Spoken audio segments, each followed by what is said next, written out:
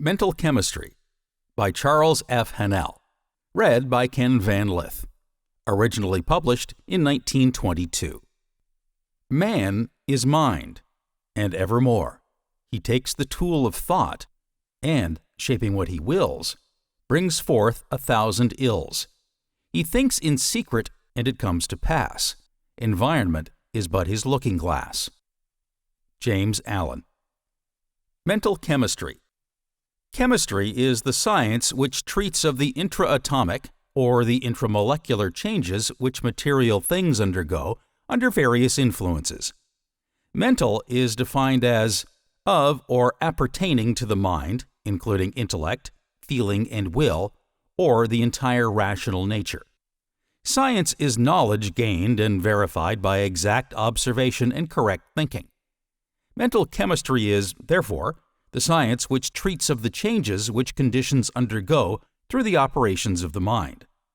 As the transformations which are brought about in applied chemistry are the result of the orderly combination of materials, it follows that mental chemistry brings about results in a like manner.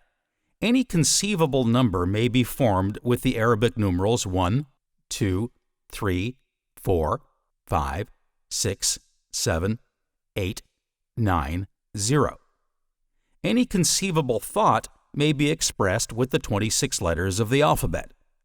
Any conceivable thing can be organized with the 14 elements, and always and only by the proper grouping of electrons into molecules. When two or more molecules are grouped, a new individuality is created, and this individuality which has been called into being possesses characteristics which are not possessed by either of the elements which gave it being. Thus, one atom of sodium and one of chlorine give us salt, and this combination alone can give us salt, and no other combination of elements can give us salt. And salt is something very different from either of the elements of which it is composed. What is true in the inorganic world is likewise true in the organic. Certain conscious processes will produce certain effects, and the result will invariably be the same. The same thought will always be followed by the same consequence, and no other thought will serve the purpose. This must necessarily be true because the principle must exist independently of the organs through which they function.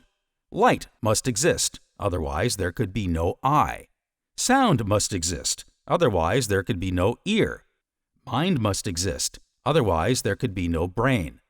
Mental action is therefore the interaction of the individual upon the universal mind. And as the universal mind is the intelligence which pervades all space and animates all living things, this mental action and reaction is the law of causation. It is the universal chemist, but the principle of causation does not obtain in the individual mind, but in the universal mind. It is not an objective faculty, but a subjective process. The individual may, however, bring the power into manifestation, and as the possible combinations of thought are infinite, the results are seen in an infinite variety of conditions and experiences. Primordial man, naked and bestial, squatting in gloomy caverns, gnawing bones, was born, lived, and died in a hostile world. His hostility and his wretchedness arose from his ignorance. His handmaidens were hate and fear. His sole reliance was his club. He saw in the beasts, forests, torrents, seas, clouds, and even in his fellow man, only enemies. He recognized no ties binding them one to another or to himself. Modern man is born to comparative luxury. Love rocks his cradle and shields his youth. When he goes forth to struggle, he wields a pencil, not a club. He relies on his brain, not his brawn. He knows the physical as neither master nor equal, but as a useful servant. His fellow men and the forces of nature are his friends, not his enemies. These tremendous changes, from hate to love, from fear to confidence, from material strife to mental control, have been wrought by the slow dawn of understanding. In direct proportion as he understands cosmic law, is man's lot enviable, or the reverse. Thought builds organic structures in animals and men. The protoplasmic cell desires the light and sends forth its impulse. This impulse gradually builds an eye. A species of deer feed in a country where the leaves grow on high branches, and the constant reaching for their favorite food builds cell by cell the neck of the giraffe.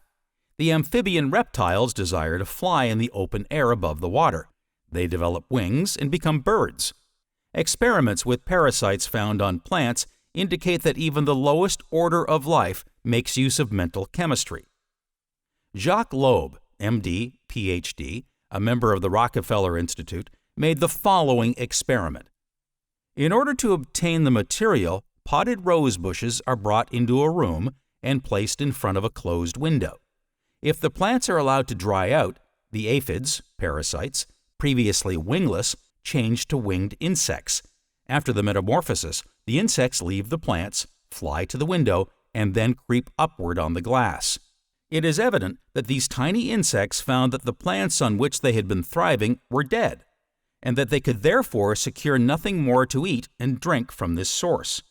The only method by which they could save themselves from starvation was to grow temporary wings and fly, which they did. That the brain cells are directly affected by mental pictures, and that the brain cells in their turn can affect the entire being, was proven by Professor Elmer Gates of the Smithsonian Institution at Washington. Guinea pigs were kept in enclosures with certain colors dominant. Dissection showed their brains to be larger in the color area than those of the same class of guinea pigs kept in other enclosures. The perspiration of men in various mental moods was analyzed, and the resultant salts experimented with. Those of a man in an angry state were of an unusual color. A small portion put on the tongue of a dog produced evidences of poisoning. Experiments at Harvard College with students on the weighing board proved that the mind moves the blood. When the student was told to imagine that he was running a foot race, the board sank down at the foot, and when a problem in mathematics was being worked, the balanced board sank down at the head. This shows that thought not only flashes constantly between mind and mind, with an intensity and swiftness far transcending electricity, but that it also builds the structures through which it operates. Through the conscious mind, we know ourselves as individuals and take cognizance of the world about us. The subconscious mind is the storehouse of past thoughts. We can understand the action of the conscious and subconscious minds by observing the process by which the child learns to play the piano. He is taught how to hold his hands and strike the keys, but at first he finds it somewhat difficult to control the movement of his fingers. He must practice daily, must concentrate his thoughts upon his fingers, consciously making the right movements. These thoughts, in time, become subconscious, and the fingers are directed and controlled in the playing by the subconscious. In his first months, and possibly first years of practice, the pupil can perform only by keeping his conscious mind centered upon the work. But later, he can play with ease and at the same time carry on a conversation with those about him, because the subconscious has become so thoroughly imbued with the idea of right movements that it can direct them without demanding the attention of the conscious mind. The subconscious is instinctive desire. It carries out what is suggested by the conscious mind. These suggestions it carries out faithfully, and it is this close relation between the conscious and subconscious which makes conscious thinking so important. Man's organism is controlled by the subconscious thought.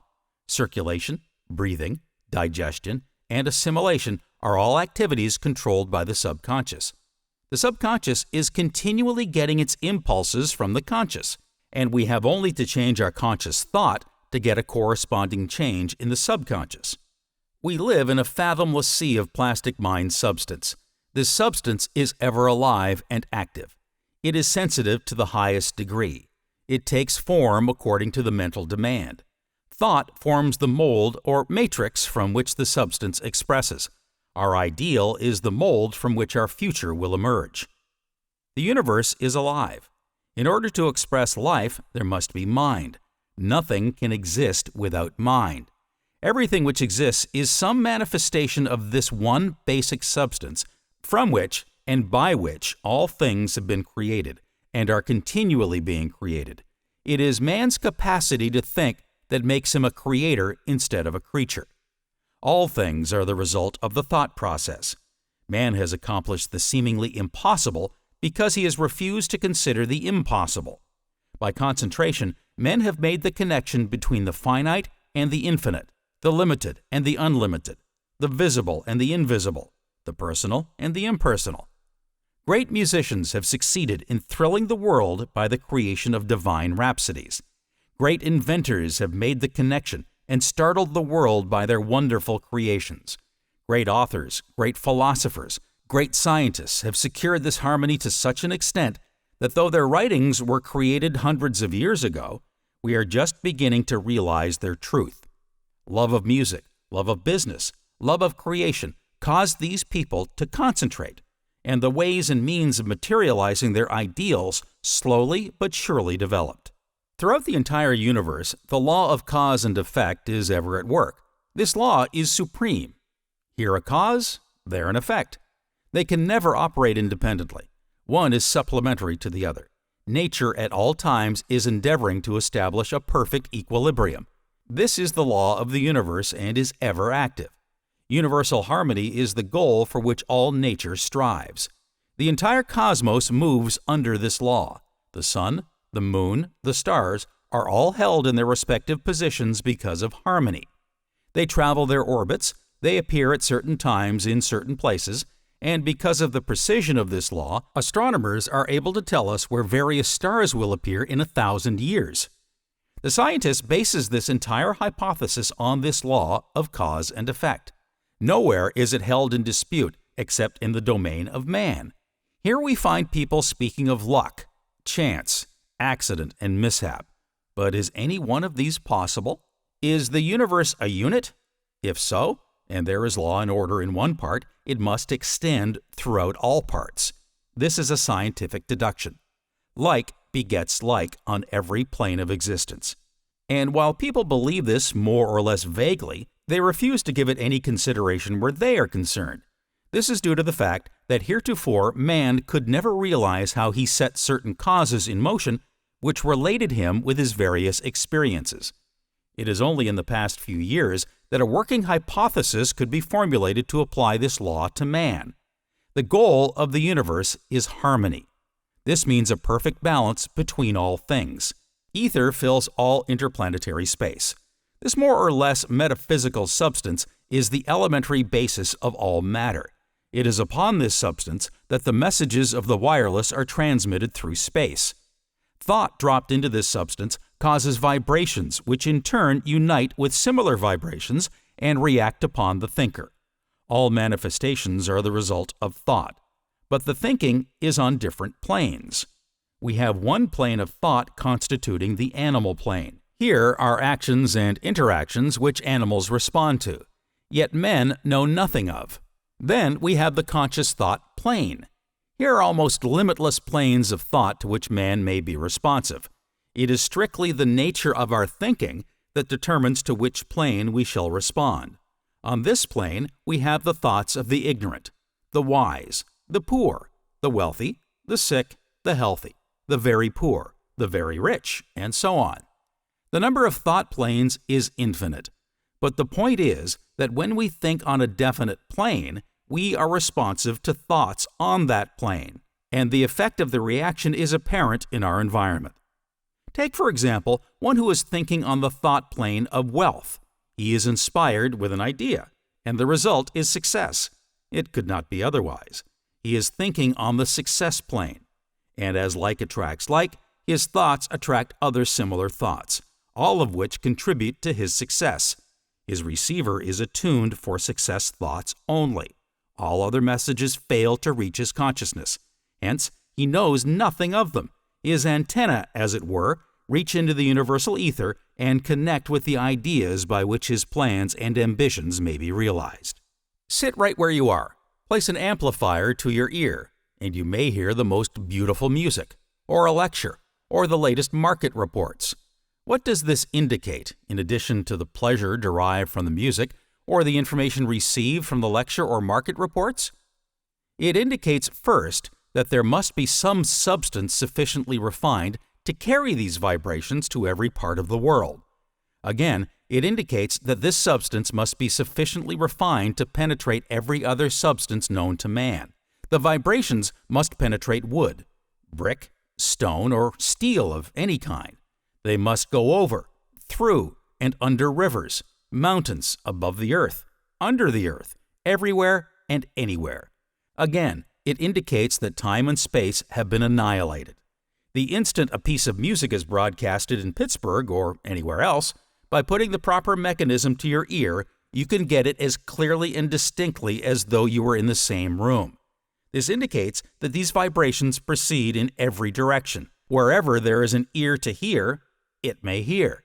If, then, there is a substance so refined that it will take up the human voice and send it in every direction so that every human being who is equipped with the proper mechanism may receive the message, is it not possible that the same substance will carry a thought just as readily and just as certainly? Most assuredly. How do we know this?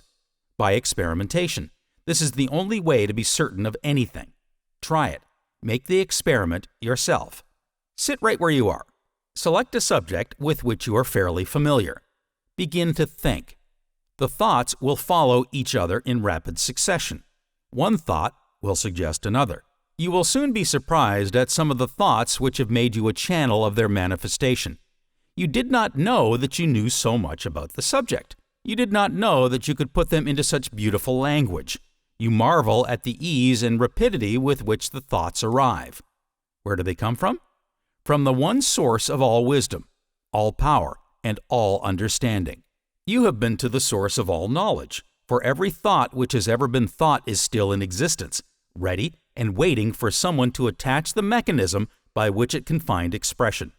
You can therefore think the thoughts of every sage, every artist, every financier, every captain of industry who ever existed, for thoughts never die. Suppose your experiment is not entirely successful. Try again. Few of us are proud of our first effort at anything. We did not even make a great success in trying to walk the first time we tried. If you try again, remember that the brain is the organ of the objective mind, that it is related to the objective world by the cerebrospinal or voluntary nervous system, that this system of nerves is connected with the objective world by certain mechanism or senses. These are the organs with which we see, hear, feel, taste, and smell. Now, a thought is a thing which can neither be seen nor heard. We cannot taste it, nor can we smell it, nor can we feel it. Evidently, the five senses can be of no possible value in trying to receive a thought. They must therefore be stilled, because thought is a spiritual activity and cannot reach us through any material channel. We will then relax both mentally and physically and send out an SOS for help and await the result. The success of our experiment will then depend entirely upon our ability to become receptive. Scientists like to make use of the word ether in speaking of the substance in which we live and move and have our being, which is omnipresent, which impenetrates everything, and which is the source of all activity.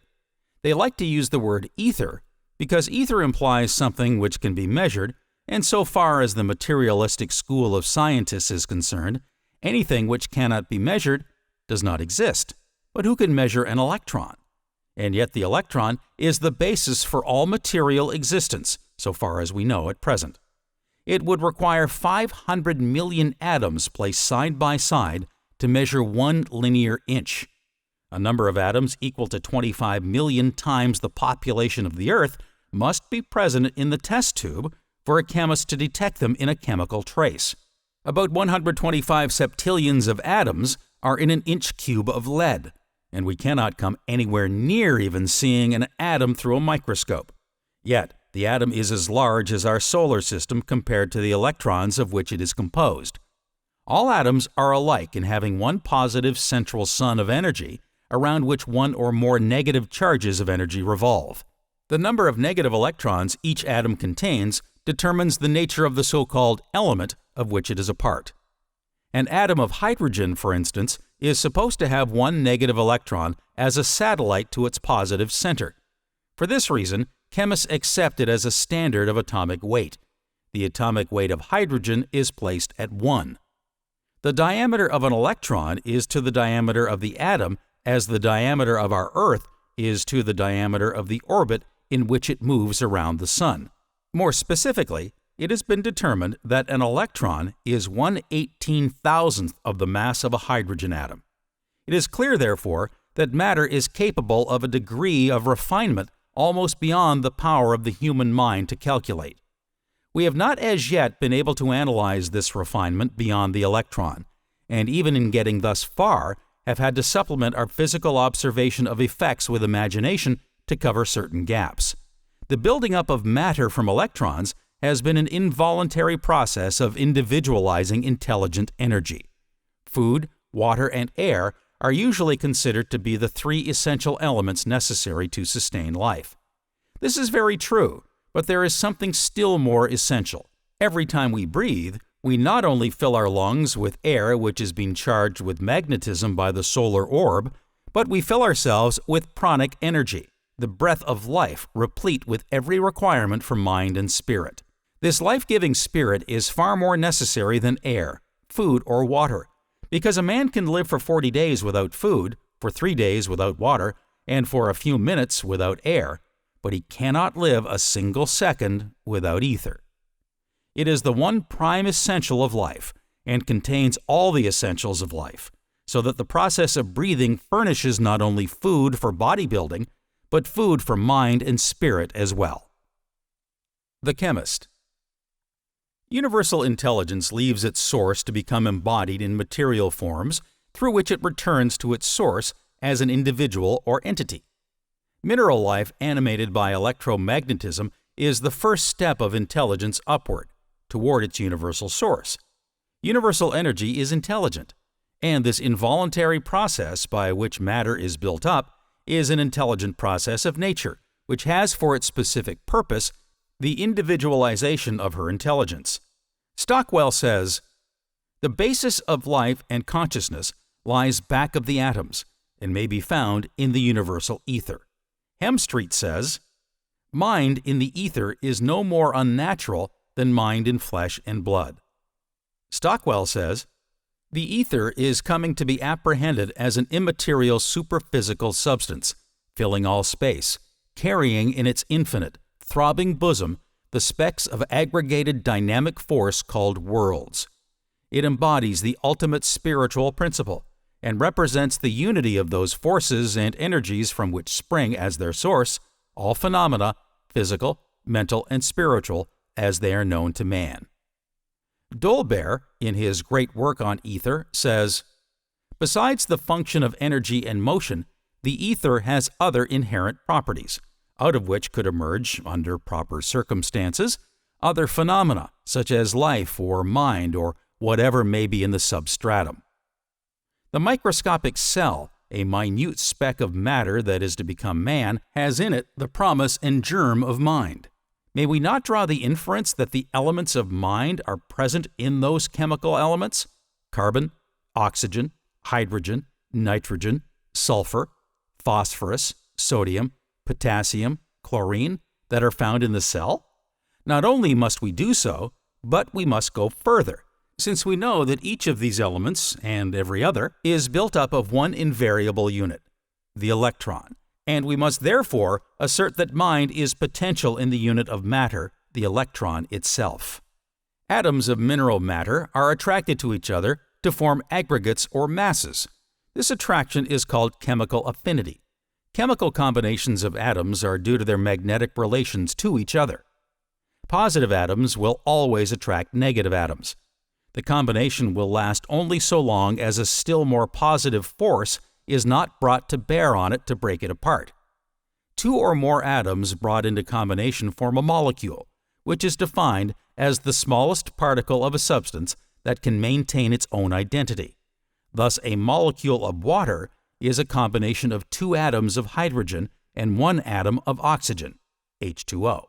In building a plant, nature works with colloid cells, rather than with atoms, for she has built up the cell as an entity, just as she built the atom and the molecule as entities with which to work in mineral substance. The vegetable cell, colloid, has power to draw to itself from earth, air, and water whatever energies it needs for its growth. It therefore draws from mineral life and dominates it. When vegetable matter is sufficiently refined to be receptive to still more of the universal intelligent energy, animal life appears. The plant cells have now become so plastic that they have additional capacities, those of individual consciousness, and also additional powers, those of sensational magnetism. It draws its life forces from both mineral and plant life, and therefore dominates them. The body is an aggregate of cells animated by the spiritual magnetic life that tends toward organizing these cells into communities, and these communities into coordinated bodies which will operate the entire mass of the body as a conscious entity able to carry itself from one place to the other. Atoms and molecules and their energies are now subordinated to the welfare of the cell. Each cell is a living, conscious entity, capable of selecting its own food, of resisting aggression, and of reproducing itself. As each cell has its individual consciousness, intuition, and volition, so each federated group of cells has a collective individual consciousness, intuition, and volition. Likewise, each coordinated group of federations, until the entire body has one central brain, where the great coordination of all the brains takes place. The body of an average human being is composed of some 26 trillions of cells. The brain and the spinal cord by themselves consist of some 2 billion. The biogenic law proves that every vertebrate, like every other animal, evolves from a single cell. Even the human organism, according to Haanel, is at first a simple nucleated globule of plasm, about 1.125 inch in diameter, barely visible to the naked eye as a tiny point. The ovum transmits to the child by heredity the personal traits of the mother, the sperm cell those of the father, and this hereditary transmission extends to the finest characteristics of the soul as well as the body. What is plasm? What is this mysterious living substance that we find everywhere as the material foundation of the wonders of life? Plasm, or protoplasm, is, as Huxley rightly said, the physical basis of organic life. To speak more precisely, it is a chemical compound of carbon that alone accomplishes the various processes of life. In its simplest form, the living cell is merely a soft globule of plasm, containing a firmer nucleus. As soon as it is fertilized, it multiplies by division and forms a community or colony of many special cells. These differentiate themselves, and by their specialization or modifications, the tissues which compose the various organs are developed. The developed many-celled organisms of man and all higher animals resemble a social, civil community, the numerous single individuals of which are developed in various ways, but were originally only simple cells of one common structure. All life on this earth, as Dr. Butler points out in How the Mind Cures, began in the form of a cell which consisted of a body animated by a mind. In the beginning, and long afterward, the animating mind was the one we now call the subconscious. But as the forms grew in complexity and produced organs of sense, the mind threw out an addition, forming another part, the one we now call the conscious. While at first all living creatures had but one guide that they must follow in all things, this later addition to mind gave the creature a choice. This was the formation of what had been termed free will. Each cell is endowed with an individual intelligence that helps it carry on, as by a miracle, its complex labors. The cell is the basis of man, and this fact must be constantly borne in mind in dealing with the wonders of mental chemistry. As a nation is made up of a large number of living individuals, so the body is made up of a large number of living cells. The citizens of a country are engaged in various pursuits, some in the work of production, in field, forest, mine, factory, some in the work of distribution, in transportation, in warehouse, store, or bank, some in the work of regulation, in legislative halls, on the bench, in the executive chair, some in the work of protection, soldiers, sailors, doctors, teachers, preachers. Likewise, in the body, some cells are working on production: mouth, stomach, intestines, lungs, supplying food, water, air. Some are engaged in distribution of supplies and elimination of wastes: heart, blood, lymph, lungs, liver, kidneys, skin. Some perform the office of regulation: brain, spinal cord, nerves. Some are occupied in protection: white blood corpuscles, skin, bone, muscle. There are also cells to which are entrusted the reproduction of species. As the vigor and welfare of a nation depend fundamentally on the vitality and efficiency and cooperation of its citizens, so the health and life of the body depend upon the vitality, efficiency, and cooperation of its myriad cells. We have seen that the cells are gathered into systems and groups for the performance of particular functions essential to physical life and expression, such as we see in organs and tissues. So long as the several parts all act together in concord and due regard to one another and the general purposes of the organism, there is health and efficiency. But when from any cause discord arises, illness supervenes. Disease is lack of comfort and harmony. In the brain and nervous system, the cells are grouped in their action according to the particular functions which they are called upon to perform. It is in this way that we are able to see, to taste, to smell, to feel, and to hear. It is also in this way we are able to recall past experiences, to remember facts and figures, and so on.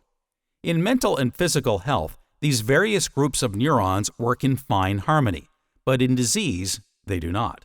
In normal conditions, the ego holds all these individual cells in groups, as well as system of cells, in harmonious and coordinate action. Disease represents disassociated organic action.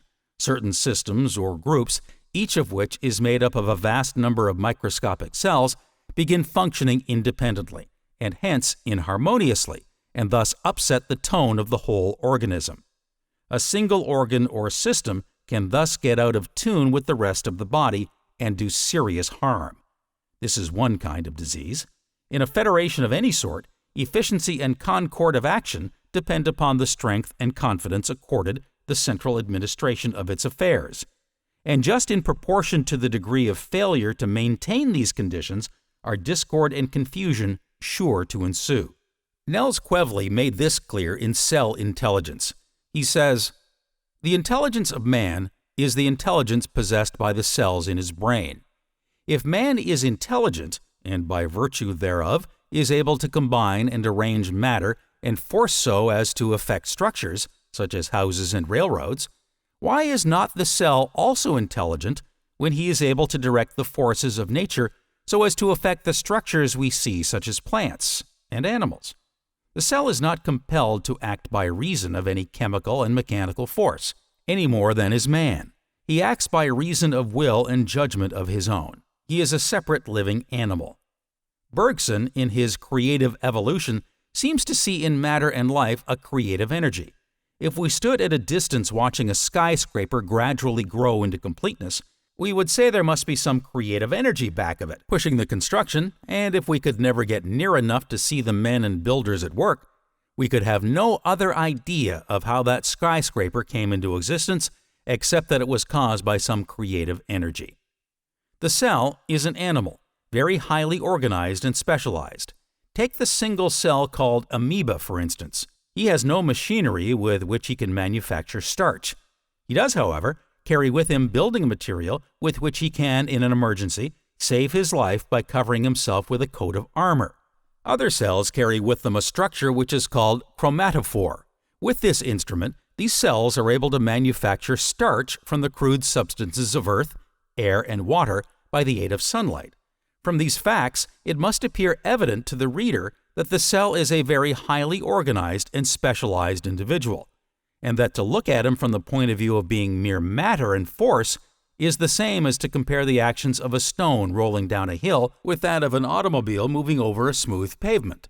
One is compelled to move by reason of the force of gravitation, while the other moves by virtue of the intellect that guides it. The structures of life, like plants and animals, are built from the materials taken from the earth, air, and water, just as are the structures man builds, like railroads and skyscrapers. If we were asked how it is possible for man to effect the construction of these railroads and buildings, we would say that it is by reason of the fact that he is an intelligent being. If the cell has gone through the same process of social organization and evolution as man, why is it not also the same intelligent being as man? Did you ever stop to think what takes place when the surface of the body is cut or bruised? The white blood cells, or corpuscles as they are called, who are the general caretakers of the body, whose duty it is to look after everything in general, such as the fighting of bacteria and disease germs, and the general repair work, will sacrifice their own lives by thousands if necessary to save the body. They live in the body enjoying complete liberty. They do not float in the bloodstream except when in a hurry to get somewhere, but move around everywhere as separate independent beings to see that everything goes right. If a bruise or cut happens, they are at once informed and rush to the spot by thousands and direct the repair work, and if necessary, they change their own occupation and take a different job, that of making connective tissue in order to bind the tissues together. In nearly every open sore, bruise, or cut, they are killed in great numbers in their faithful effort to repair and close up the wound. A textbook on physiology briefly speaks of it as follows. When the skin is injured, the white blood cells form new tissue upon the surface, while the epithelium spreads over it from the edges, stopping the growth and completing the healing processes. There seems to be no particular center in the body around which intelligence revolves. Every cell seems to be a center of intelligence and knows what its duties are wherever it is placed and wherever we find it. Every citizen of the cell republic is an intelligent, independent existence, and all are working together for the welfare of all. Nowhere can we find more absolute sacrifice of the lives of the individuals to the general welfare of all than we do in the cell republic. The results cannot be obtained in any other way, nor at any less cost of individual sacrifice, so it is necessary to their social existence. The principle of individual sacrifice to common welfare has been accepted and agreed upon as the right thing, and as their common duty, impartially distributed among them, and they perform their allotted work and duties regardless of their own individual comfort. Mr. Edison says, "I believe that our bodies are made up of myriads of units of life. Our body is not itself the unit of life or a unit of life." Let me give you as an example the SS Mauretania. The Mauretania is not herself a living thing. It is the men in her that are alive.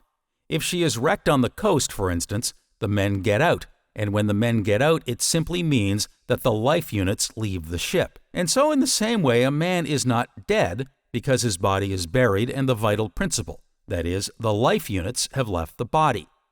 Everything that pertains to life is still living and cannot be destroyed. Everything that pertains to life is still subject to the laws of animal life. We have myriads of cells, and it is the inhabitants in these cells, inhabitants which themselves are beyond the limits of the microscope, which vitalize our body.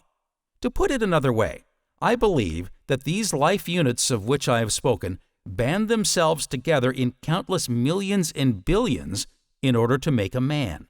We have too facilely assumed that each one of us is himself a unit. This, I am convinced, is wrong, even by the high-powered microscope, and so we have assumed that the unit is the man, which we can see, and have ignored the existence of the real life units, which are those we cannot see. No man today can set the line as to where life begins and ends. Even in the formation of crystals, we see a definitely ordered plan of work. Certain solutions will always form a particular kind of crystal without variation. It is not impossible that these life entities are at work in the mineral and plant, as in what we call the animal world. We have seen something of the chemist, something of his laboratory, something of his system of communication. What about the product? This is a very practical age, an age of commercialism, if you please. If the chemist produces nothing of value, nothing which can be converted into cash, we are not interested. But fortunately, the chemist in this case produces an article which has the highest cash value of any article known to man.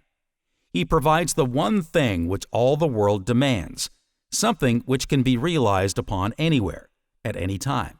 It is not a slow asset. On the contrary, its value is recognized in every market. The product is thought. Thought rules the world. Thought rules every government, every bank, every industry, every person, and everything in existence, and it is differentiated from everything else, simply and only because of thought. Every person is what he is because of his method of thinking, and men and nations differ from each other only because they think differently.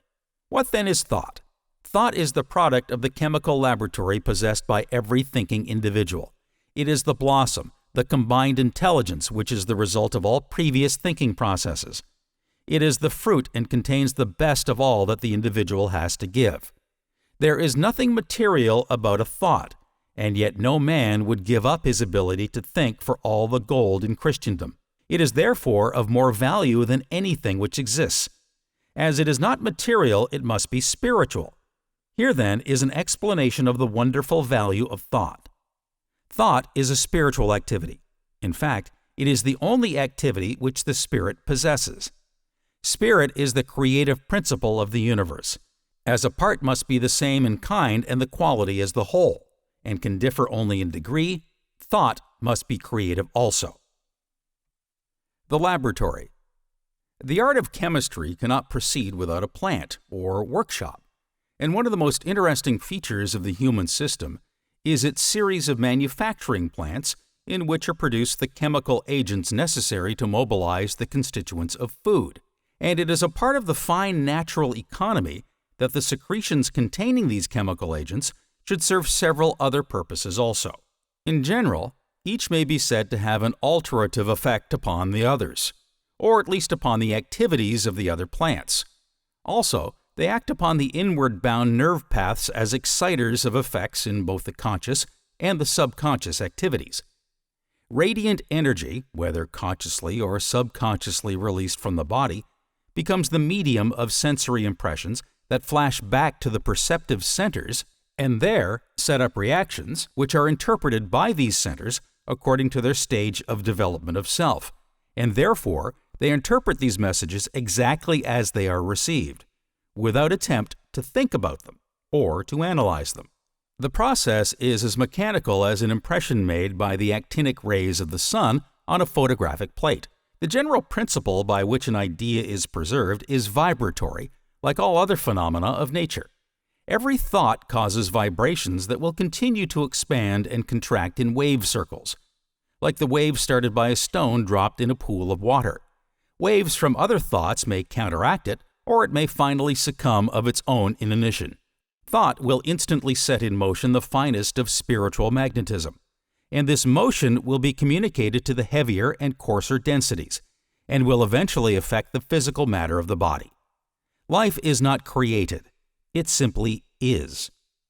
All nature is animate, with this force we call life.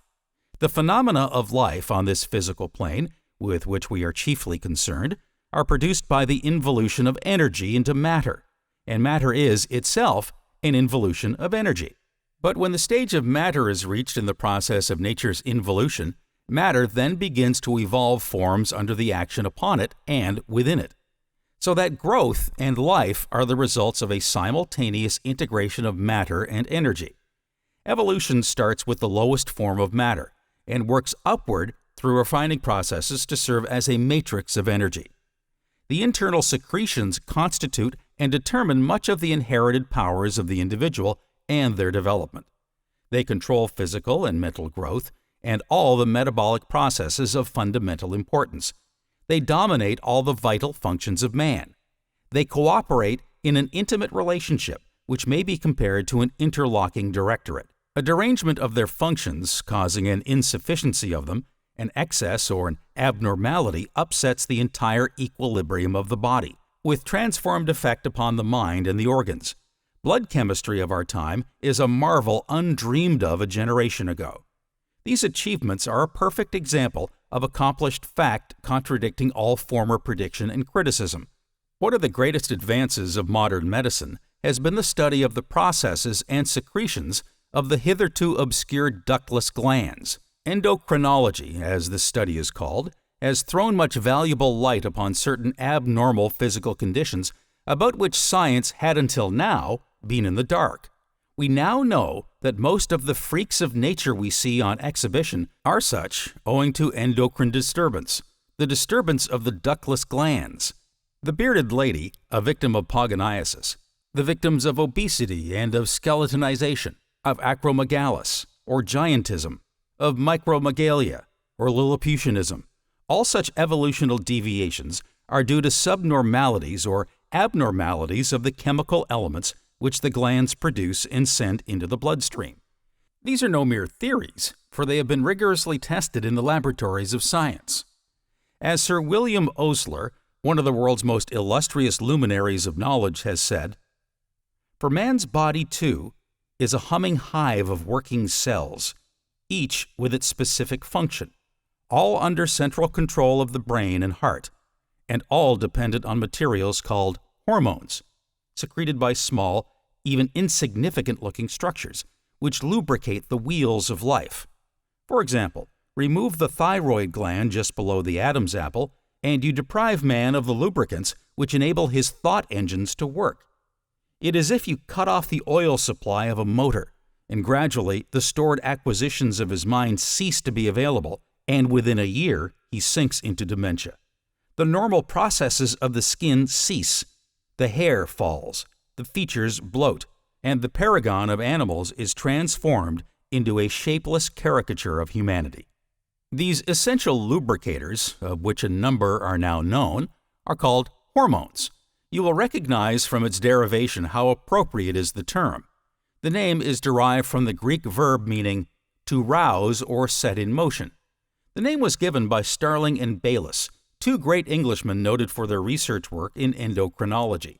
Cretins, dwarfed imbeciles, can be cured by the administration internally of the thyroid glands of sheep, with truly miraculous results, because cretinism is caused by the lack or absence of thyroid gland secretions. As an instance of the fascination of these studies, consider the conception that the thyroid played a fundamental part in the change of sea creatures into land animals. Feeding the Mexican axolotl, a purely aquatic newt breathing through gills, on thyroid quickly changes it into the ambystoma, a terrestrial salamander breathing by means of lungs. The endocrine glands produce secretions which enter the bloodstream and vitally affect the bodily structure and functions. The pituitary is a small gland located near the center of the head, directly under the third ventricle of the brain, where it rests in a depression in the bony floor plate of the skull. Its secretions have an important part in the mobilizing of carbohydrates, maintaining blood pressure, stimulating other glands, and maintaining the tonicity of the sympathetic nerve system. Its under- or overactivity during childhood will produce marked characteristics in the body structure, and what concerns us more, equally marked characteristics of mental development and function. The thyroid gland is located at the frontal base of the neck, extending upward in a sort of semicircle on both sides, with the parathyroids near the tips. The thyroid secretion is important in mobilizing both proteins and carbohydrates. It stimulates other glands, helps resist infections, affects the hair growth, and influences the organs of digestion and elimination. It is a strongly determining factor in the all-around physical development, and also in the mental functioning. A well-balanced thyroid goes a long way toward ensuring an active, efficient, smoothly coordinated mind and body. The adrenal glands are just above the small of the back. These organs have been called by some writers the decorative glands, since one of their functions appears to be that of keeping the pigments of the body in proper solution and distribution. But of greater importance is the agency of the adrenal secretion in other directions. It contains a most valuable blood pressure agent. It is a tonic to the sympathetic nerve system, hence to the involuntary muscles, heart, arteries, intestines, and so on, as well as to the perceptive paths. It responds to certain emotional excitements by an immediate increase in volume of secretion, thus increasing the energy of the whole system and preparing it for effective response. The cerebrospinal nervous system is the telephone system of the conscious mind. It is a very complete wiring system for communication from the brain to every part of the body, especially the terminals. It is the intelligence department of self-conscious man. The sympathetic nervous system is the system of the subconscious mind. Behind the stomach and in front of the spine is the center of the system known as the solar plexus. It is composed of two masses of brain substance, each in the shape of a crescent. They surround an artery whose function it is to equalize the blood pressure of all the abdominal organs. Just as the brain and the voluntary nervous system constitute the apparatus of self-conscious man, in like manner, the solar plexus, and the sympathetic system comprise the special apparatus of the subconscious mind. The function of the sympathetic nervous system is to maintain the equilibrium of the body, to act as a balance wheel, to prevent over or under action of the cerebrospinal system. As it is directly affected by emotional states such as fear, anger, jealousy, or hatred, these may easily throw out of gear the operation of the automatic functions of the body. That is to say, that emotional states such as joy, fear, anger, and hatred may upset such functions of the body as digestion, blood circulation, general nutrition, and so forth. Nerves, and all the unpleasant experiences that follow in the way of bodily discomfort and ill health, are caused by negative emotions, such as fear, anger, hatred, and the like. They break down the resistance which has been offered by the various plexi, which, when in normal working order, have a definite capacity to inhibit the effect of such emotions. The sympathetic system is the apparatus whose function it is to maintain the body in a normal and healthy working order, and to replace the wastage due to ordinary wear and tear, both emotional and physical. The kind of emotions which we entertain is therefore of great importance. If positive, they are constructive. If negative, they are destructive. Attraction. Mental chemistry is a power which is sweeping through eternity, a living stream of relative action in which the basic principle is ever active. It embraces the past and carries it forward into the ever-widening future. A movement where relative action, cause and effect go hand in hand, where law dovetails into law, and where all laws are the ever-willing handmaids of this great creative force. This power stretches beyond the utmost planets, beyond a beginning, beyond an ending, and on into a beginningless and endless eternity. It causes the things we see to take form and shape. It brings the fruit from the blossom and the sweetness to the honey. It measures the sweep of the countless orbs. It lurks in the sparkle of the diamond, and in the amethyst and in the grape. It works in the seen and in the unseen, and it permeates the all. It is the source of perfect justice, perfect unity, perfect harmony, and perfect truth, while its constant activity brings perfect balance, perfect growth, and perfect understanding. Perfect justice, because it renders equal retribution. Perfect unity, because it has oneness of purpose. Perfect harmony, because in it all laws blend. Perfect truth, because it is the one great truth of all existence. Perfect balance, because it measures unerringly. Perfect growth, because it is a natural growth. Perfect understanding, because it solves every problem of life. The reality of this law lies in its activity, for only through action and constant change can this law come to be, and only through inaction can it cease to be. But as there is no inaction, there can be no cessation. The one purpose of this law is unchangeable. In the silence of darkness, in the glory of light, in the turmoil of action and the pain of reaction, it moves ever forward toward the fulfillment of its one great purpose, perfect harmony. We see and feel its urge in the myriads and myriads of plant forms on hill and in dale, as they push forth from the same darkness into one light, and though bathed by the same waters and breathed upon by same air, yet all varieties maintain their own individuality. That is, the rose is always a rose and differs from the violet, which is always a violet. The acorn gives to the world the oak, and never a willow or any other variety of tree. And though all send out roots into the same soil and blossom in the same sunshine, yet some are frail, some are strong, some are bitter, and some are sweet, while others are repulsive, some are beautiful. Thus all varieties draw to themselves through their own roots and from the same elements that which differentiates them from each other. And this great law of life, this constant urge, this hidden force in the plant causing it to manifest, to grow, and to attain, is this law of attraction bearing forward in silent majesty, bringing all fruition, dictating nothing, yet making each unit of growth true to its own individual nature. In the mineral world, it is the cohesion in the rock, sand, and clay.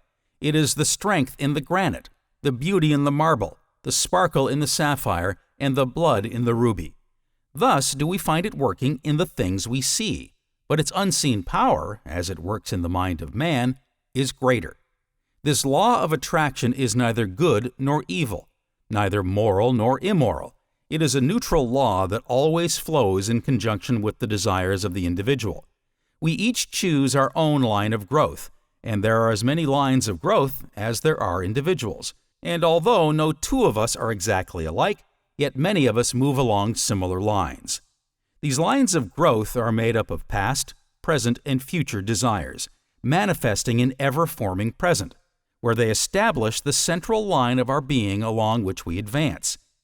The nature of these desires has no power to check the action of this, for its function is to bring to maturity the bitter as well as the sweet. An illustration of the neutrality and action of this law is found in the grafting of an apple tree bud into a wild crab tree, where we find in due time eatable and uneatable fruits growing together on the same tree. That is, wholesome and unwholesome fruits nourished and brought to maturity by the same sap. In applying this illustration to ourselves, we find that the cultured apples and the wild crabs represent our different desires, while the sap represents this law of growth, and just as the sap brings to maturity the different kinds of fruit, just so will this law bring to fruitlessness our different kinds of desires. And whether they be wholesome or unwholesome, it matters not to the law, for its place in life is to bring to our minds a conscious realization of the results that follow all desires we hold, as well as of their nature, their effect, and their purpose. In man's division of the law, we come in contact with a larger activity, one that is utterly unknown to the primitive mind, which leads us to a conscious awakening of a newer power in a larger field of action. In other words, a larger truth, a greater understanding, and a deeper insight. We are touching a greater reality, for let us understand that reality lies in activity and not outside of it. To exist is to be alive to the action of the laws about us. The hidden urge in the plant is its reality, and not the outer form we see. True knowledge comes to us through our own activities. Borrowed knowledge through the activities of others, both together evolves our intellects. And slowly we are forming a unique self, an individualizing unit. As we move out into the power of our growing intellects, into an ever-moving consciousness, we are learning to seek for the wherefore and why of things. And in this search, we think and imagine that we are original, when in fact we are only students of established beliefs, notions, and facts, gathered throughout generations of tribal and national life. We live in a state of fear and uncertainty, until we find and make use of the unvarying uniformity running through all laws. This is a central truth that we must know and use before we can become masters of self or masters of conditions. The law of growth ripens collectively, for its one function is to act upon that which we give it to act upon. As the nature of the cause governs the effect, so does thought precede and predetermine action. Each one must use this law knowingly, consciously, otherwise we use it blindly. Use it we must. In our growth from primitive man to conscious man, there are three seeming divisions or sections. First, our growth through the savage or unconscious state. Second, our growth through the intellectual and conscious growing state. And third, our growth into and conscious recognition of our conscious state. We all know that the bulb must first send out roots before it can send out shoots, and it must send out shoots before it can come to blossom in the sunlight. It is just so with us, like the plant. We must first send out roots are our thoughts, before we can evolve from our primitive or animal bulb-like state into the intellectual and conscious growing state. Next, we, like the plant, must send forth shoots before we can evolve from a purely intellectual state of conscious growing into a conscious state of conscious knowing. Otherwise, we would always remain only creatures of the law and never masters of the law.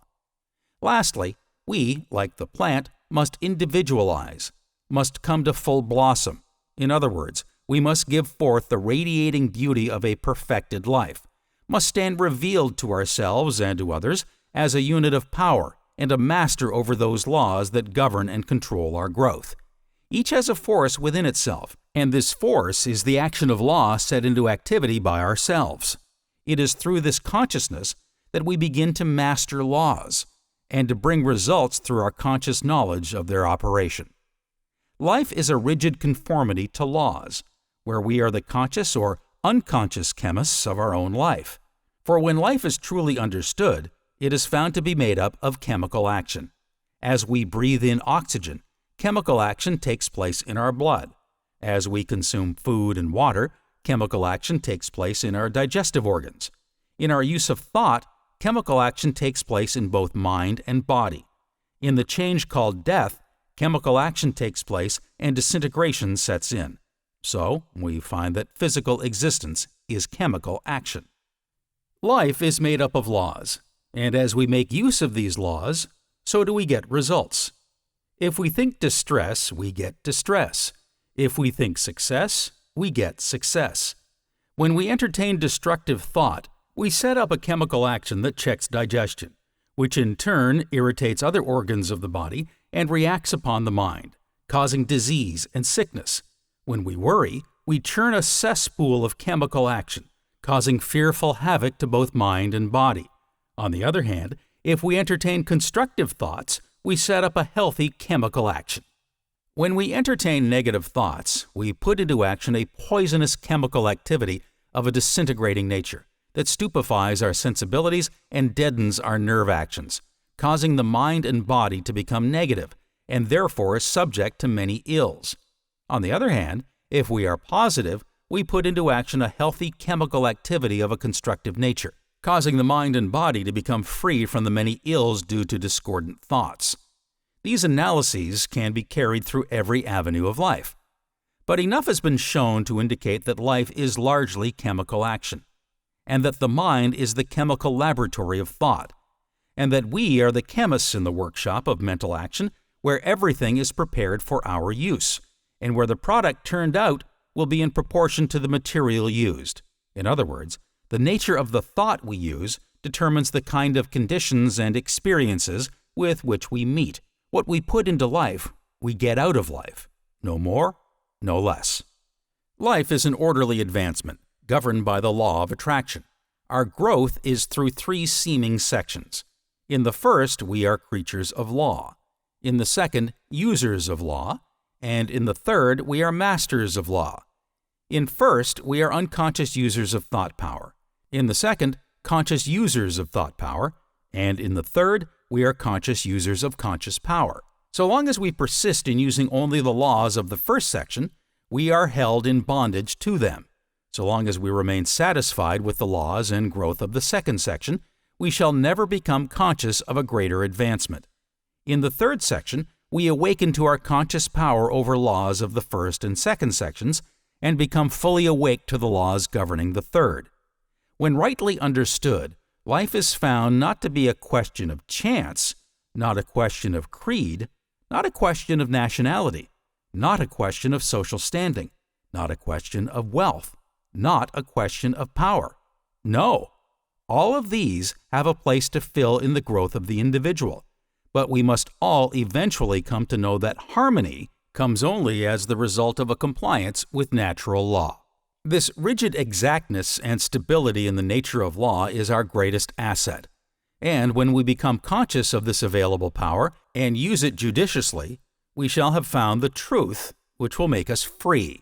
Science has of late made such vast discoveries, has revealed such an infinity of resources, has unveiled such enormous possibilities and such unsuspected forces that scientific men more and more hesitate to affirm certain theories as established and indubitable, or to deny certain other theories as absurd or impossible. And so, a new civilization is being born. Customs, creeds, and cruelty are passing. Vision, faith, and service are taking their place. The fetters of tradition are being melted off from humanity.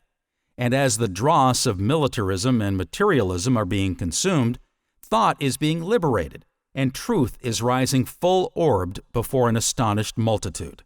We have caught only a glimpse of the possibility of the rule of mind, which means the rule of spirit. We have just begun to realize in a small degree what this newly discovered power may do for us. That it can bring success in this world's affairs is beginning to be understood and practiced by thousands. The whole world is on the eve of a new consciousness, a new power, and a new realization of resources within the self. The last century saw the most magnificent material progress in history. May the new century produce the greatest progress in mental and spiritual power. Thought is deeper than all speech. Feeling deeper than all thought. Soul to soul can never teach. What unto itself is taught. Vibration. Before any environment, harmonious or otherwise, can be created, action of some kind is necessary. And before any action is possible, there must be thought of some kind, either conscious or unconscious. And as thought is a product of mind, it becomes evident that mind is the creative center from which all activities proceed. It is not expected that any of the inherent laws which govern the modern business world as it is at present constituted can be suspended or repealed by any force on the same plane. But it is axiomatic that a higher law may overcome a lower one. Tree life causes the sap to ascend, not by repealing the law of gravity, but by surmounting it. The naturalist who spends much of his time in observing visible phenomena is constantly creating power in that portion of his brain set apart for observation. The result is that he becomes very much more expert and skillful in knowing what he sees and grasping an infinite number of details at a glance than does his unobserving friend. He has reached this facility by exercise of his brain. He deliberately chose to enlarge his brain power in the line of observation. So he deliberately exercised that special faculty over and over, with increasing attention and concentration. Now we have the result. A man learned in the lore of observation far above his fellow. Or, on the other hand, one can, by stolid inaction, allow the delicate brain matter to harden and ossify until his whole life is barren and fruitless. Every thought tends to become a material thing. Our desires are seed thoughts that have a tendency to sprout and grow and blossom and bear fruit. We are sowing these seeds every day. What shall the harvest be? Each of us today is the result of his past thinking. Later, we shall be the result of what we are now thinking. We create our own character, personality, and environment by the thought which we originate or entertain. Thought seeks its own. The law of mental attraction is an exact parallel to the law of atomic affinity. Mental currents are as real as electric, magnetic, or heat currents. We attract the currents with which we are in harmony. Lines of least resistance are formed by the constant action of the mind. The activity of the brain reacts upon the particular faculty of the brain employed. The latent power of the mind is developed by constant exercise. Each form of its activity becomes more perfect by practice. Exercises for the development of the mind present a variety of motives for consideration. They involve the development of the perceptive faculties, the cultivation of the emotions, the quickening of the imagination, the symmetrical unfoldment of the intuitive faculty, which, without being able to give a reason, frequently impels or prohibits choice. And finally, the power of mind may be cultivated by the development of the moral character. The greatest man, said Seneca, is he who chooses right with invincible determination. The greatest power of mind, then, depends upon its exercise in moral channels, and therefore requires that every conscious mental effort should involve a moral end. A developed moral consciousness modifies consideration of motives and increases the force of continuity of action. Consequently, the well-developed symmetrical character necessitates good physical, mental, and moral health. And this combination creates initiative, power, resistless force, and necessarily success. It will be found that nature is constantly seeking to express harmony in all things, is forever trying to bring about a harmonious adjustment for every discord, every wound, every difficulty. Therefore, when thought is harmonious, nature begins to create the material conditions, the possession of which are necessary in order to make up a harmonious environment. When we understand that mind is the great creative power, what does not become possible? With desire as the greatest creative energy, can we not see why desire should be cultivated, controlled, and directed in our lives and destinies? Men and women of strong mentality who dominate those around them, and often those far removed from them, really emanate currents charged with power, which, coming in contact with the minds of others, cause the desires of the latter to be in accord with the mind of the strong individuality. Great masters of men possess this power to a marked degree. Their influence is felt far and near, and they secure compliance with their wishes by making others want to act in accord with them. In this way, men of strong desire and imagination may and do exert powerful influence over the minds of others, leading the latter in the way desired. No man is ever created without the inherent power in himself to help himself. The personality that understands its own intellectual and moral power of conquest will assert itself. It is this truth which an enfamined world craves today, the possibility of asserting a slumbering intellectual courage that clearly discerns, and a moral courage that grandly undertakes is open to all. There is a divine potency in every human being. We speak of the sun as rising and setting, though we know that this is simply an appearance of motion. To our senses, the earth is apparently standing still, and yet we know it is revolving rapidly. We speak of a bell as a sounding body, yet we know that all the bell can do is to produce vibrations in the air. When these vibrations come at the rate of 16 a second, they cause a sound to be heard in the mind. It is possible for the mind to hear vibrations up to the rate of 38,000 a second. When the number increases beyond this, all is silence again, so that we know that the sound is not in the bell, it is in our mind.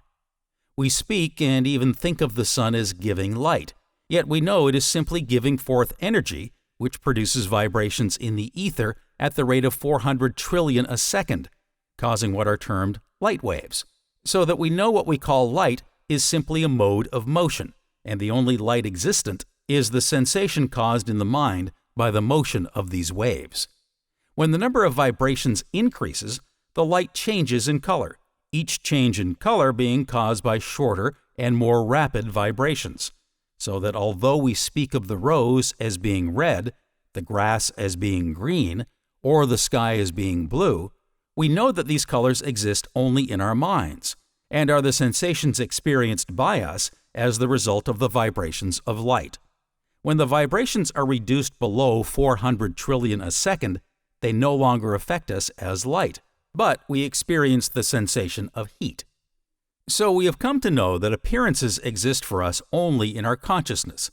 Even time and space become annihilated, time being but the experience of succession, there being no past or future except as a thought relation to the present.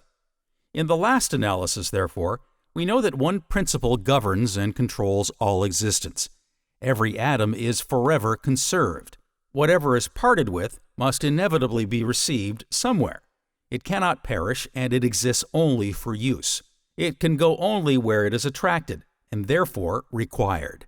We can receive only what we give, and we may give only to those who can receive, and it remains with us to determine our rate of growth and the degree of harmony that we shall express.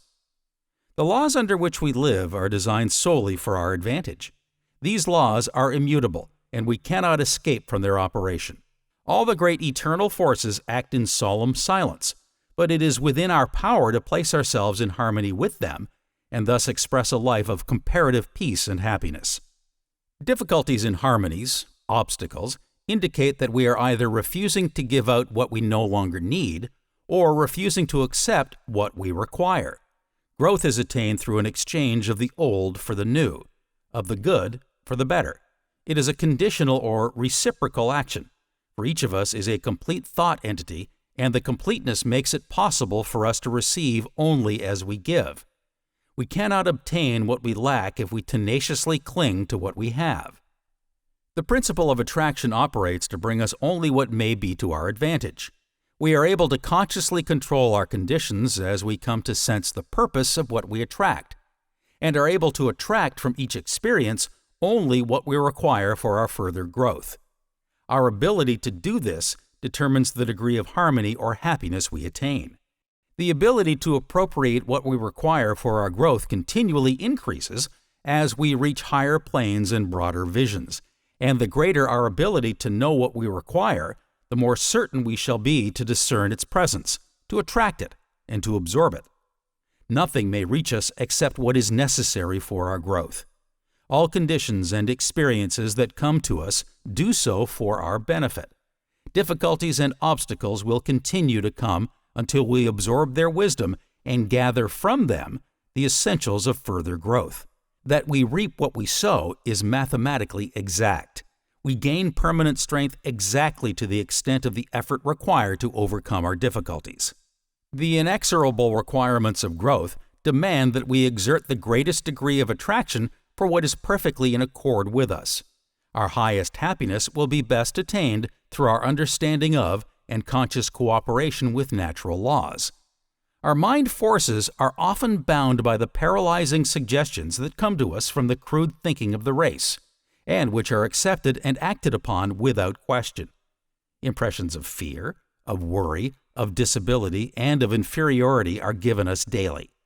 These are sufficient reasons in themselves why men achieve so little, why the lives of multitudes are so barren of results, while all the time there are possibilities within them which need only the liberating touch of appreciation and wholesome ambition to expand into real greatness.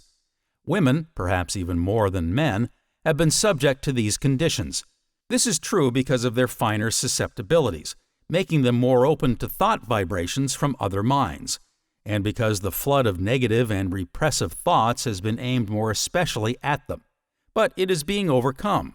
Florence Nightingale overcame it when she rose in the Crimea to heights of tender sympathy and executive ability previously unknown among women. Clara Barton, the head of the Red Cross, overcame it when she wrought a similar work in the armies of the Union. Jenny Lind overcame it when she showed her ability to command enormous financial rewards while at the same time gratifying the passionate desire of her nature and reaching the front rank of her day in musical art. And there is a long list of women singers, philanthropists, writers, and actresses who have proved themselves capable of reaching the greatest literary, dramatic, artistic, and sociological achievement. Women, as well as men, are beginning to do their own thinking. They have awakened to some conception of their possibilities. They demand that if life holds any secrets, these shall be disclosed. At no previous time has the influence and potency of thought received such careful and discriminating investigation. While a few seers have grasped the great fact that mind is the universal substance, the basis of all things, never before has this vital truth penetrated the more general consciousness. Many minds are now striving to give this wonderful truth definite utterance. Modern science has taught us that light and sound are simply different intensities of motion, and this has led to discoveries of forces within man that could not have been conceived of until this revelation was made. A new century has dawned, and now, standing in its light, man sees something of the vastness of the meaning of life, something of its grandeur. Within that life is the germ of infinite potencies. One feels convinced that man's possibility of attainment cannot be measured, that boundary lines to his onward march are unthinkable.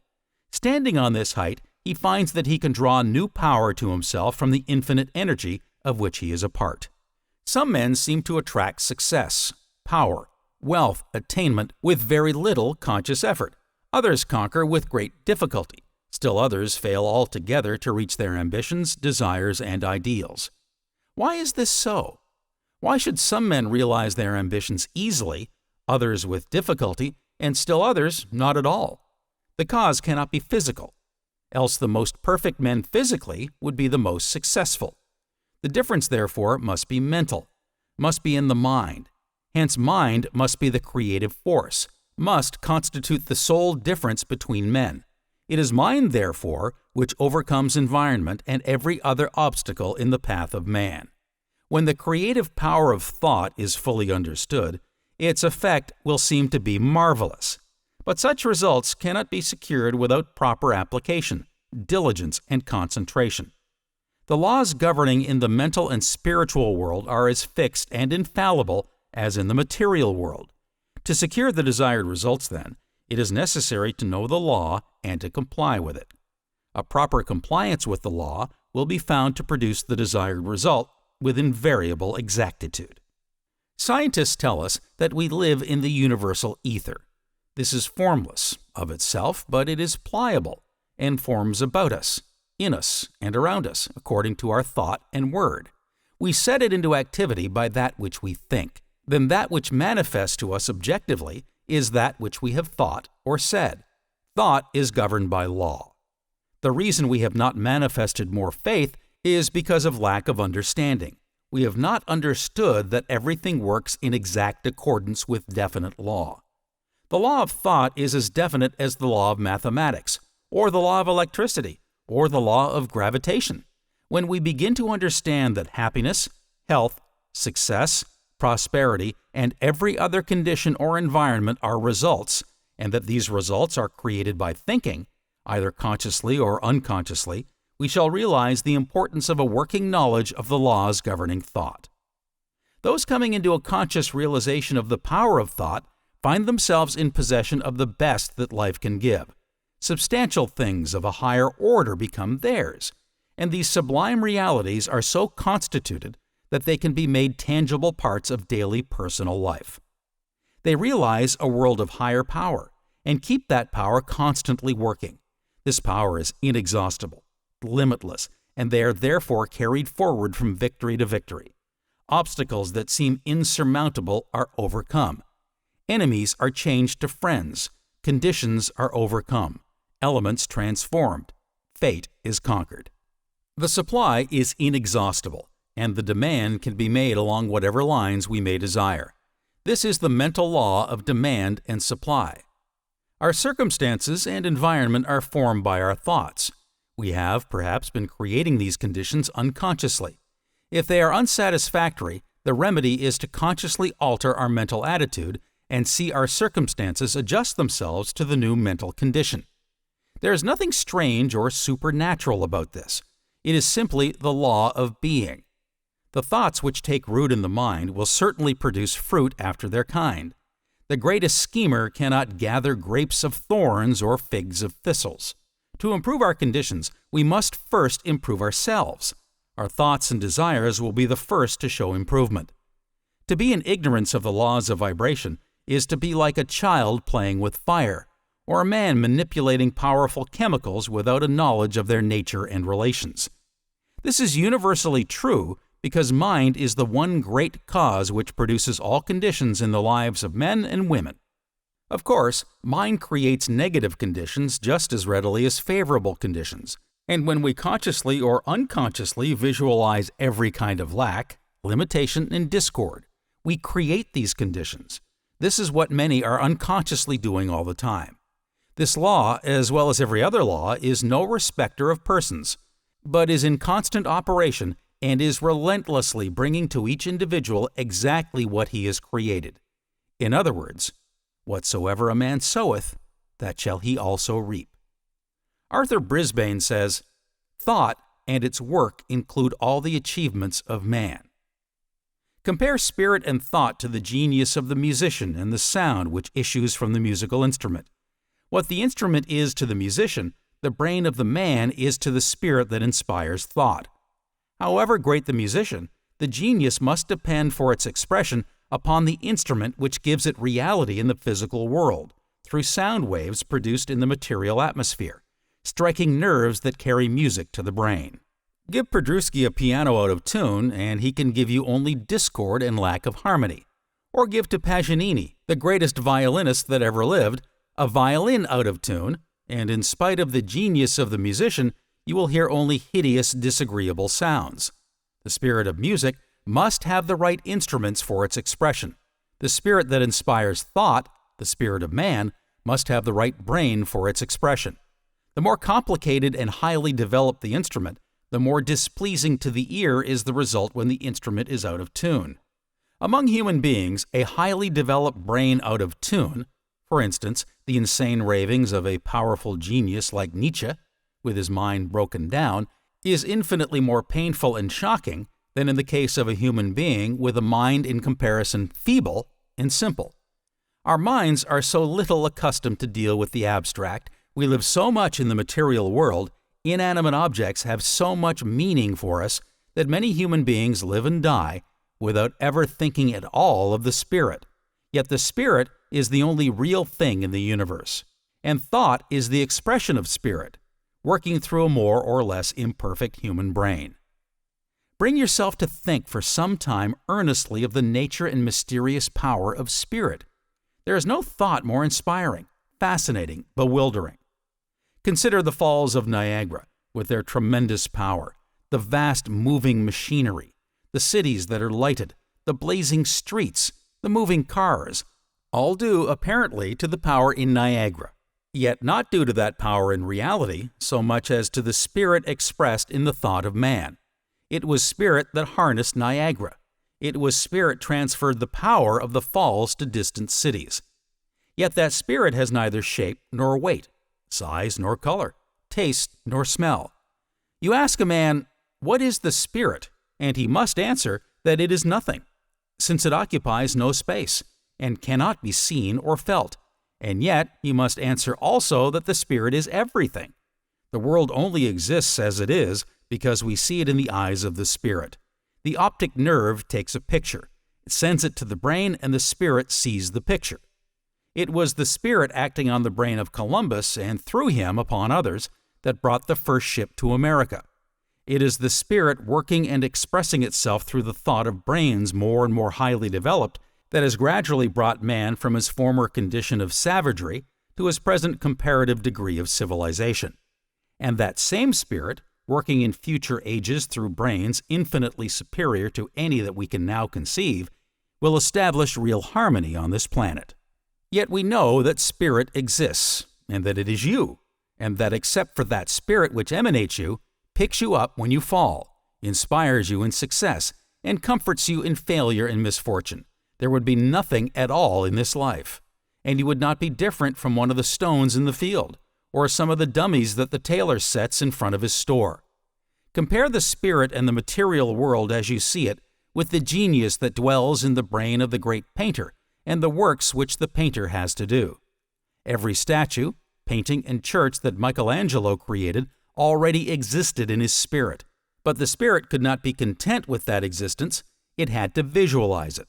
It had to see itself created.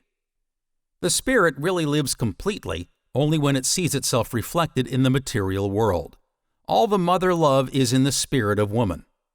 But it has complete existence only when the mother holds the child in her arms and sees in reality, in flesh and blood, the being that she loves and has created. The achievements of the greatest men are all locked up within them from the first, but the spirit of such men can reach full realization only when the spirit, acting through the brain and expressing itself through thought, creates the work. We know that all useful work is the result of sound thought. If we realize that thought itself is the expression of the spirit, we are moved by a sense of duty to give to that spirit the best possible expression of which we are capable, the best chance that it can have, dwelling in imperfect bodies and speaking through imperfect minds, such as those we possess. It is an inspiration to realize that men here on earth, gradually improving, become less animal and more spiritual as the centuries pass, are destined to develop in their own physical bodies, instruments capable of interpreting properly the spirit that animates us. Human beings improve from generation to generation. That we know. The improvement is due to the affection of fathers and mothers for each other and for their children. This race of ours 100,000 years ago was made up of animal-like creatures with huge projecting jaws, enormous teeth, small foreheads, and hideously shaped bodies. Gradually, through the centuries, we have changed. The brute has gradually disappeared. The prognathous face of man has become fatter. The jaw has gone in. The forehead has come out. And behind the forehead, gradually, thanks to the devotion and patient labor of women, we are developing a brain that will ultimately give decent and adequate expression to spirit. Spirit and thought are identical in the sense that the genius of the musician and the sound that you hear when his music is played are identical. In music, the sound represents and interprets the musician's spirit, and the interpretation and the accuracy of that interpretation depend upon the orchestra, the violin, or the piano. When the instruments are out of tune, it is not the genius of the musician, but a misinterpretation that you hear. And with our human brains, most of them out of tune, most of them incapable of expressing anything but the merest, faintest reflection of true spiritual life, there is as yet very little harmony. Through the perfected brain of man, the cosmic spirit in which each of us is a conscious atom, we speak clearly. And then this earth, our little corner in the universe, will be truly harmonious, governed by the spirit distinctly expressed and instantly obeyed.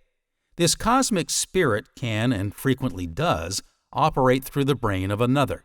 Many a man seems to be doing something very wonderful, when in reality another man, another mind, not visible in the work, but actually at the work, does the heavy pulling. You may see the salesman, the editor, the floor walker, the engineer, the architect, any kind of a man engaged in any kind of work, apparently doing something wonderful. Yet he is not doing it at all. An unseen power, another man, another brain, perhaps some little man with a small body and a big head who keeps out of sight is doing the work. Every one of us, without exception, is pulled along or pushed ahead by some force unseen. It may be the man in the inside office, usually invisible. It may be the woman at home setting a good example, giving to the man at work the inspiration and the power that no one else could give. It may be paternal affection, enabling a man to do for a child what he could not possibly do for himself. Very often, the power is one that has long disappeared from the earth, a father or a mother whose energy and inspiration persists and does in the life of the son at work what the man could never have accomplished of his own accord. Cause and effect is as absolute and undeviating in the hidden realm of thought as in the world of visible and material things. Mind is the master weaver, both of the inner garment of character and the outer garment of circumstance. James Allen. Transmutation. Abundance is a natural law of the universe. The evidence of this law is conclusive. We see it on every hand. Everywhere, nature is lavish, wasteful, extravagant. Nowhere is economy observed in any created thing. The millions and millions of trees and flowers and plants and animals, and the vast scheme of reproduction where the process of creating and recreating is forever going on, all indicate the lavishness with which nature has made provision for man. That there is an abundance for everyone is evident, but that many seem to have been separated from this supply is also evident. They have not yet come into realization of the universality of all substance, and that mind is the active principle which starts causes in motion whereby we are related to the things we desire. To control circumstances, a knowledge of certain scientific principles of mind action is required. Such knowledge is a most valuable asset. It may be gained by degrees and put into practice as fast as learned. Power over circumstances is one of its fruits. Health, harmony, and prosperity are assets upon its balance sheet. It costs only the labor of harvesting its great resources. All wealth is the offspring of power. Possessions are of value only as they confer power. Events are significant only as they affect power. All things represent certain forms and degrees of power. The discovery of a reign of law by which this power could be made available for all human efforts marked an important epoch in human progress. It is the dividing line between superstition and intelligence. It eliminated the element of caprice in men's lives and substituted absolute, immutable, universal law. A knowledge of cause and effect as shown by the laws governing steam, electricity, chemical affinity, and gravitation enables men to plan courageously and to execute fearlessly. These laws are called natural laws because they govern the physical world, but all power is not physical power. There is also mental power, and there is moral and spiritual power. Thought is the vital force or energy which is being developed and which has produced such startling results in the last half-century as to bring about a world which would be absolutely inconceivable to a man existing only 50 or even 25 years ago. If such results have been secured by organizing these mental powerhouses in 50 years, what may not be expected in another 50 years?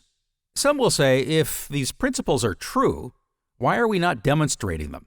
As the fundamental principle is obviously correct, why do we not get proper results? We do. We get results in exact accordance with our understanding of the law and our ability to make the proper application. We did not secure results from the laws governing electricity until someone formulated the law and showed us how to apply it.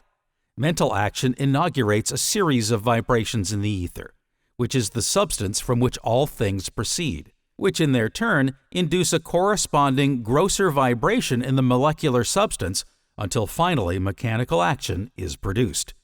This puts us in an entirely new relation to our environment, opening out possibilities hitherto undreamt of, and this by an orderly sequence of law which is naturally involved in our new mental attitude.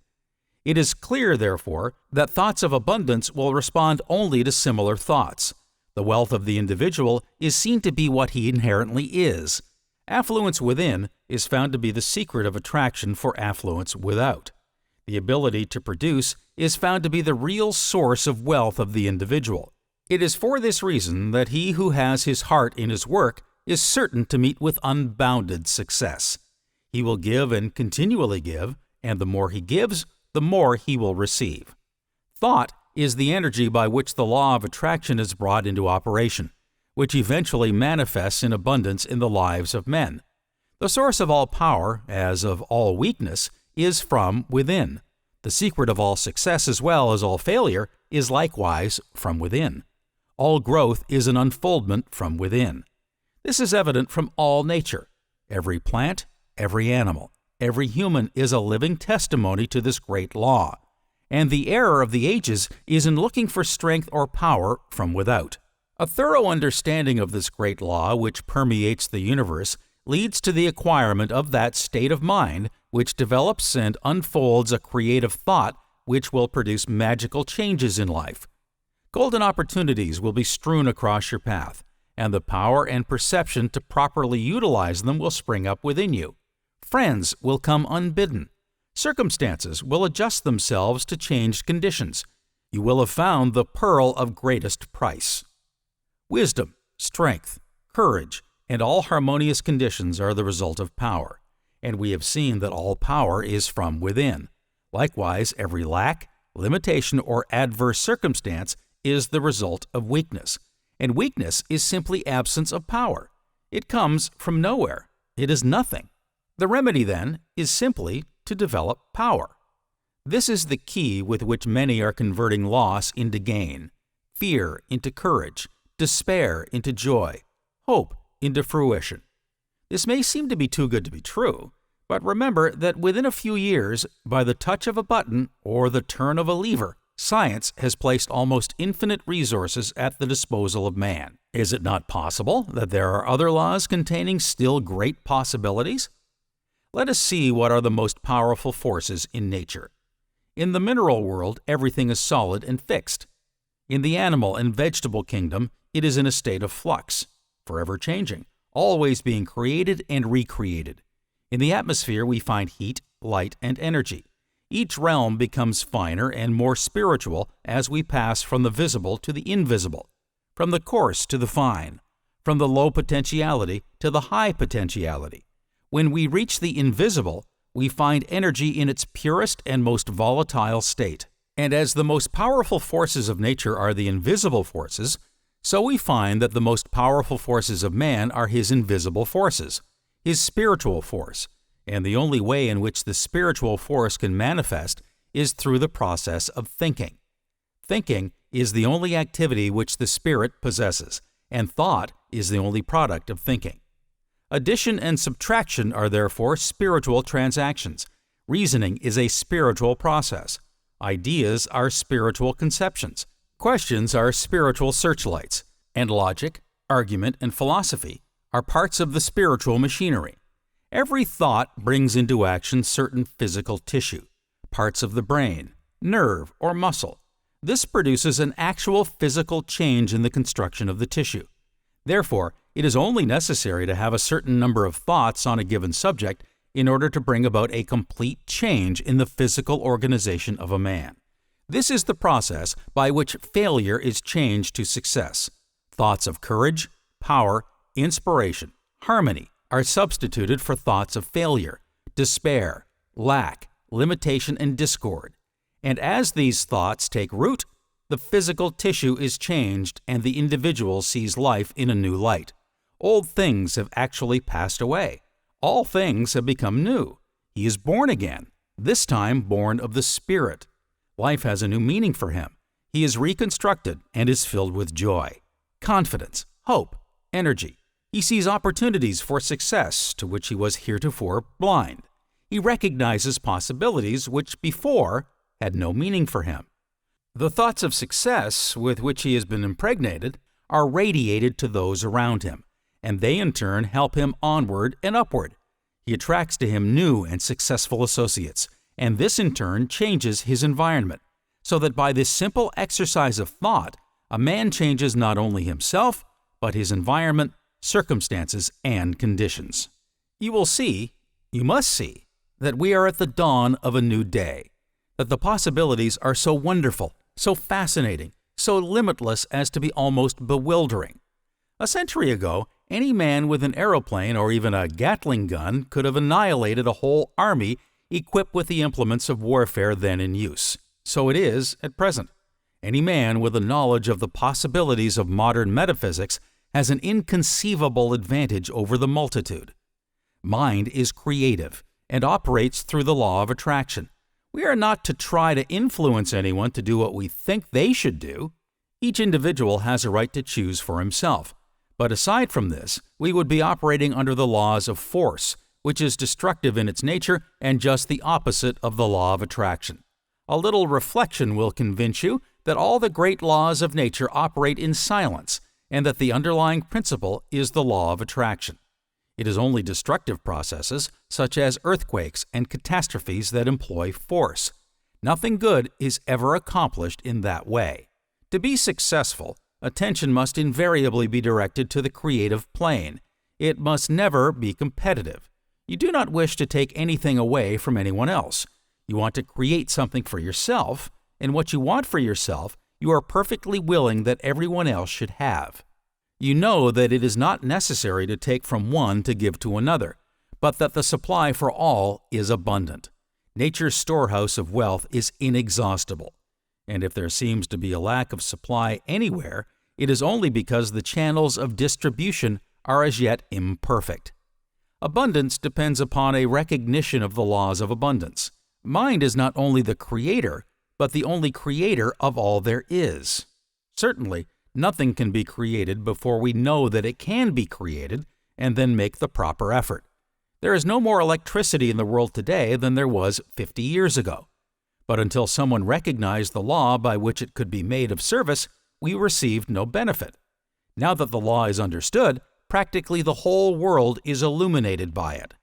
So with the law of abundance, it is only those who recognize the law and place themselves in harmony with it who share in its benefits. A recognition of the law of abundance develops certain mental and moral qualities, among which are courage, loyalty, tact, sagacity, individuality, and constructiveness. These are all moods of thought, and as all thought is creative, they manifest in objective conditions corresponding with the mental condition. This is necessarily true because the ability of the individual to think is his ability to act upon the universal mind and bring it into manifestation. It is the process whereby the individual becomes a channel for the differentiation of the universe.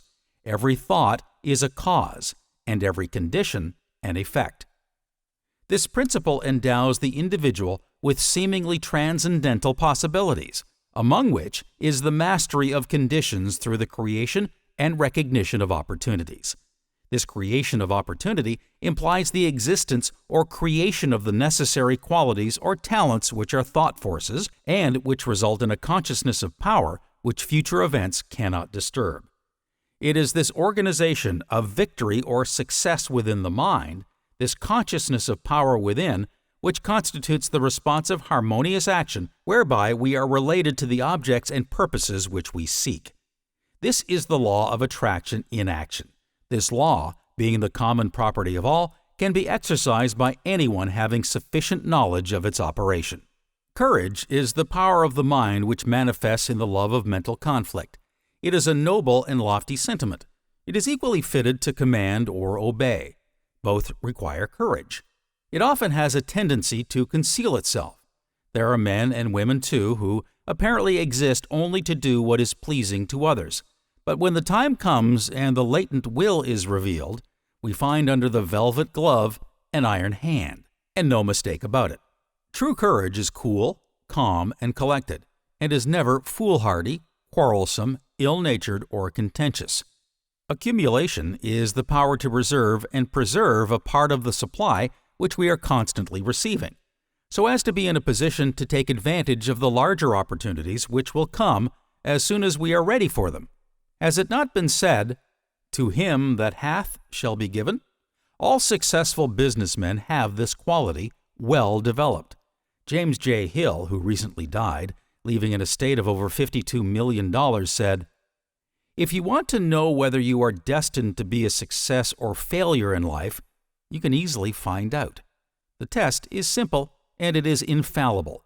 Are you able to save money? If not, drop out. You will lose.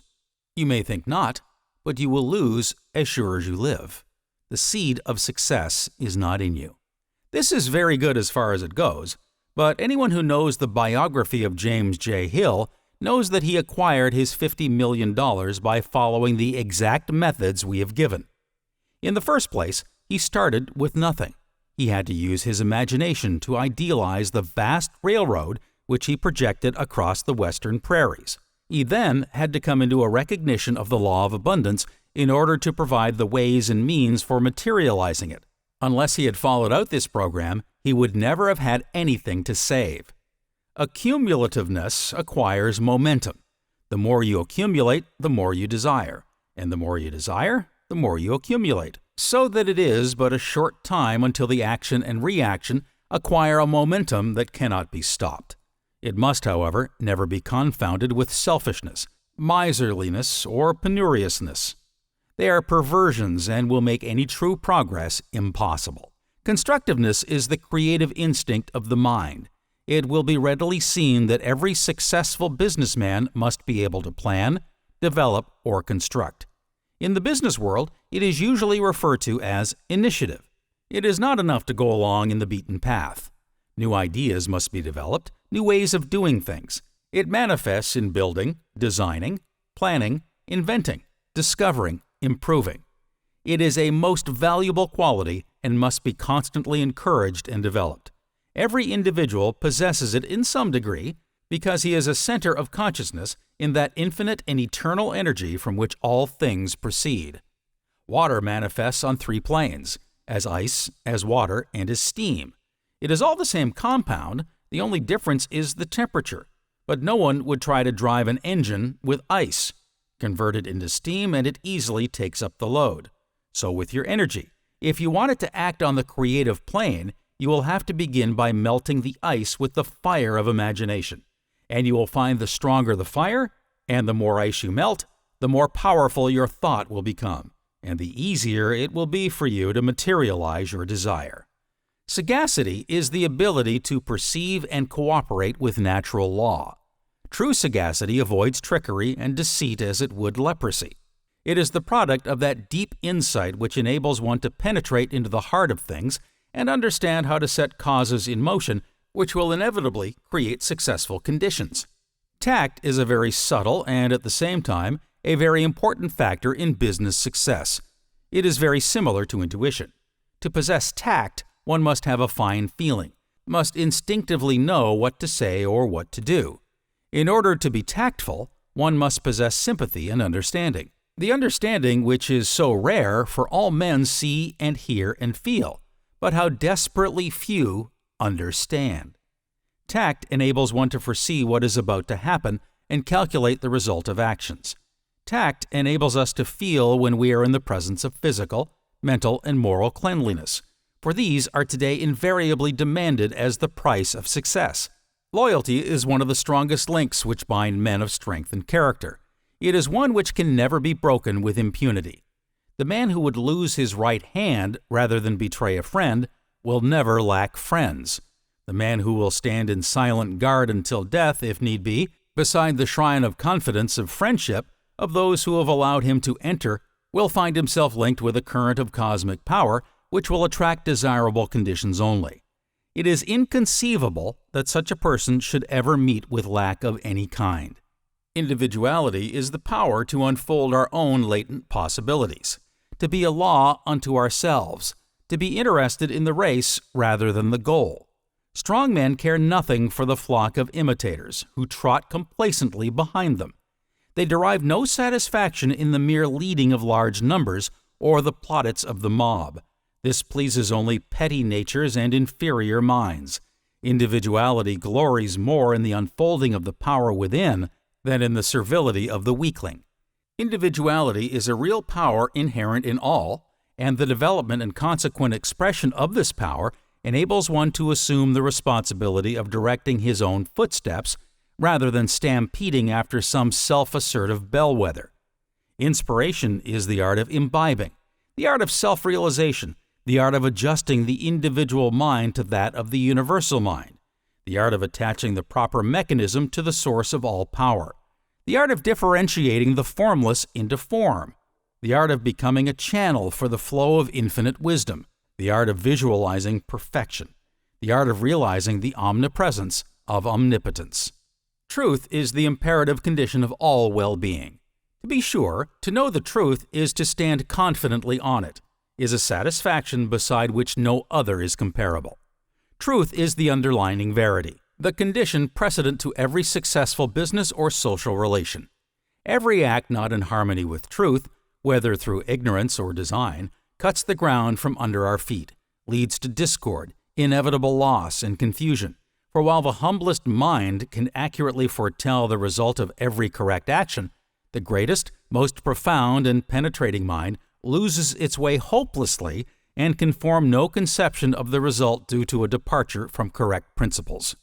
Those who establish within themselves the requisite elements of true success have established confidence, organized victory, and it only remains for them to take such steps from time to time as the newly awakened thought force will direct, and herein rests the magical secret of all power.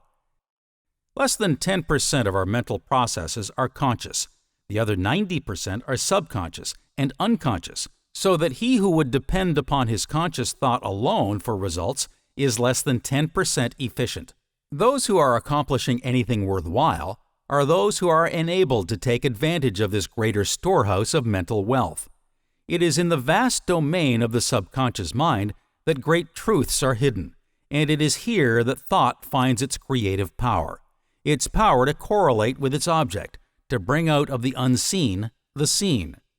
Those familiar with the laws of electricity understand the principle that electricity must always pass from a higher to a lower potentiality, and can therefore make whatever application of the power they desire. Those not familiar with this law can effect nothing. And so with the law governing in the mental world. Those who understand that mind penetrates all things, is omnipresent, and is responsive to every demand, can make use of the law and can control conditions, circumstances, and environment. The uninformed cannot use it because they do not know it. The fruit of this knowledge is, as it were, a gift of the gods. It is the truth that makes men free, not only free from every lack and limitation, but free from sorrow, worry, and care. And is it not wonderful to realize that this law is no respecter of persons? That it makes no difference what your habit of thought may be, the way has been prepared. With the realization that this mental power controls and directs every other power which exists, that it can be cultivated and developed, that no limitation can be placed upon its activity, it will become apparent that it is the greatest fact in the world, the remedy for every ill, the solution for every difficulty, the gratification of every desire. In fact, that it is the Creator's magnificent provision for the emancipation of mankind. Thoughts are things. Henry Van Dyke. I hold true that thoughts are things. They're endowed with bodies and breath and wings, and that we send them forth to fill the world with good results or ill. That which we call our secret thought speeds forth to earth's remotest spot, leaving its blessings or its woes like tracks behind it as it goes. We build our future, thought by thought, for good or ill, yet know it not. Yet, so the universe was wrought. Thought is another name for fate. Choose then thy destiny and wait, for love brings love, and hate brings hate. Attainment. The nervous system is matter. Its energy is mind. It is therefore the instrument of the universal mind. It is the link between matter and spirit, between our consciousness and the cosmic consciousness. It is the gateway of infinite power. Both the cerebrospinal and the sympathetic nervous systems are controlled by nervous energy that is alike in kind, and the two systems are so interwoven that their impulses can be sent from one to the other. Every activity of the body, every impulse of the nervous system, every thought uses up nervous energy. The system of nerves may be compared to a telegraph system, the nerve cells corresponding to the batteries, the fibers to the wires. In the batteries is generated electricity. The cells, however, do not generate nervous energy. They transform it, and the fibers convey it. This energy is not a physical wave like electricity, light, or sound. It is mind. It bears the same relationship to the mind as a piano does to its player. The mind can only have perfect expression when the instrument through which it functions is in order. The organ of the cerebrospinal nervous system is the brain. The organ of the sympathetic nervous system is the solar plexus. The first is the voluntary or conscious, the latter the involuntary or subconscious. It is through the cerebrospinal nervous system and the brain that we become conscious of possessions. Hence, all possession has its origin in consciousness. The undeveloped consciousness of a babe or the inhibited consciousness of an idiot cannot possess. This mental condition, consciousness, increases in direct proportion to our acquisition of knowledge. Knowledge is acquired by observation, experience, and reflection. We become conscious of these possessions by the mind, so that we recognize that possession is based on consciousness. This consciousness we designate the world within. Those possessions of form that we acquire are of the world without. That which possesses in the world within is mind. That which enables us to possess in the world without is also mind. Mind manifests itself as thoughts, mental pictures, words, and actions. Thought is therefore creative. Our power to use thought to create the conditions, surroundings, and other experiences of life depends upon our habit of thinking. What we do depends upon what we are. What we are is the result of what we habitually think. Before we can do, we must be. Before we can be, we must control and direct the force of thought within us. Thought is force. There are but two things in the universe, force and form. When we realize that we possess this creative power, and that we can control and direct it, and by it act on the forces and forms in the objective world, we shall have made our first experiment in mental chemistry. The universal mind is the substance of all force and form, the reality that underlies all. In accordance with fixed laws, from itself and by itself is all brought into being and sustained. It is the creative power of thought in its perfect expression. The universal mind is all consciousness, all power, and is everywhere present. It is essentially the same at every point of its presence. All mind is one mind. This explains the order and harmony of the universe. To apprehend this statement is to possess the ability to understand and solve every problem of life. Mind has a twofold expression, conscious or objective, and subconscious or subjective. We come into the relationship with the world without by the objective mind, and with the world within by the subconscious mind. Though we are making a distinction between the conscious and the subconscious minds, such a distinction does not really exist, but this arrangement will be found convenient. All mind is one mind. In all phases of the mental life, there is an indivisible unity and oneness. The subconscious mind connects us with the universal mind, and thus we are brought into direct relationship with all power. In the subconscious is stored up the observations and experiences of life that have come to it through the conscious mind. It is the storehouse of memory. The subconscious mind is a great seed plot in which thoughts have been dropped or experiences conveyed by observation, or happenings planted to come up again into consciousness with the fruitage of their growth. Consciousness is the inner, and thought is the outward expression of power. The two are inseparable. It is impossible to be conscious of a thing without thinking of it. We have captured the lightning and changed its name to electricity. We have harnessed the waters and made the remorseless flood our servant. By the miracle of thought, we have quickened water into vapor to bear the burdens and move the commerce of the world.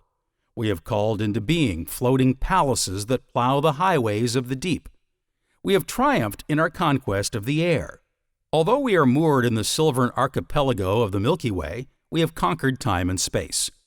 When two electric wires are in close proximity, the first carrying a heavier load of electricity than the second will receive by induction some current from the first. This will illustrate the attitude of mankind to the universal mind. They are not consciously connected with the source of power. If the second wire were attached to the first, it would become charged with as much electricity as it could carry. When we become conscious of power, we become a live wire, because by consciousness we are connected with the power. In proportion to our ability to use power, we are enabled to meet the various situations which arise in life. The universal mind is the source of all power and all form. We are channels through which this power is being manifested. Consequently, within us is power unlimited, possibilities without end, and all under the control of our own thought. Because we have these powers, because we are in living union with the universal mind, we may adjust or control every experience which may come to us. There are no limitations to the universal mind. Therefore, the better we realize our oneness with this mind, the less conscious will we be of any limitation or lack, and the more conscious of power. The universal mind is the same at every point of its presence, whether in the infinitely large or the infinitely small. The difference in the power relatively manifested lies entirely in the ability of expression. A stick of clay and a stick of dynamite of equal weight contain much the same amount of energy, but in the one it is readily set free, whereas in the other we have not yet learned how to release it. In order to express, we must create the corresponding condition in our consciousness. Either in the silence or by repetition, we impress this condition upon the subconsciousness. Consciousness apprehends, and thought manifests the conditions desired. Conditions in our life and in our environment are but the reflection of our predominant thoughts. So the importance of correct thinking cannot be overestimated. Having eyes and seeing not, having ears and hearing not, neither do they understand, is another way of expressing the truth that without consciousness there can be no apprehension. Thought constructively used creates tendencies in the subconsciousness. These tendencies manifest themselves as character. The primary meaning of the word character is an engraved mark, as on a seal, and means the peculiar qualities impressed by nature or habit on a person, which separates the person possessing them from all others. Character has an outward and an inward expression, the inward being purpose and the outward ability. Purpose directs the mind towards the ideal to be realized, the object to be accomplished, or the desire to be materialized. Purpose gives quality to thought.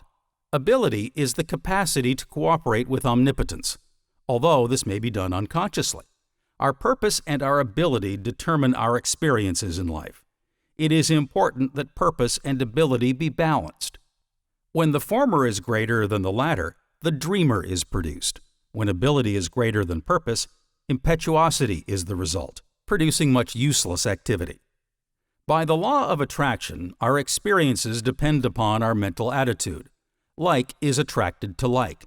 Mental attitude is as much the result of character as character is of mental attitude.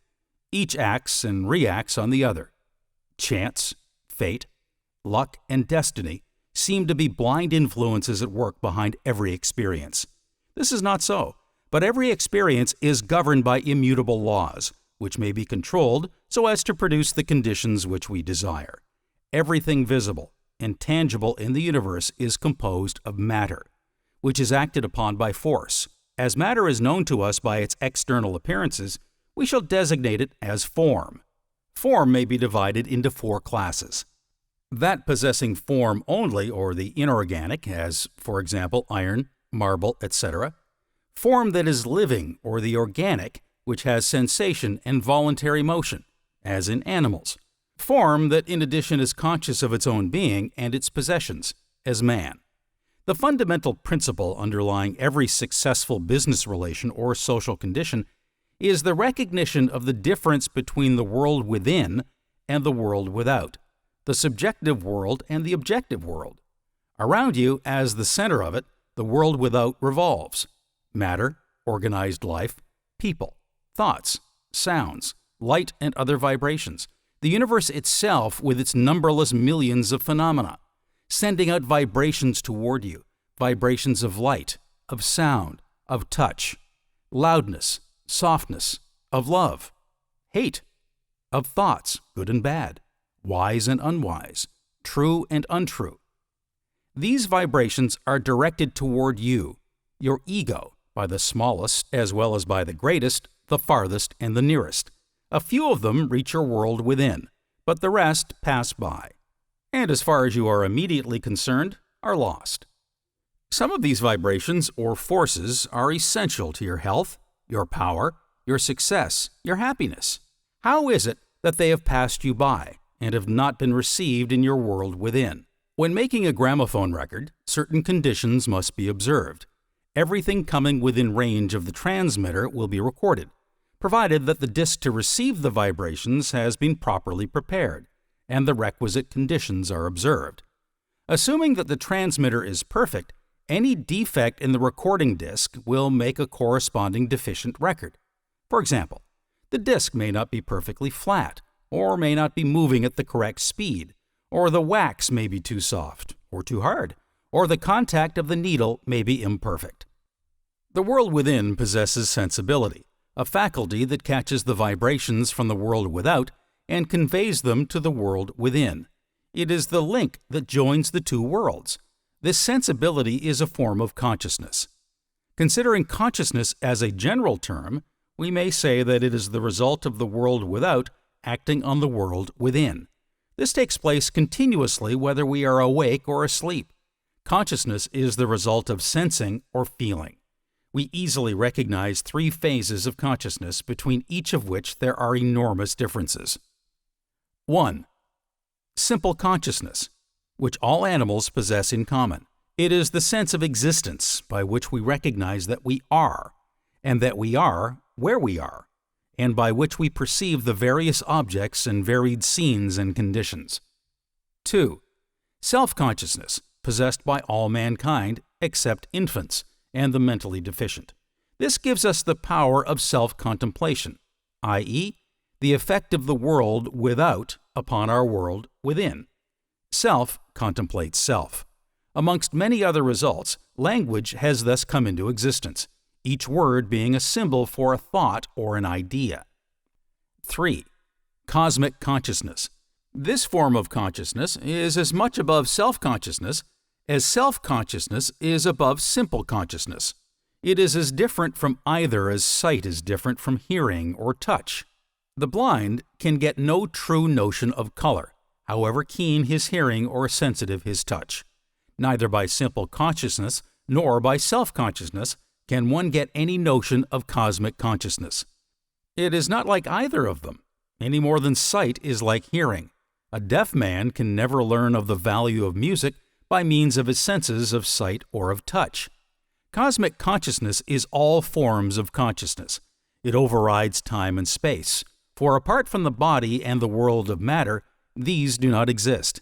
The immutable law of consciousness is that in the degree that the consciousness is developed, so is the development of power in the subjective, and its consequent manifestation in the objective.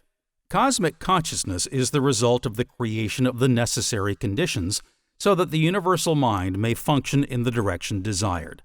All vibrations in harmony with the ego's well-being are caught and used. When truth is directly apprehended, or becomes a part of consciousness, without the usual process of reasoning or observation, it is intuition. By intuition, the mind instantly perceives the agreement or the disagreement between two ideas. The ego always so recognizes truth. By intuition, the mind transforms knowledge into wisdom, experience into success, and takes into the world within the things that have been waiting for us in the world without. Intuition, then, is another phase of the universal mind that presents truth as facts of consciousness. The thinker.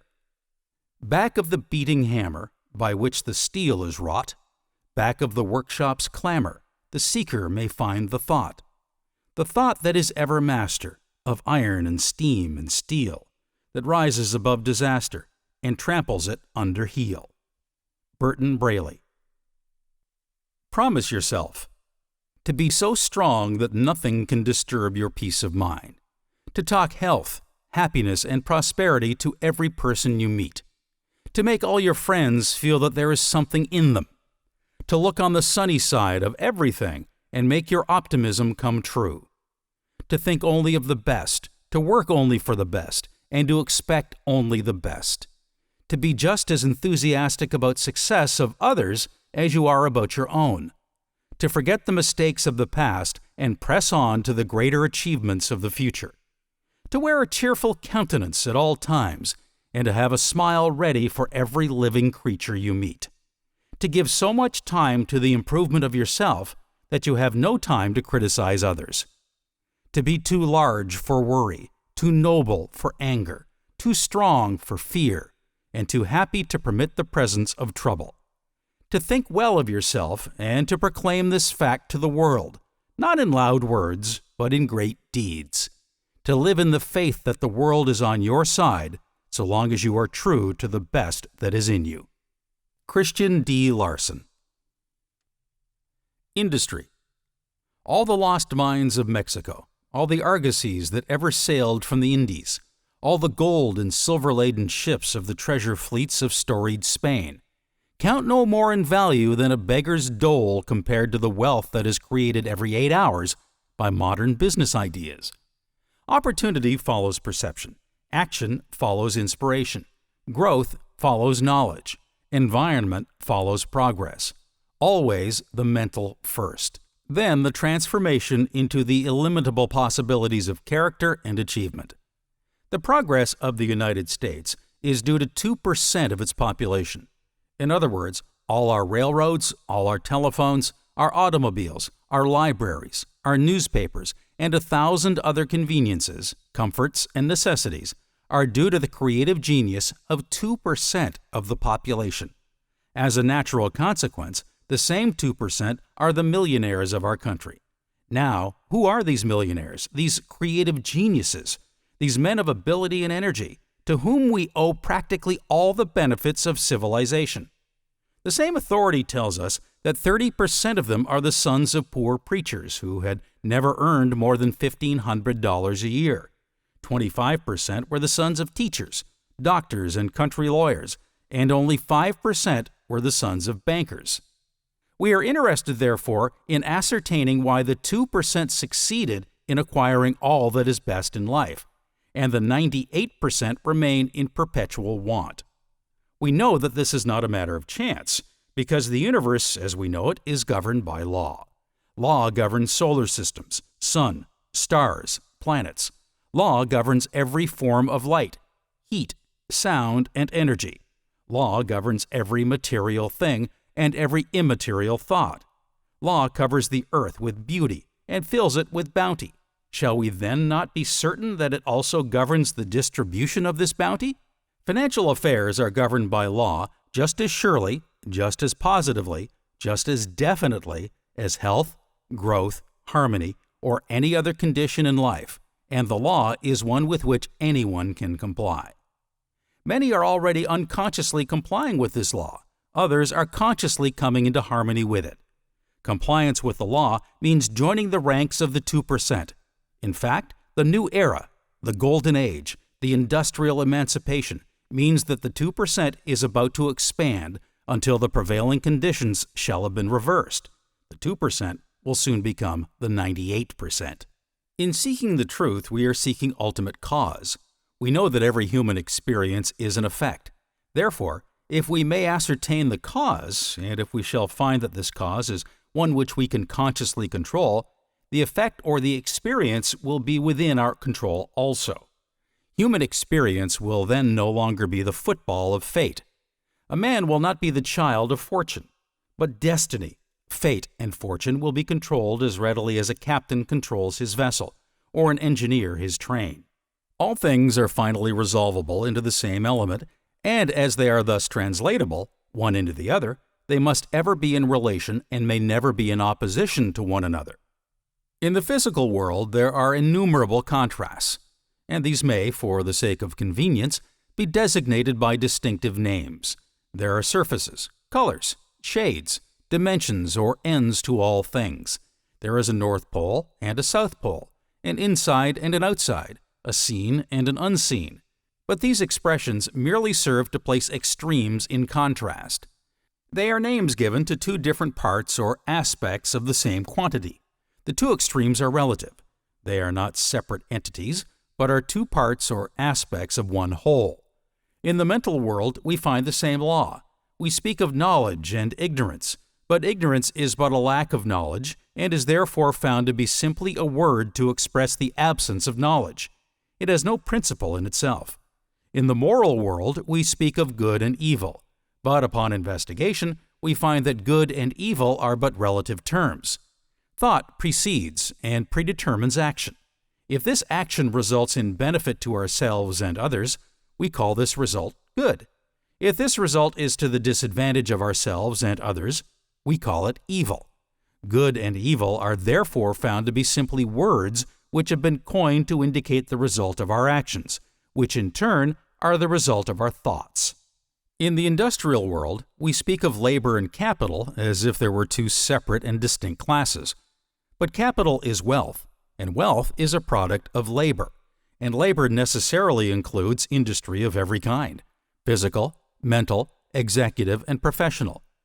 Every man or woman who depends in whole or in part for his or her income upon the results of their effort in the industrial world must be classed as labor.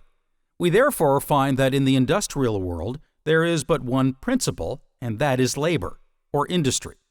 There are many who are seriously and earnestly trying to find the solution to the present industrial and social chaos. And we hear much of production, waste, efficiency, and sometimes something in regard to constructive thinking. The thought that humanity is on the borderland of a new idea, that the dawn of a new era is at hand, that a new epoch in the history of the world is about to take place, is rapidly spreading from mind to mind, and is changing the preconceived ideas of man and his relation to industry.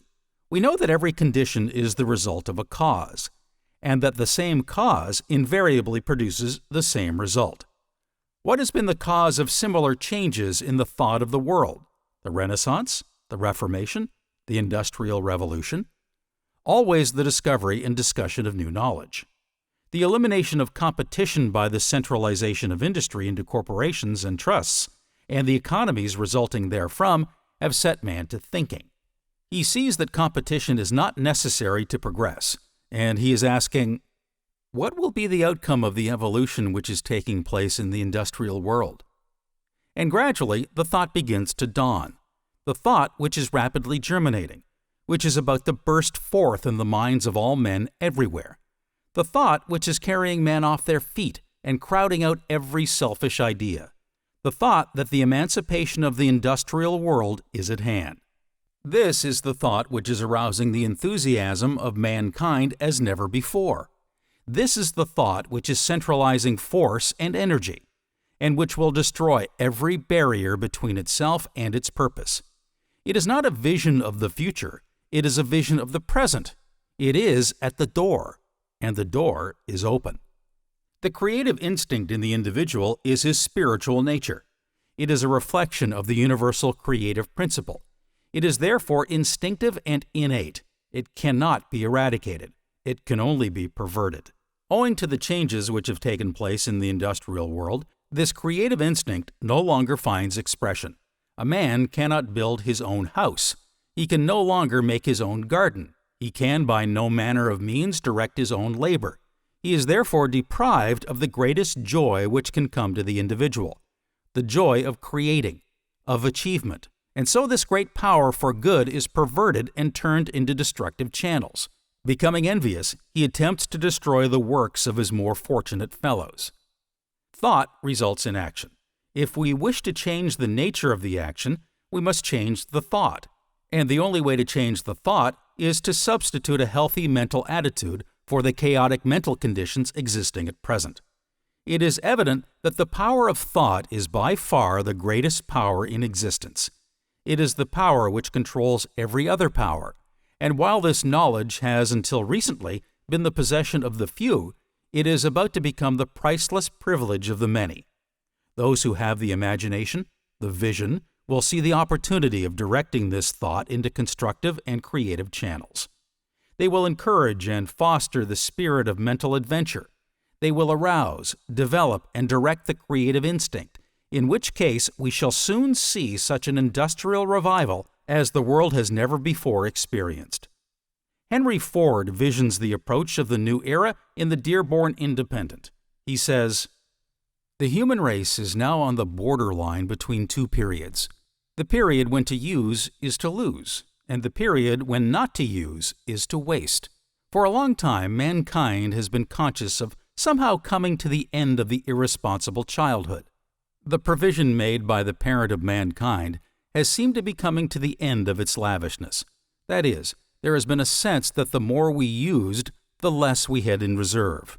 This feeling has been expressed in the popular adage, 'You can't eat your cake and have it.' But now that man is learning enough to plant his supply as well as reap it, to make his supply a recurrent crop instead of a slowly diminishing original store of natural resources, the time is coming when instead of being afraid of wasting our resources by using them, we shall be afraid of wasting them by not using them. The stream of supply will be so full and constant that when people worry, it will not be worry about not having enough, but about not using enough. If you can imagine a world in which the source of supply will be so plentiful that people will worry about not using enough of it, instead of worrying, as we do now, about using too much, you will have a picture of the world that is soon to be. We have long depended on the resources which nature long ago stored up, the resources which can be exhausted. We are entering an era when we shall create resources which shall be so constantly renewed that the only loss will not be to use them. There will be such a plenteous supply of heat, light, and power that it will be a sin not to use all we want. This era is coming in now, and it is coming by way of water. With the fuel questions settled, and the light questions settled, and the heating questions settled, and the power questions settled, on such terms as actually liberate the whole world from the crushing weight of these four great burdens. And not only that, but with the whole fuel and light and heat and power situation turned around so that people will have to use all that they want in order to prevent waste, don't you see how economic life will swing loose and breathe deeply, as if a new spring day had dawned for humanity? That is the era we are approaching. There is no question about that. There will be, of course, the usual preliminary skirmish between selfishness and service, but service will win. The ownership of a coal mine located on a man's property may easily be granted to private parties, but the ownership of a river? Nature itself rebukes the man who would claim ownership of a river. Our next period is before us, not the first period of reckless waste, nor the second period of anxious accounting, but the third period of overlapping abundance, which compels us to use and use and use to fulfill every need. Thought is mind in motion, just as wind is air in motion. Mind is a spiritual activity. In fact, it is the only activity which the spiritual man possesses, and spirit is the creative principle of the universe. Therefore, when we think, we start a train of causation. The thoughts go forth and meet other similar thoughts. They coalesce and form ideas. The ideas now exist independently of the thinker.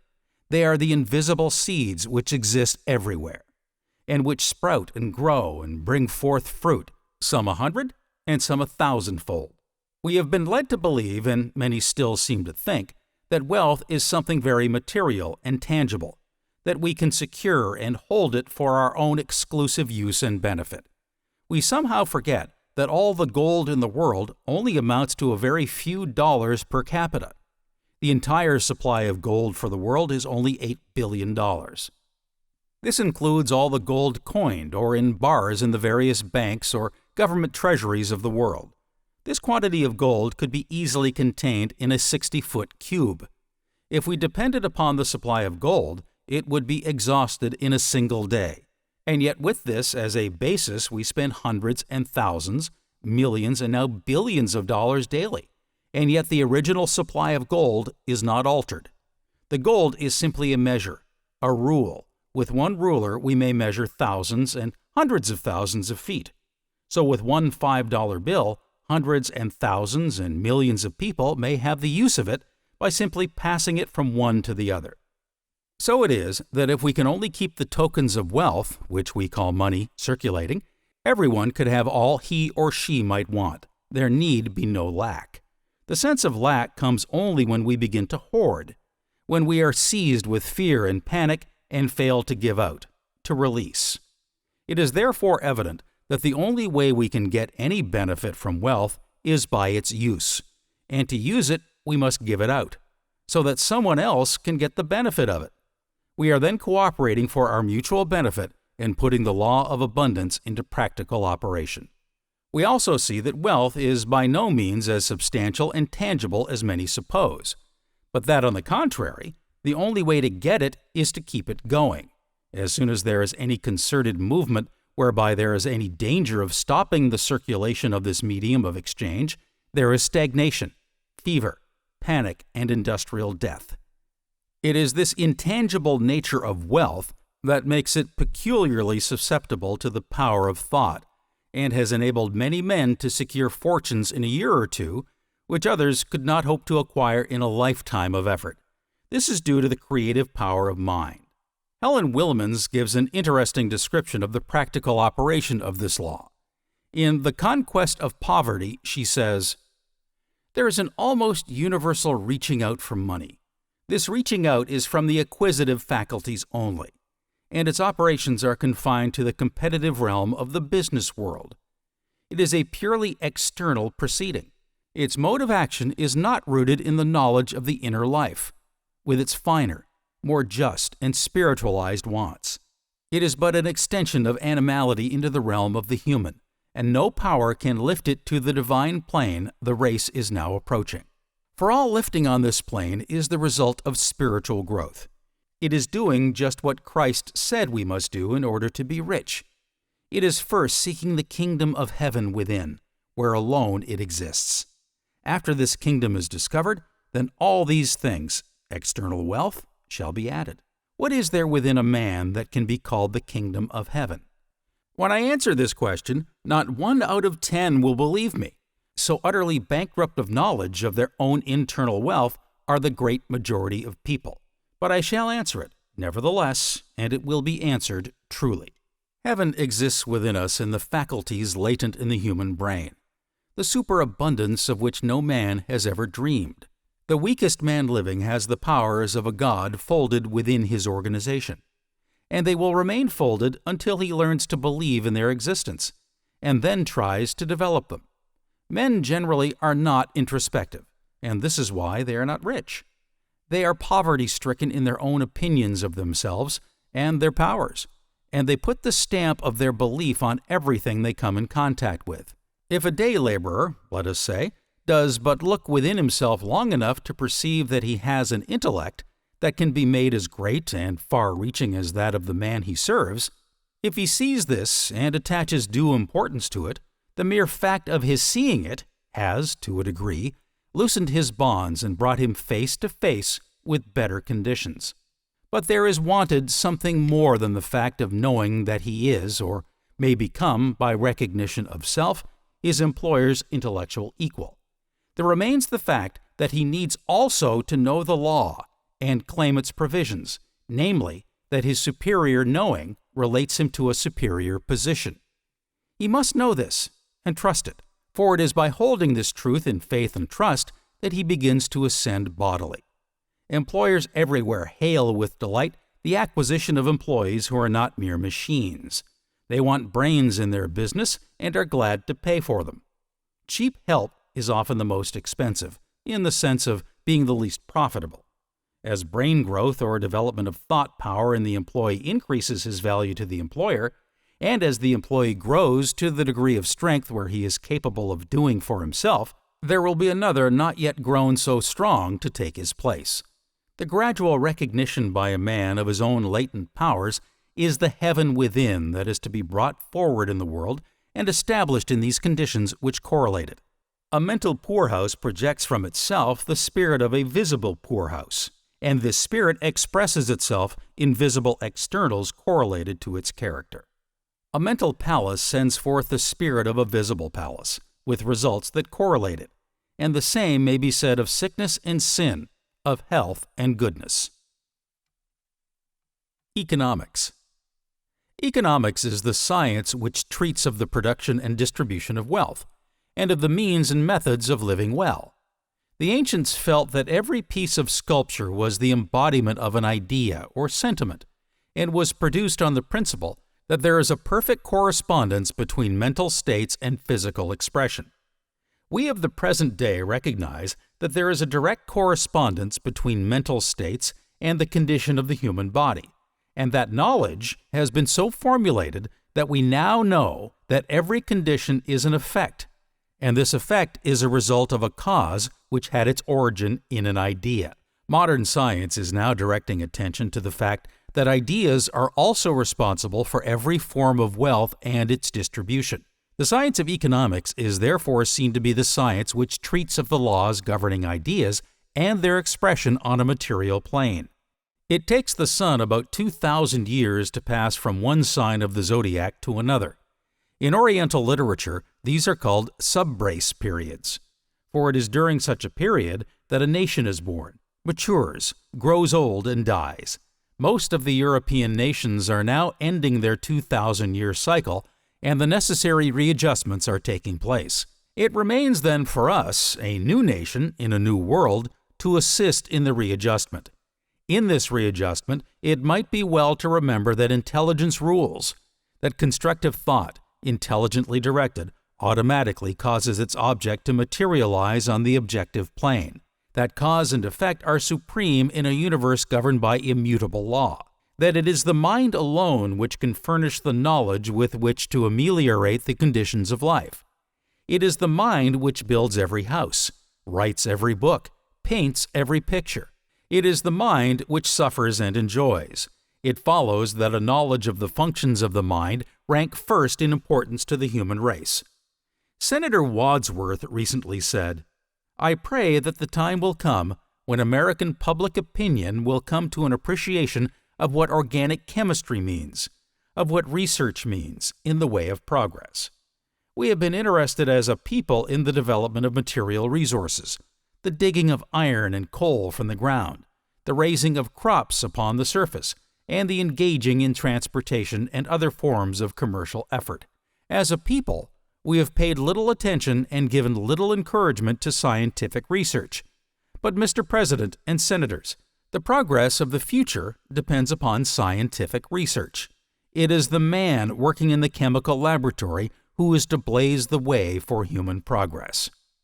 He went on to say, "I believe that in organic chemistry lies the solution of the secrets of the past and of the future.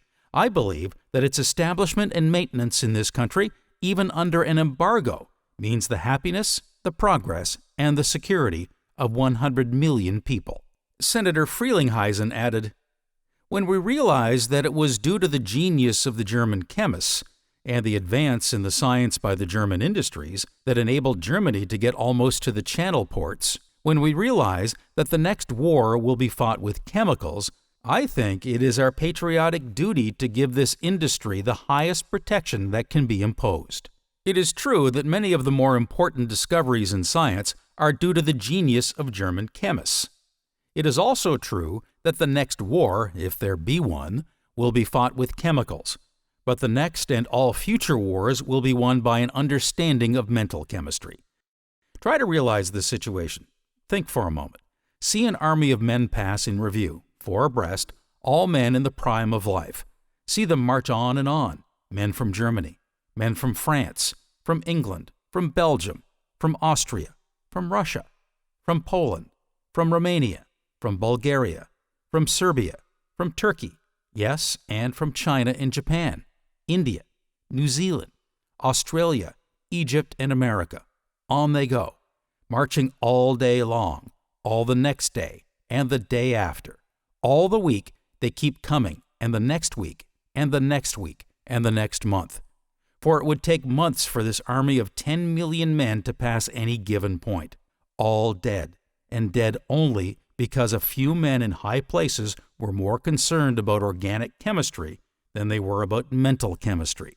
They did not know that force can always be met with equal or superior force. They did not know that a higher law always controls a lower law. And because intelligent men and women allowed a few men in high places to control their thinking processes, the entire world must sit in sackcloth and ashes, for the living will find it necessary to work the rest of their lives in order to even pay the interest on the obligations assumed, and their children will find these obligations an inheritance, and they in turn will pass them on to their children and their children's children. A celebrated European statesman visions the present situation as follows. Unfortunately, the ills of a war like that of 1914 to 1918 are repaired, but with difficulty. Given even the entire good faith of the conquered, if the latter, by conscientious labor, genuinely desired to help the world out of its sanguinary nightmare and back to normal life, that world would nonetheless remain for a long time hopelessly adrift and at sea. We are assisting today at the prolongation of a war which is not even likely to approach a conclusion unless there is a new orientation of a peacetime energy. Finances upside down, budgets artificially met, rates of exchange giving 65 francs to the pound and 14 to the dollar, a terribly distorted fiduciary circulation, an ever-increasing cost of living, strikes, rapid changes in the stock markets, making commerce and industry impossible, accumulation of stocks, such is the ransom of these 4 years of war. It was materially impossible that either for conqueror or conquered, aught else should result from this world catastrophe than complete chaos for all. Millions of men are not consecrated for 52 months to work of death and destruction for the world to be re-established on the morrow of peace. Such rapidity reacquired equilibrium is beyond the bounds of human practicability. It will be remembered that the master metaphysician said the same thing in somewhat different language many years ago. Then shall be great tribulation such as never was since the beginning of the world, nor never shall be afterwards. And if that period would not be shortened, no flesh at all would be saved, but for the elect's sake that period will be shortened. Matthew chapter 24, verses 21 and 22. That people are beginning to think is evident. Formerly, when men were discontented or dissatisfied, they met in a nearby saloon, had a few drinks, and promptly forgot their discontent and dissatisfaction. The situation is very different under existing conditions. Men spend their time reading, studying, and thinking, and the more they think, the less satisfied they become. Leaders of men all know this. For this reason, England has her ale, Scotland her whiskey, France her absinthe, Germany her beer, and we of America, who are recruited from all of these, have had all forms of alcohol. It is by far the easiest way of keeping the people happy and contented. A man who has access to a fair percentage of alcohol will not ask too many questions. If he does, give him another drink. This method of reducing the citizens of a country to a kind of idiotic servility has the additional advantage in that it produces enormous revenues which may be used for reducing them to economic slavery, as well as spiritual slavery, for the man who cannot think has but small prospect of ever coming into any understanding of spiritual truth. But because the opium traffic furnishes millions of revenue for Englishmen, millions of Chinese must be sacrificed. And because the sale and distribution of alcohol furnishes million-dollar accounts for large banks and trust companies, $100,000 fees for corporation attorneys, because it makes it possible to lead large masses of men to the polls for the purpose of voting for political parties which are both morally and politically bankrupt. There are those who would again inflict this deadly curse upon the citizens of our country. Dr. Woods Hutchinson tells us that the death rate for the United States has fallen in the last 3 years from 14.2 to 12.3 a thousand, which represents a saving of over 200,000 lives a year since the brewer's business was closed down.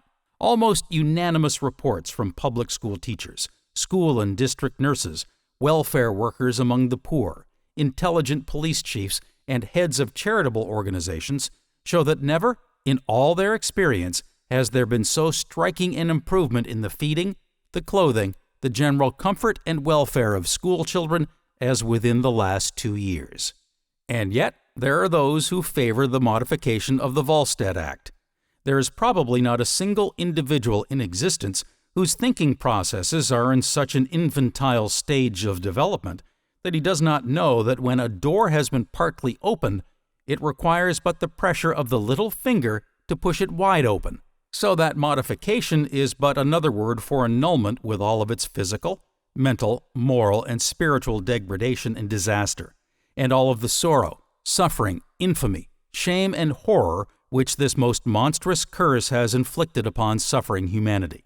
Happiness, prosperity, and contentment are the result of clear thinking and right action, for the thought precedes and predetermines the nature of the action.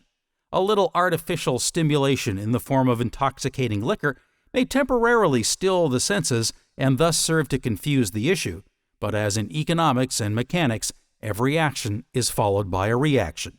So in human relations, every action is followed by an equal reaction.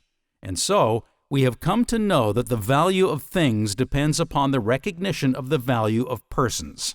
Whenever a creed becomes current that things are of more importance than people, programs become fixed, which set the interest of wealth above the interests of people.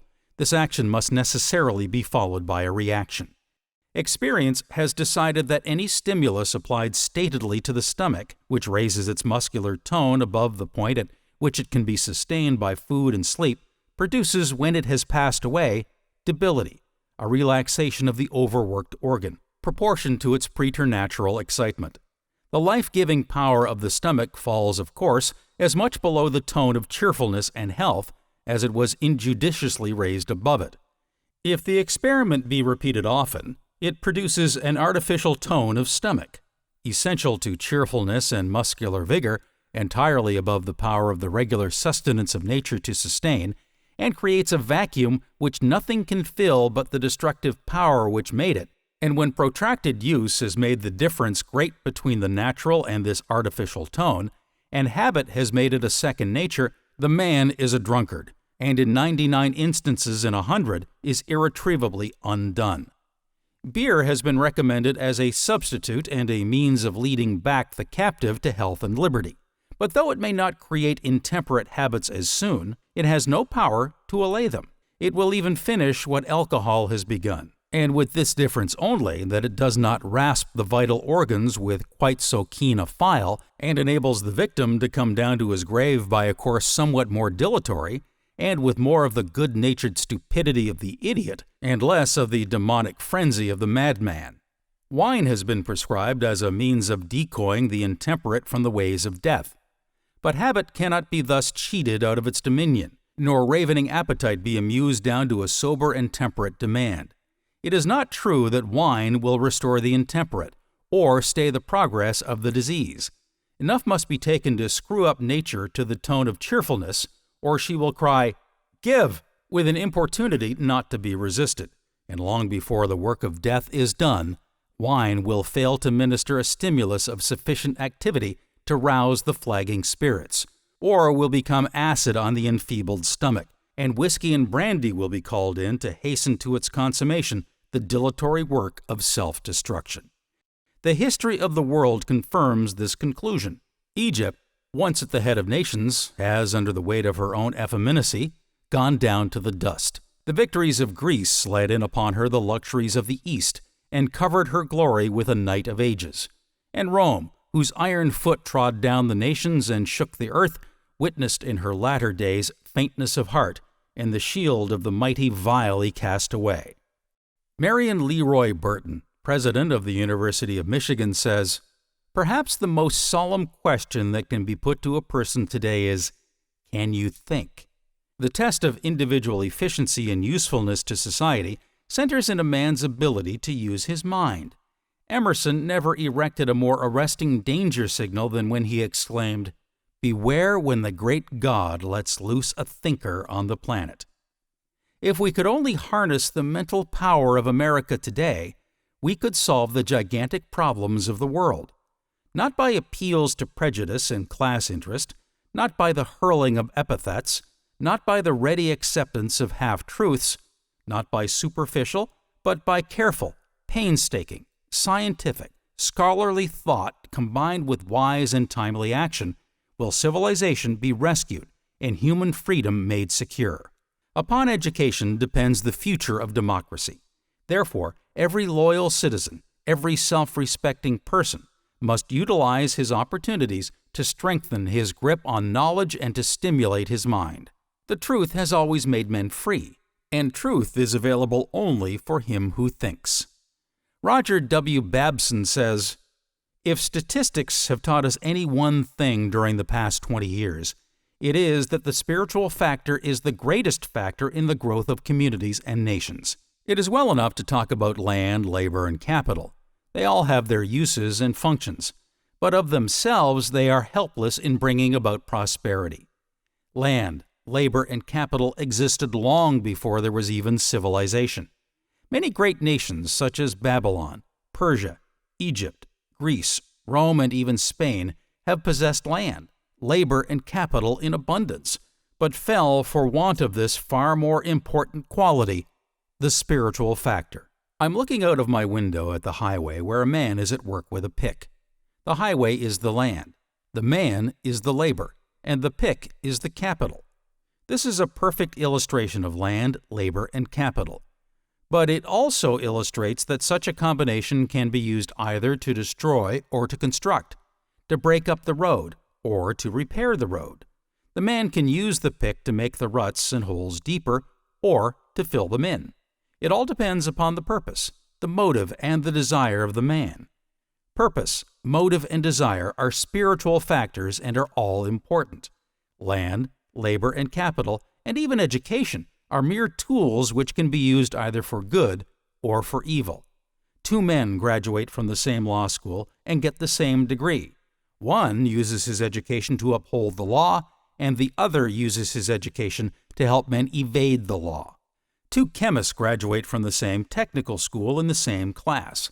One uses his training to make foods pure, and the other uses the same training to adulterate foods. Thinking is a creative process, and combination is the key. Nature combines electrons, atoms, molecules, cells, and the final result is the universe. In the field of human endeavor, all progression, development, and achievement is the result of following the lesson learned from nature, and man has risen step by step from the primitive brute state to his present position of mastership by combining, uniting, and relating thoughts, things, and forces. In the domain of science and invention, in the realm of art, literature, and business, in every department of human activity, by combining the common, the usual, the known, man has unveiled and discovered the uncommon, the unusual, the unknown. Man has progressed rapidly, in spite of the fact that the method pursued in finding out new combinations was used unconsciously and unsystematically. In order to eliminate accident and chance, there must be employed a scientific method, applied consciously and systematically, exhaustively, earnestly, honestly, continuously, resulting in greater success, more wonderful discoveries, more numerous and astounding inventions. Mental chemistry is a scientific method of creating new ideas, of mastering any subject, of mastering and increasing any business, of mastering any profession, or of solving any problem. This method will be worth nothing unless it is applied. If the application is made honestly, earnestly, and systematically, it will bring great results. The method stated in a nutshell is the systematic combining of concepts. Conception is the mental act of grasping the common qualities of many objects and uniting them into a single notion. This single notion is a concept. Make an inventory of all the concepts in your particular business, or in any departments of nature, or in any sphere of human activity. Study the interrelation of each one in the list with every other one in it.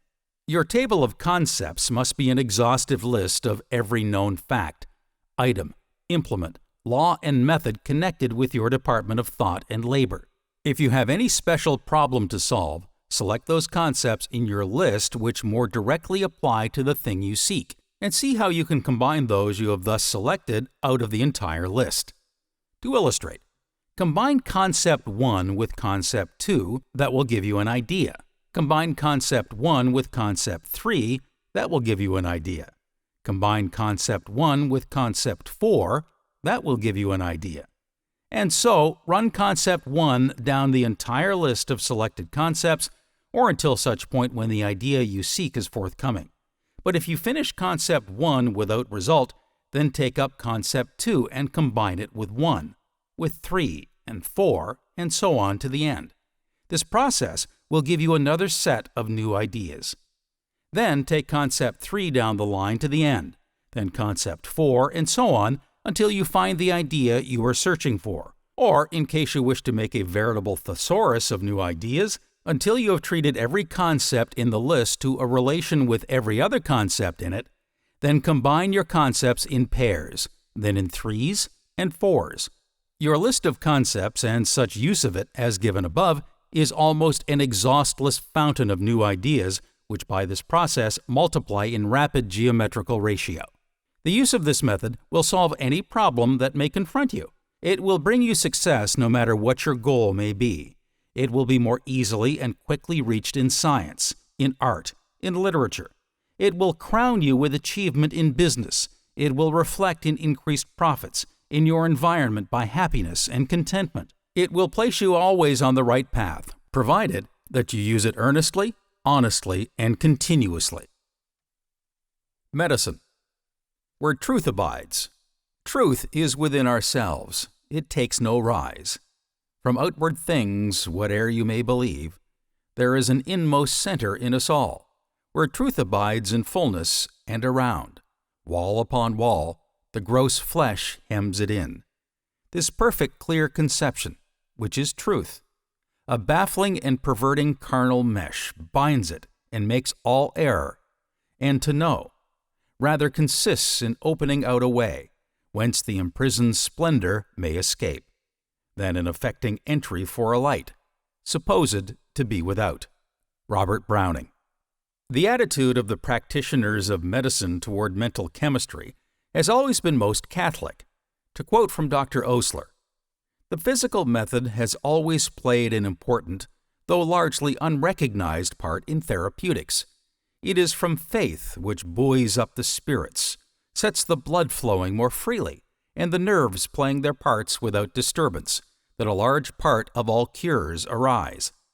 Despondency or lack of faith will often sink the stoutest constitution almost to death's door. Faith will enable a bread pill or a spoonful of clear water to do almost miracles of healing, when the best medicines have been given over in despair. The basis of the entire profession of medicine is faith in the doctor and his drugs and his methods." F.W. Clark has fitly summed up the relation of modern chemistry to progressive medicine. Medicine is indebted to chemistry for almost a new pharmacopoeia. For not only have new medicines been created, but in place of old drugs, crude and bulky, the compact and more elegant active principles are now employed. Anesthetics such as ether, chloroform, and nitrous oxide, hypnotics like chloral, the remedies derived from coal tar, and alkaloids like quinine, morphine, and cocaine are a few of the contributions with which chemistry has enriched medical practice. Even antiseptic surgery depends upon chemical preparations for its success. On the other hand, Dr. Osler admits that we have not as yet made as many additions to the stock of panaceas as we might, but chemistry has done vast service for us and will probably do far more. Aside from the discovery of new substances like cocaine, it has given us the active principles of calculable strength and purity, in place of crude drugs of varying strength at best, and of varying purity and age, and there is no reason why we may not have new specifics as sure and as for as important diseases as quinine. Our problem would be more simple, and the doctors, with their wide knowledge and splendid service, would have solved the problem long ago had it been a purely physical one. But unfortunately, it is a mental problem long before it becomes a physical one. As we continue to exercise our capacity for response, we shall find it necessary to treat our thoughts and emotions if we are to establish health upon a firm basis. For instance, it is commonly recognized that worry or continued negative emotional excitement will disorganize digestion. When the digestion is normal, the feeling of hunger will stop, will be inhibited when we have eaten as much as we need, nor will we feel hunger again until we actually require food. In such cases, our inhibiting center is working properly. But if we get dyspeptic, this inhibiting center has ceased to function, and we are hungry all the time, with the consequent tendency to overwork an already impaired digestive apparatus. Mankind is continually experiencing such small disturbances. They are strictly local and attract but small attention at the great center. They come and go, and properly so, without drawing from the organism as a whole much consideration. But if the disorder has grown out of a deep-rooted cause which cannot easily be removed, disease of a more serious nature will ensue. Under such circumstances, by reason of its seriousness and long continuance, the trouble involves all parts of the organism and may threaten its very life. When it reaches this point, if the administration at the grand center is vigorous and determined and wise, the disturbance cannot long endure. But if there is weakness at that center, the whole federation may go down with a crash. Dr. Lindlar says that nature-cure philosophy presents a rational concept of evil, its cause and purpose, namely, that it is brought on by violation of nature's laws, that it is corrective in its purpose, that it can be overcome only by compliance with the law. There is no suffering, disease, or evil of any kind anywhere unless the law has been transgressed somewhere by someone. These transgressions of the law may be due to ignorance, to indifference, or to willfulness and viciousness. The effect will always be commensurate with the causes. The science of natural living and healing shows clearly that what we call disease is primarily nature's effort to eliminate morbid matter and to restore the normal functions of the body, that the processes of disease are just as orderly in their way as everything else in nature, that we must not check or suppress them, but cooperate with them. Thus we con, slowly but laboriously, the all-important lesson that obedience to the law is the only means of prevention of disease and the only cure. The fundamental law of cure, the law of action and reaction, and the law of crisis, as revealed by the nature-cure philosophy, impress upon us the truth that there is nothing accidental or arbitrary in the process of health, disease, and cures, that every changing condition is either in harmony or in discord with the laws of our being, that only by complete surrender and obedience to the law can we master the law and attain and maintain perfect physical health. In our study of the cause and character of disease, we must endeavor to begin at the beginning, and that is life itself, for the processes of health, disease, and cure are manifestations of that which we call life and vitality. There are two prevalent but widely differing conceptions of the nature of life or vital force, the material and the vital. The former looks upon life or vital force with all its physical, mental, and psychical phenomena as manifestations of the electric, magnetic, and chemical activities of the physical material elements composing the human organism. From this viewpoint, life is a sort of spontaneous combustion, or as one scientist expressed it, a succession of fermentations. This materialistic conception of life, however, has already become obsolete among the more advanced biologists as a result of the discoveries of modern science, which are fast bridging the chasm between the material and the spiritual realms of being. The vital conception of life, or vital force, on the other hand, regards it as the primary force of all forces, coming from the central source of all power. This force, which permeates, warms, and animates the entire created universe, is the expression of the divine will, the Logos, the Word of the great creative intelligence. It is this divine energy which sets in motion the whirls in the ether, the electric corpuscles and ions that make up the different atoms and elements of matter. These corpuscles and ions are positive and negative forms of electricity. Electricity is a form of energy. It is intelligent energy. Otherwise, it could not move with that unvarying, wonderful precision in the electrons of the atoms as in the suns and planets of the sidereal universe. If this supreme intelligence should withdraw its energy, the electrical charges, forms of energy, and with it the atoms and elements, the entire material universe would disappear in the flash of a moment. From this, it appears that crude matter, instead of being the source of life and of all its complicated mental and spiritual phenomena, is only an expression of the life force, itself a manifestation of the great creative intelligence which some call God, others nature, the Oversoul, Brahma, Prana, etc., each one according to his understanding. It is this supreme power and intelligence acting in and through every atom, molecule, and cell in the human body, which is the true healer, this vis medicatrix naturae, which always endeavors to repair, to heal, and to restore the perfect type. All that the physician can do is to remove obstructions and to establish normal condition within and about the patient, so that the power within can do its work to the best advantage. In the final analysis, all things in nature, from a fleeting thought or emotion to the hardest piece of diamond or platinum, are modes of motion or vibration. A few years ago, physical science assumed that an atom was the smallest imaginable part of a given element of matter, that although infinitesimally small, it still represented solid matter.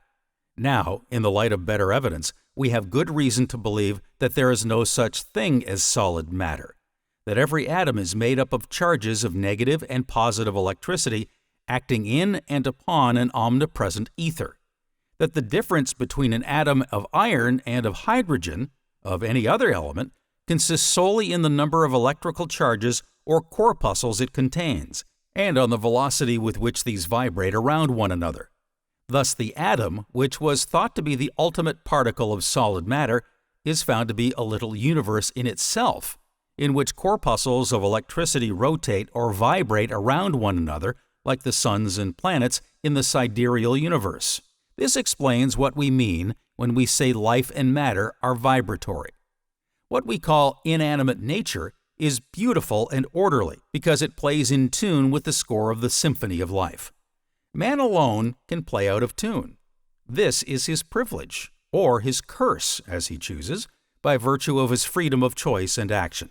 We can now better understand the definitions of health and of disease given in the Catechism of Nature Cure as follows. Health is normal and harmonious vibration of the elements and forces composing the human entity on the physical, mental, moral, and spiritual planes of being, in conformity with the constructive principle of nature applied to individual life. Disease is abnormal or inharmonious vibration of the elements and forces composing the human entity on one or more planes of being, in conformity with the destructive principle of nature applied to individual life. The question naturally arising here is, normal or abnormal vibration with what? The answer is that the vibratory conditions of the organism must be in harmony with nature's established harmonic relations in the physical, mental, moral, spiritual, and psychical realms of human life and action. Mental medicine. In the Law of Mental Medicine, Thompson J. Hudson says, like all the laws of nature, the law of mental medicine is universal in its application, and like all the others, it is simple and easily comprehended. Granted that there is an intelligence that controls the functions of the body in health, it follows that it is the same power or energy that fails in case of disease. Failing, it requires assistance, and that is what all therapeutic agencies aim to accomplish. No intelligent physician of any school claims to be able to do more than to assist nature, to restore normal conditions of the body. That it is a mental energy that thus requires assistance, no one denies.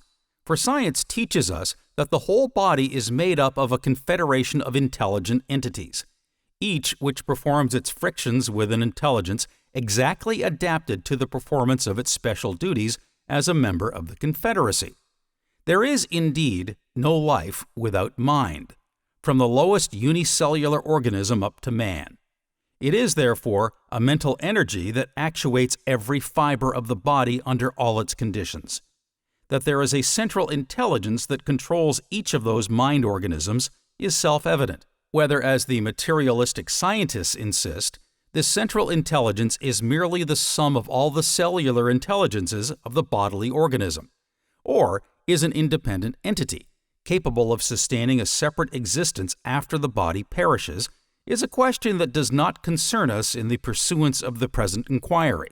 It is sufficient for us to know that such an intelligence exists, and that, for the time being, it is the controlling energy that normally regulates the action of the myriad cells of which the body is composed.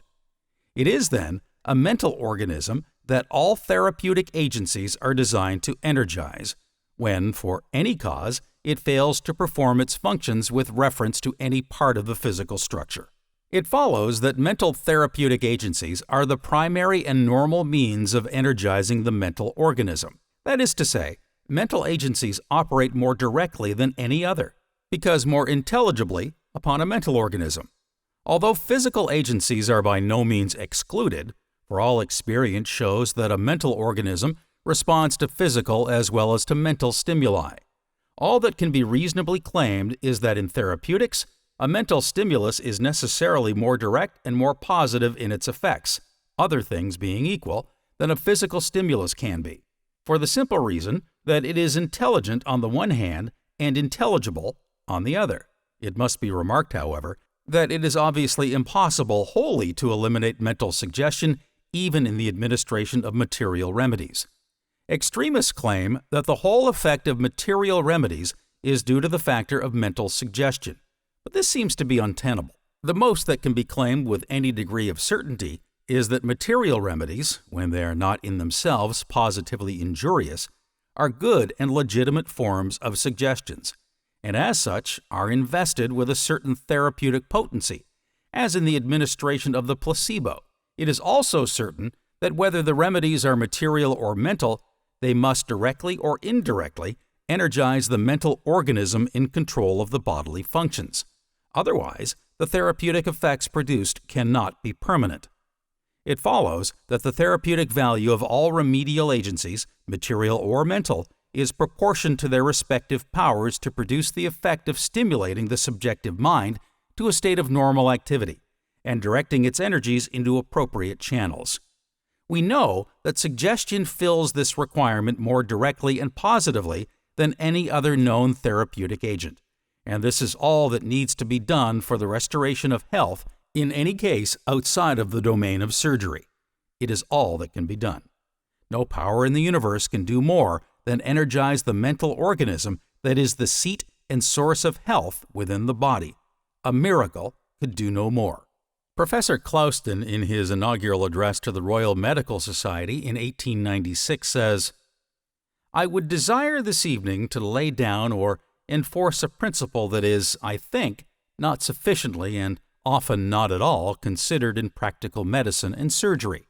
It is founded on a physiological basis, and it is of the highest practical importance. The principle is that the brain cortex, and especially the mental cortex, has such a position in the economy that it has to be reckoned with more or less as a factor for good or evil in all diseases of every organ, in all operations, and in all injuries.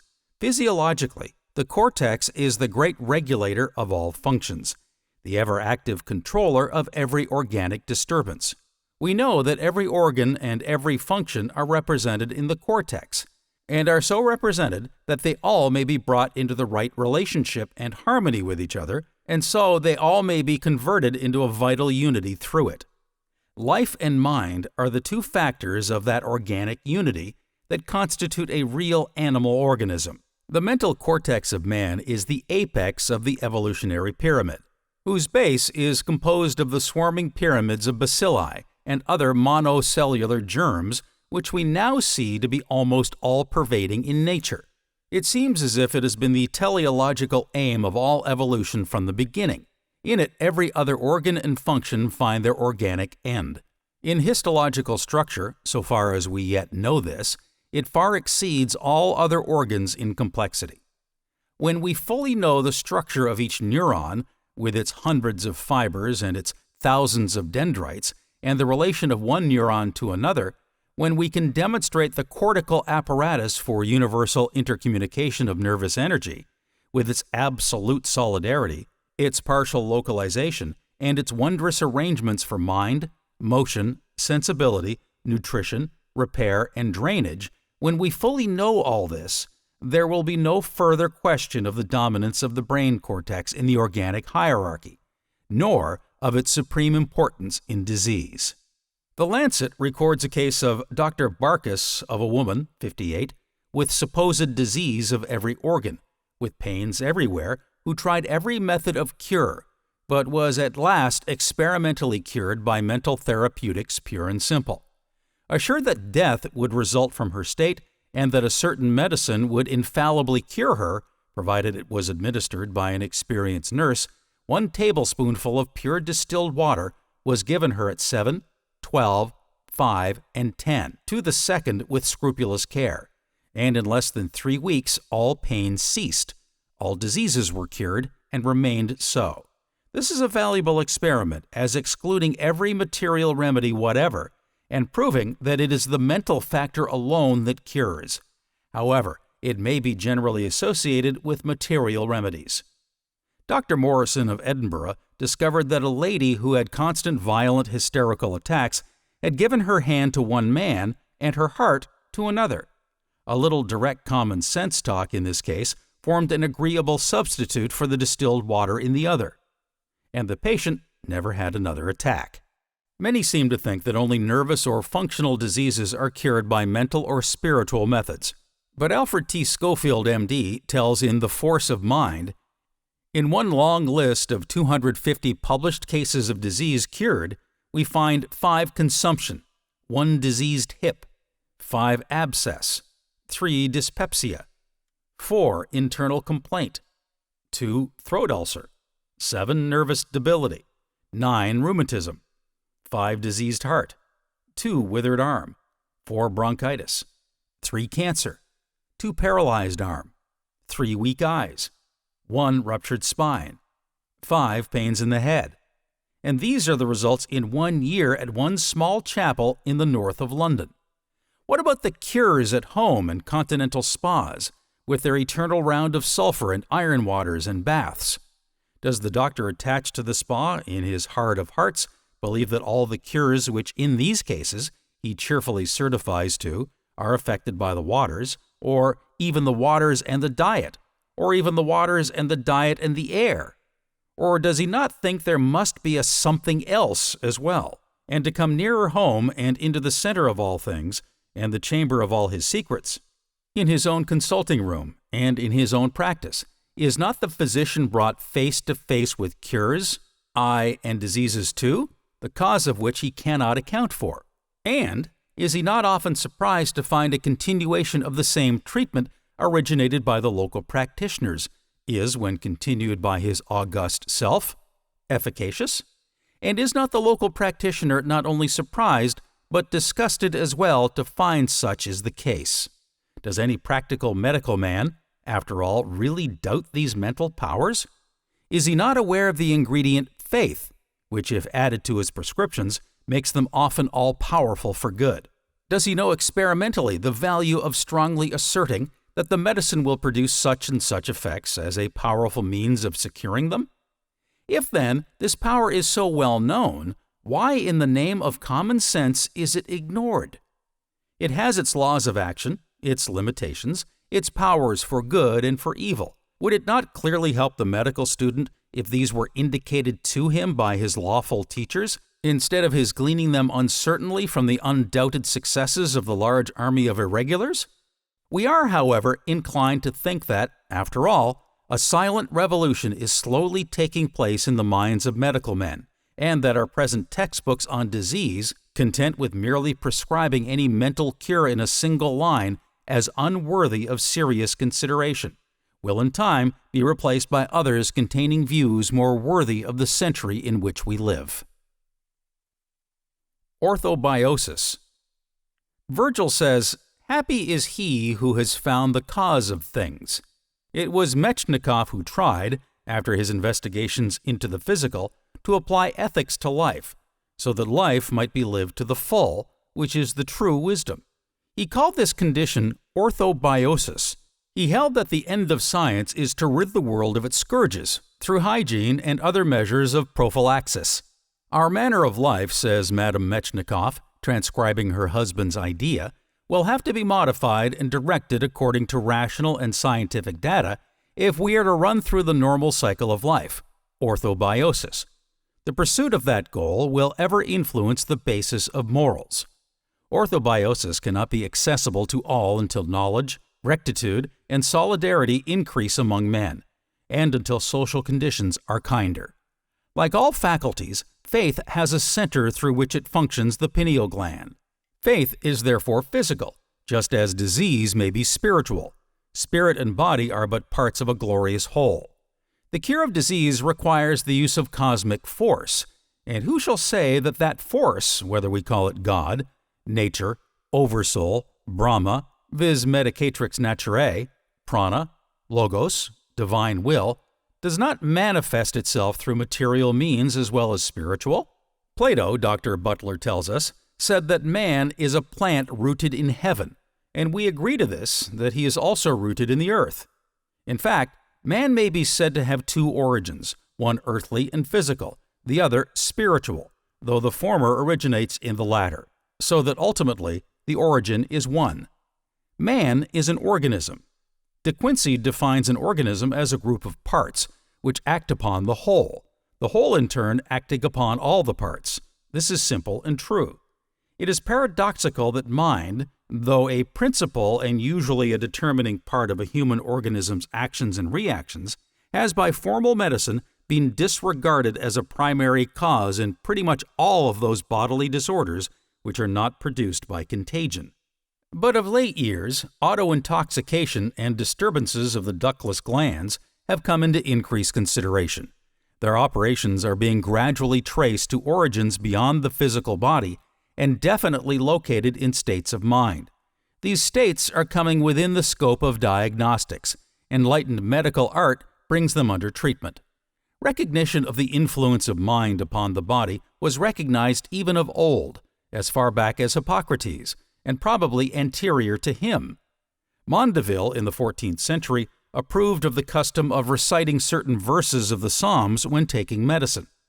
Nor was he averse to pilgrimages undertaken in search of health. He held that no harm could be done, while the potentialities of good were great. The value of the physical exercise in going on a pilgrimage, usually on foot, with most of the time spent in the open air, need scarcely be pointed out. Many a cure of lethargy and obesity in the Middle Ages and after owed its efficacy to the insistence of famous physicians that the patients, no matter how wealthy or high-born, were to come from their dwellings on foot, in all humility, refusing to extend treatment otherwise.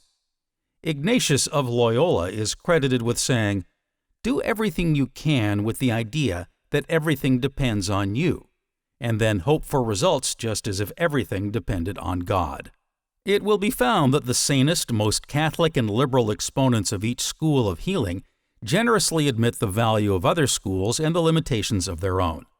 The responsible healer of the future, who truly respects his honorable calling, will employ all beneficial, constructive agencies at the disposal of science.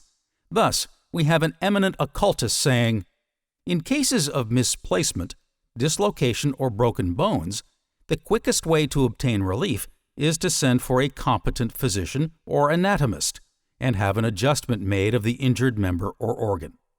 In cases of disruptions of blood vessels or muscles, a surgeon's aid should be immediately sought, not because mind is unable to cure any or all of these cases, but because of the fact that at the present time, even among educated people, mind is many times impotent through misuse or non-use. Mental treatment should follow these physical treatments in order to obviate unnecessary suffering and to obtain rapid recovery. We cannot do better than to quote Sir William Osler, B.T., M.D., F.R.S.X. The salvation of science lies in a recognition of a new philosophy, the scientia scientinarum, of which Plato speaks. Now, when all these studies reach the point of intercommunion and connection with one another, and come to be considered in their mutual affinities, then, I think, and not till then, will the pursuit of them have a value. The old humanities and the new science. Scientists assume there is one substance only, and therefore their deduced science is the science of that substance, and none other. And yet they are confronted with the fact that their one substance is differentiated, and that when they come to the finest degree thereof, as for instance bioplasm, we are brought face to face with the operation of higher laws than they are familiar with, or can adequately explain. Many scientists, however, with a broader view, are beginning to glimpse a fourth dimension, and recognize the fact that there may be degrees of matter which are utterly beyond their chemical tests and microscopic lens. But a new day is dawning. The telephone, the telegraph, and the wireless are now coming into general use, and it is now possible to make use of every avenue of information and knowledge. It is therefore but a question of time when the sick will have the benefit of all that is known in the art of healing. The physician frequently loses his patient because he refuses to recognize the spiritual nature of the patient, and that because of his spiritual nature, there are certain fundamental laws governing in the spiritual world, and that these laws continue to operate whether he recognizes them or not. And the metaphysician frequently loses his patient because he refuses to recognize that the body of the patient is the material manifestation of the spirit within, and that the condition of the body is but an expression of the spirit. But all of this iconoclasm is but the result of a certain conservatism, which is both human and natural. With the wisdom which the years are bringing, there will soon be no one who cannot see that the germ is not only the cause of the disease, but the result of the disease. That bacteria is the result of impure water, not the cause of impure water, and so with everything else. What we can see, handle, or touch are never causes, but always effects. And if it is our purpose to simply substitute one form of distress for another, we shall continue to deal with effects and effects only. But if it is our purpose to bring about a remedy, we shall seek the cause by which alone every effect is brought into existence, and this cause will never be found in the world of effects. In the new era, abnormal mental and emotional conditions will be immediately detected and corrected. Tissue in process of destruction will be eliminated or reconstructed by the constructive methods at the disposal of the physician. Abnormal lesions will be corrected by manipulative treatment. But above and beyond all of this will be the primary and essential idea, the idea upon which all results will depend, and that is that no inharmonious or destructive thought shall be allowed to reach the patient, that every thought for him or about him shall be constructive. For every physician, every nurse, every attendant, every relative will eventually come to know that thoughts are spiritual things, which are ever seeking manifestation, and that as soon as they find fertile soil, they begin to germinate. Not all thoughts find expression in the objective world, and especially in the health and environment of the patient. This is because not all patients are responsive, but when the patient finds that these invisible guests come laden with precious gifts, they will be given a royal welcome. This welcome will be subconscious, because the thoughts of others are received subconsciously. The conscious mind receives thought only through the organs of perception, which are its method of contact with the objective world, which are the five senses: seeing, hearing, feeling, tasting, and smelling. Subconscious thought is received by any organ of the body affected, and think of the mechanism which has been provided and which can and does objectify the thought received. First, the millions of cell chemists ready and waiting to carry out all instructions received. Next, the complete system of communication consisting of the vast sympathetic nervous system reaching every fiber of the being and ready to respond to the slightest emotion of joy or fear, of hope or despair, of courage or impotence. Next, the complete manufacturing plant consisting of a series of glands wherein are manufactured all the secretions necessary for the use of the chemists in carrying out the instructions which have been given. Then, there is the complete digestive tract, wherein food, water, and air are converted into blood, bone, skin, hair, and nails. Then there is the supply department, which constantly sends a supply of oxygen, nitrogen, and ether into every part of the being. And the wonder of it all is that this ether holds in solution everything necessary for the use of the chemist. For the ether holds in pure form, and food, water, and air in the secondary form, every element necessary for the use of the chemist in the production of a perfect man. Why then do not these chemists produce a perfect specimen of manhood? The reply is simple. The prescriptions, which consist of thoughts received by the subconscious, call for nothing of the kind. In fact, they usually call for exactly the reverse. The subconscious is also provided with a complete equipment for the elimination of waste and useless material, as well as a complete repair department. In addition to this, there is a complete system of wireless, whereby it is connected with every other subconscious entity in existence. We are not usually conscious of the operation of this wireless, but the same thing is true concerning the operation of the Marconi system. There may be messages of all kinds, all about us, but unless we make use of an amplifier, we receive no message. And so with our subconscious wireless. Unless we try to coordinate the conscious and the subconscious, we fail to realize that the subconscious is constantly receiving messages of some kind and just as constantly objectifying the messages in our life and environment. This, then, is the mechanism devised and planned by the Creator Himself, and it has been placed under the supervision of the subconscious instead of the conscious mind. But let us not forget that the subconscious mind, with all of its wonderful mechanism, can be controlled and dominated by the conscious mind when it becomes attuned to the universal mind, where all that is, or ever was, or ever shall be, is held in solution, waiting to come forth and manifest in form. Every day that is born into the world comes like a burst of music, and rings itself all the day through, and thou shalt make of it a dance, a dirge, or a life march, as thou wilt. Carlyle. Biochemistry.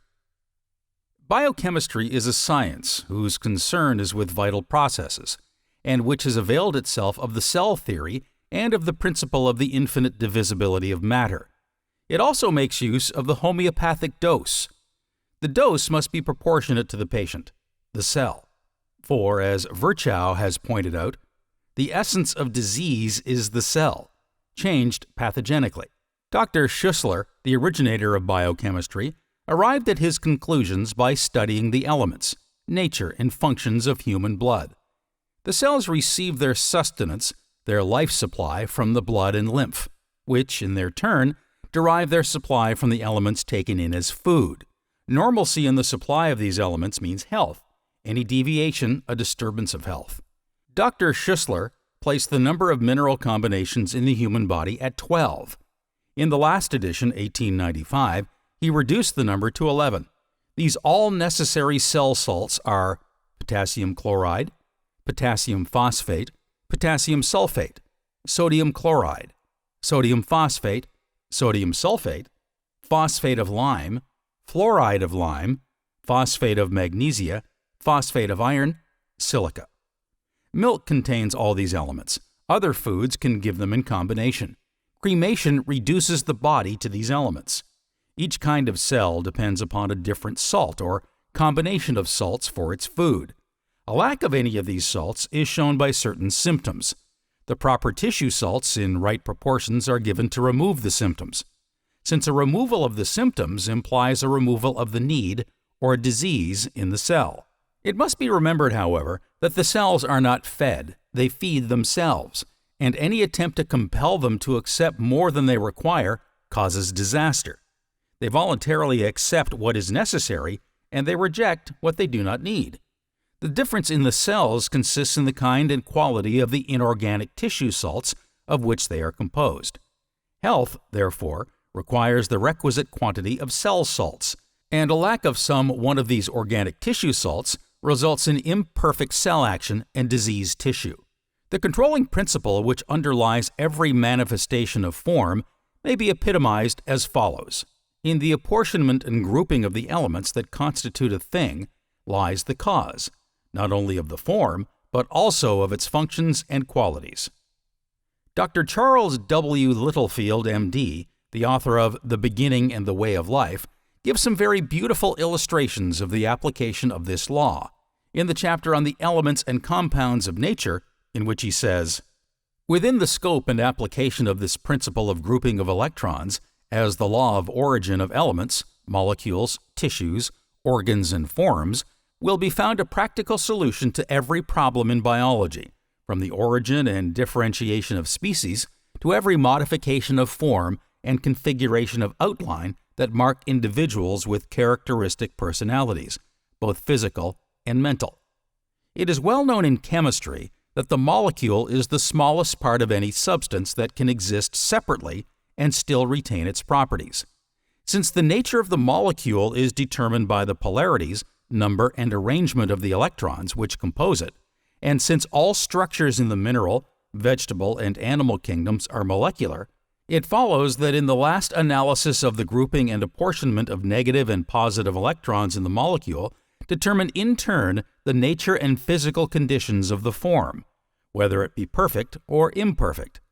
Deformity, personal likes and dislikes, are only questions of being electronically balanced or unbalanced through supply or lack of supply of the forms of molecules that compose the organism. Only the spirit-mind image of man, however, can make this grouping of molecules for the perfecting of a human form. To bring humanity to a state of primitive perfection, therefore, not only must the same material, prepared in the same manner, be supplied, but the environment of forces must be the same as those employed by the creative spirit in the beginning. Since then, we are able to trace every elemental form of matter back to some definite grouping of negative and positive electrons. That is, through varying numbers and arrangements of these. And since we find life manifesting through various forms as determined by different molecular groupings, by law of composition, and since it is rational to place divine mind behind this physical process, we are justified in assuming that divine mind, images of living things, preceded their physical development. Therefore, in the ultimate science of being, idealism is more probable than materialism. But while mind may thus exist alone there in the realm of cause, here in the realm of phenomena, we always have a psychophysical parallelism, a realism, where everything must be explained by mind and matter, but by neither alone. While the spiritual entity which constitutes the real self may well be assumed to be akin to the Supreme Mind, being a particular mind image thereof in the line of descent, having power of choice and therefore of independent action, it is unquestionably limited, like that of the player by his instrument, by bodily conditions.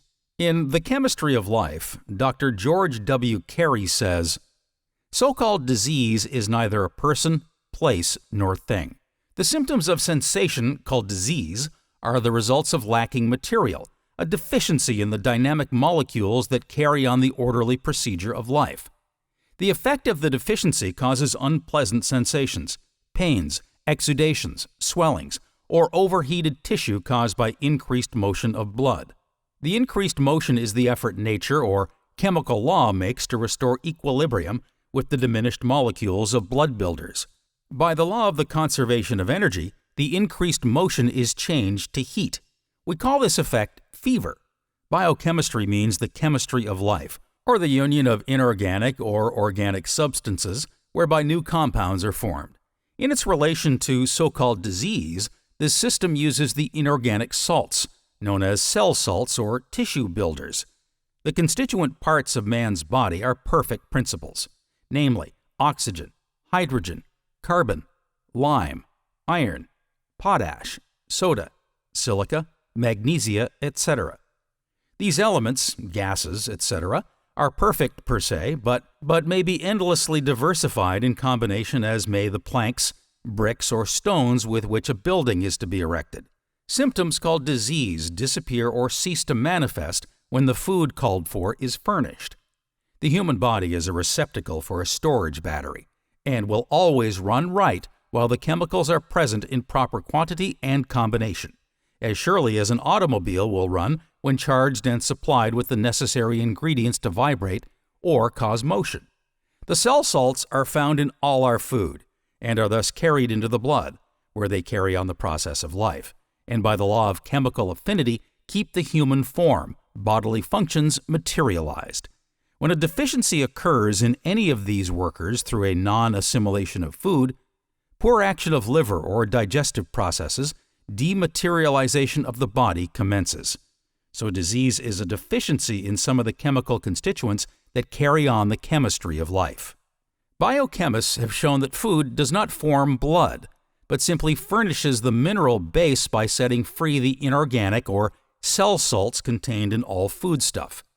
The organic part, oil, fibrin, albumin, etc., contained in food, is burned or digested in the stomach and intestinal tract to furnish motive power to operate the human machine and draw air into lungs, thence into arteries, i.e., air carriers. Therefore, it is clearly proven that air, spirit, unites with the minerals and forms blood, proving that the oil, albumin, etc., found in blood is created every breath. Increase the rate of activity of the brain cells by supplying more of the dynamic molecules of the blood known as mineral or cell salts of lime, potash, sodium, iron, magnesia, silica, and we see mentally truths that we could not sense at lower or natural rates of motion, although the lower rate may manifest ordinary health. Natural man or natural things must be raised from the level of nature to supernatural in order to realize new concepts that lie waiting for recognition. By this regenerative process, millions of dormant cells of the brain are resurrected and set in operation, and then man no longer sees through a glass darkly, but with the eye of spiritual understanding.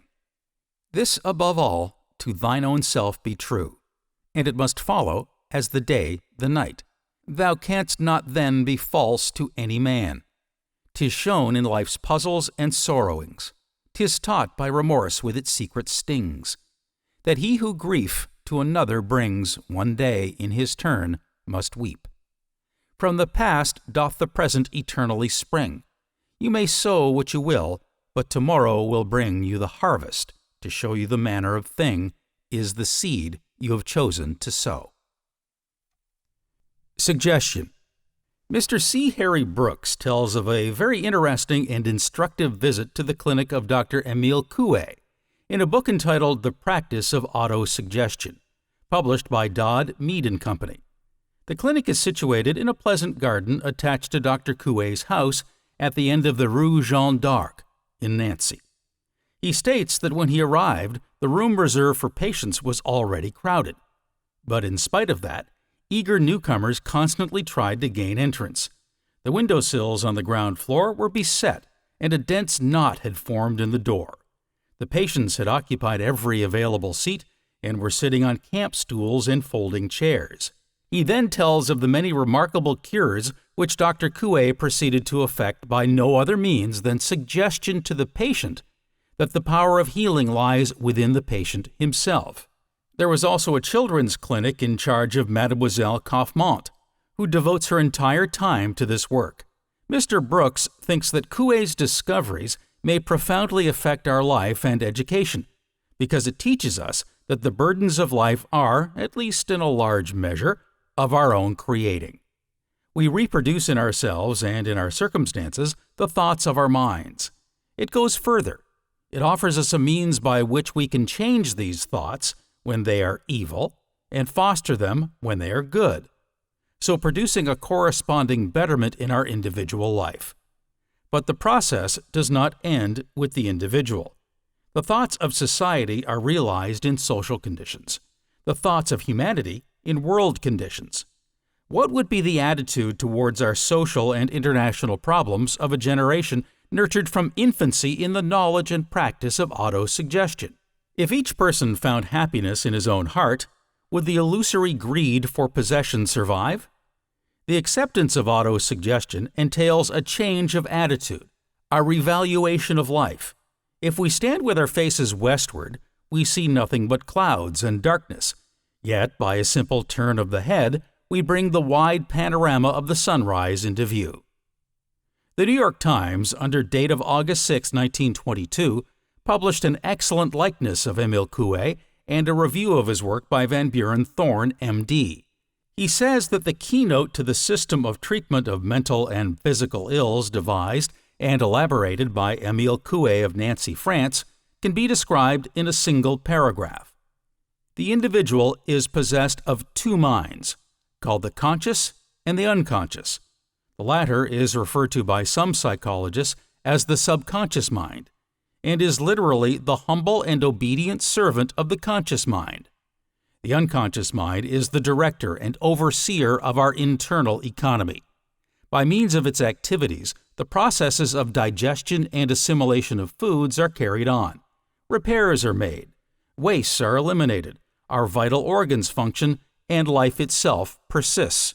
When the thought arises in the conscious mind that extra efforts toward the repair of some deficiency, either physical or mental, are needed, all the individual has to do, in the opinion of Dr. Coué, is audibly to enunciate that thought in the form of a direct suggestion to the unconscious mind, and that humble, obedient servant immediately, and without questioning the dictates of its conscious master, proceeds to obey instructions.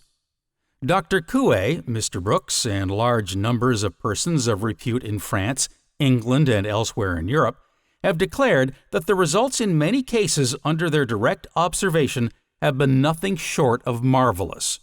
Those who have not witnessed the benefits of this form of treatment, hence may incline to be skeptical, are more likely to give attention to what follows when they are informed of three facts regarding the Nancy practice. First, Dr. Coué has never accepted a penny for his treatments in the many years of his ministration.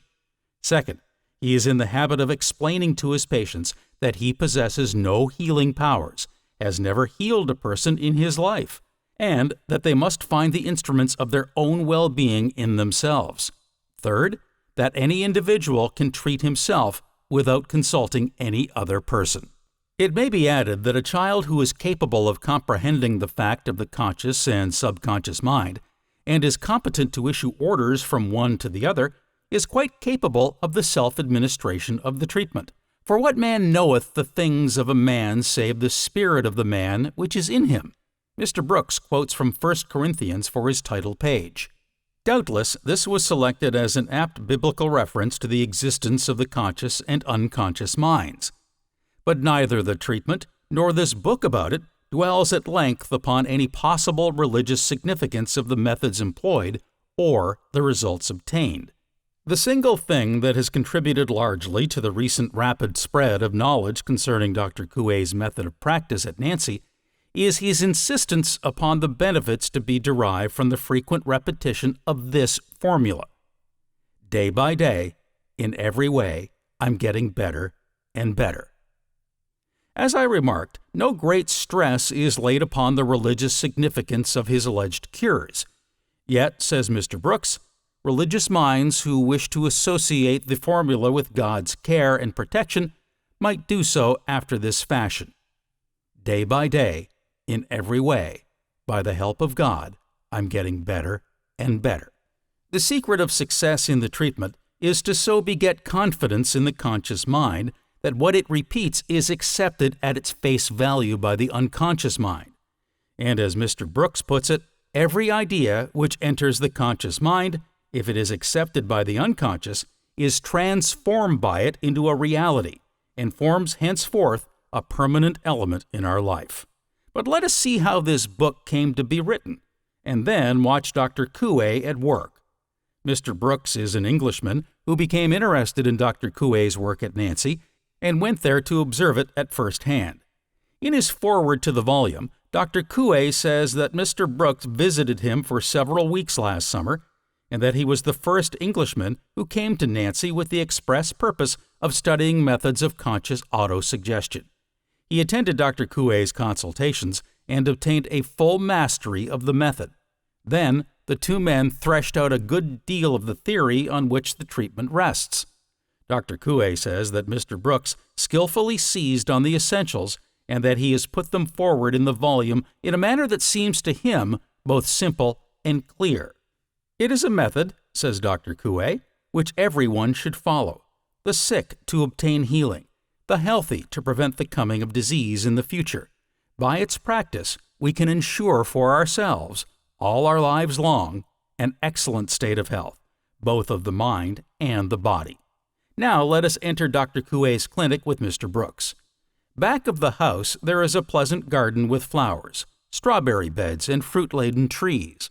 Groups of patients occupy the garden seats. There are 2 brick buildings, the waiting and consultation rooms. These are crowded with patients, men, women, and children. Coué immediately proceeds to his work. Patient number 1 is a man of middle age and frail. He can scarcely walk, and his head, legs, and arms shake with an exaggerated tremor. His daughter supports him. Coué invites him to arise and walk. Aided by a stick, he staggers across the floor a few steps. Coué tells him he is going to get better, and adds, "You have been sowing bad seed in your unconscious. Now you will sow good seed. The power by which you have produced such ill effects will in the future produce equally good ones." "Madam," he tells a woman who breaks into a torrent of complaint, "you think too much about your ailments, and in thinking of them, you create fresh ones." He tells a girl with headaches, a youth with inflamed eyes, and a laborer with varicose veins that autosuggestion should bring complete relief. He comes to a neurasthenic girl who is making her 3rd visit to the clinic and who has been practicing the method at home for 10 days. She says she is getting better. She can now eat heartily, sleep soundly, and is beginning to enjoy life. A big peasant, formerly a blacksmith, next engages his attention. He says he has not been able to raise his right arm above the level of his shoulder for nearly 10 years. Coué predicts a complete cure. For 40 minutes, he keeps on with the interrogation of patients. Then, he pays attention to those who have come to tell him of the benefits they have received. Here is a woman who has had a painful swelling in her breast, diagnosed by the doctor, in Coué's opinion, wrongly, as cancerous. She says that with 3 weeks' treatment, she has completely recovered. Another has overcome her anemia and has gained 9 pounds in weight. A third says he has been cured of varicose ulcer, while a fourth, a lifelong stammerer, announces a complete cure in 1 sitting. Coué now turns to the former blacksmith and says, "For 10 years, you have been thinking that you could not lift your arm above your shoulder. Consequently, you have not been able to do so. For whatever we think becomes true for us. Now think, I can lift it." The man looks doubtful, says half-heartedly, "I can't," makes an effort, and says it hurts. "Keep it up," Coué commands in a tone of authority, "and think I can. I can." Close your eyes and repeat with me as fast as you can. "Ça passe. Ça passe." After half a minute of this, Coué says, "Now, think well that you can lift your arm." "I can," says the man with conviction, and proceeds to raise it to full height, where he holds it in triumph for all to see. "My friend," observes Dr. Coué quietly, "you are cured." "It is marvelous," says the bewildered blacksmith. "I believe it." "Prove it," says Coué, "by hitting me on the shoulder," whereupon the blows fall in regular sequence. "Enough," cautions Coué, wincing from the sledgehammer blows. "Now you can go back to your anvil."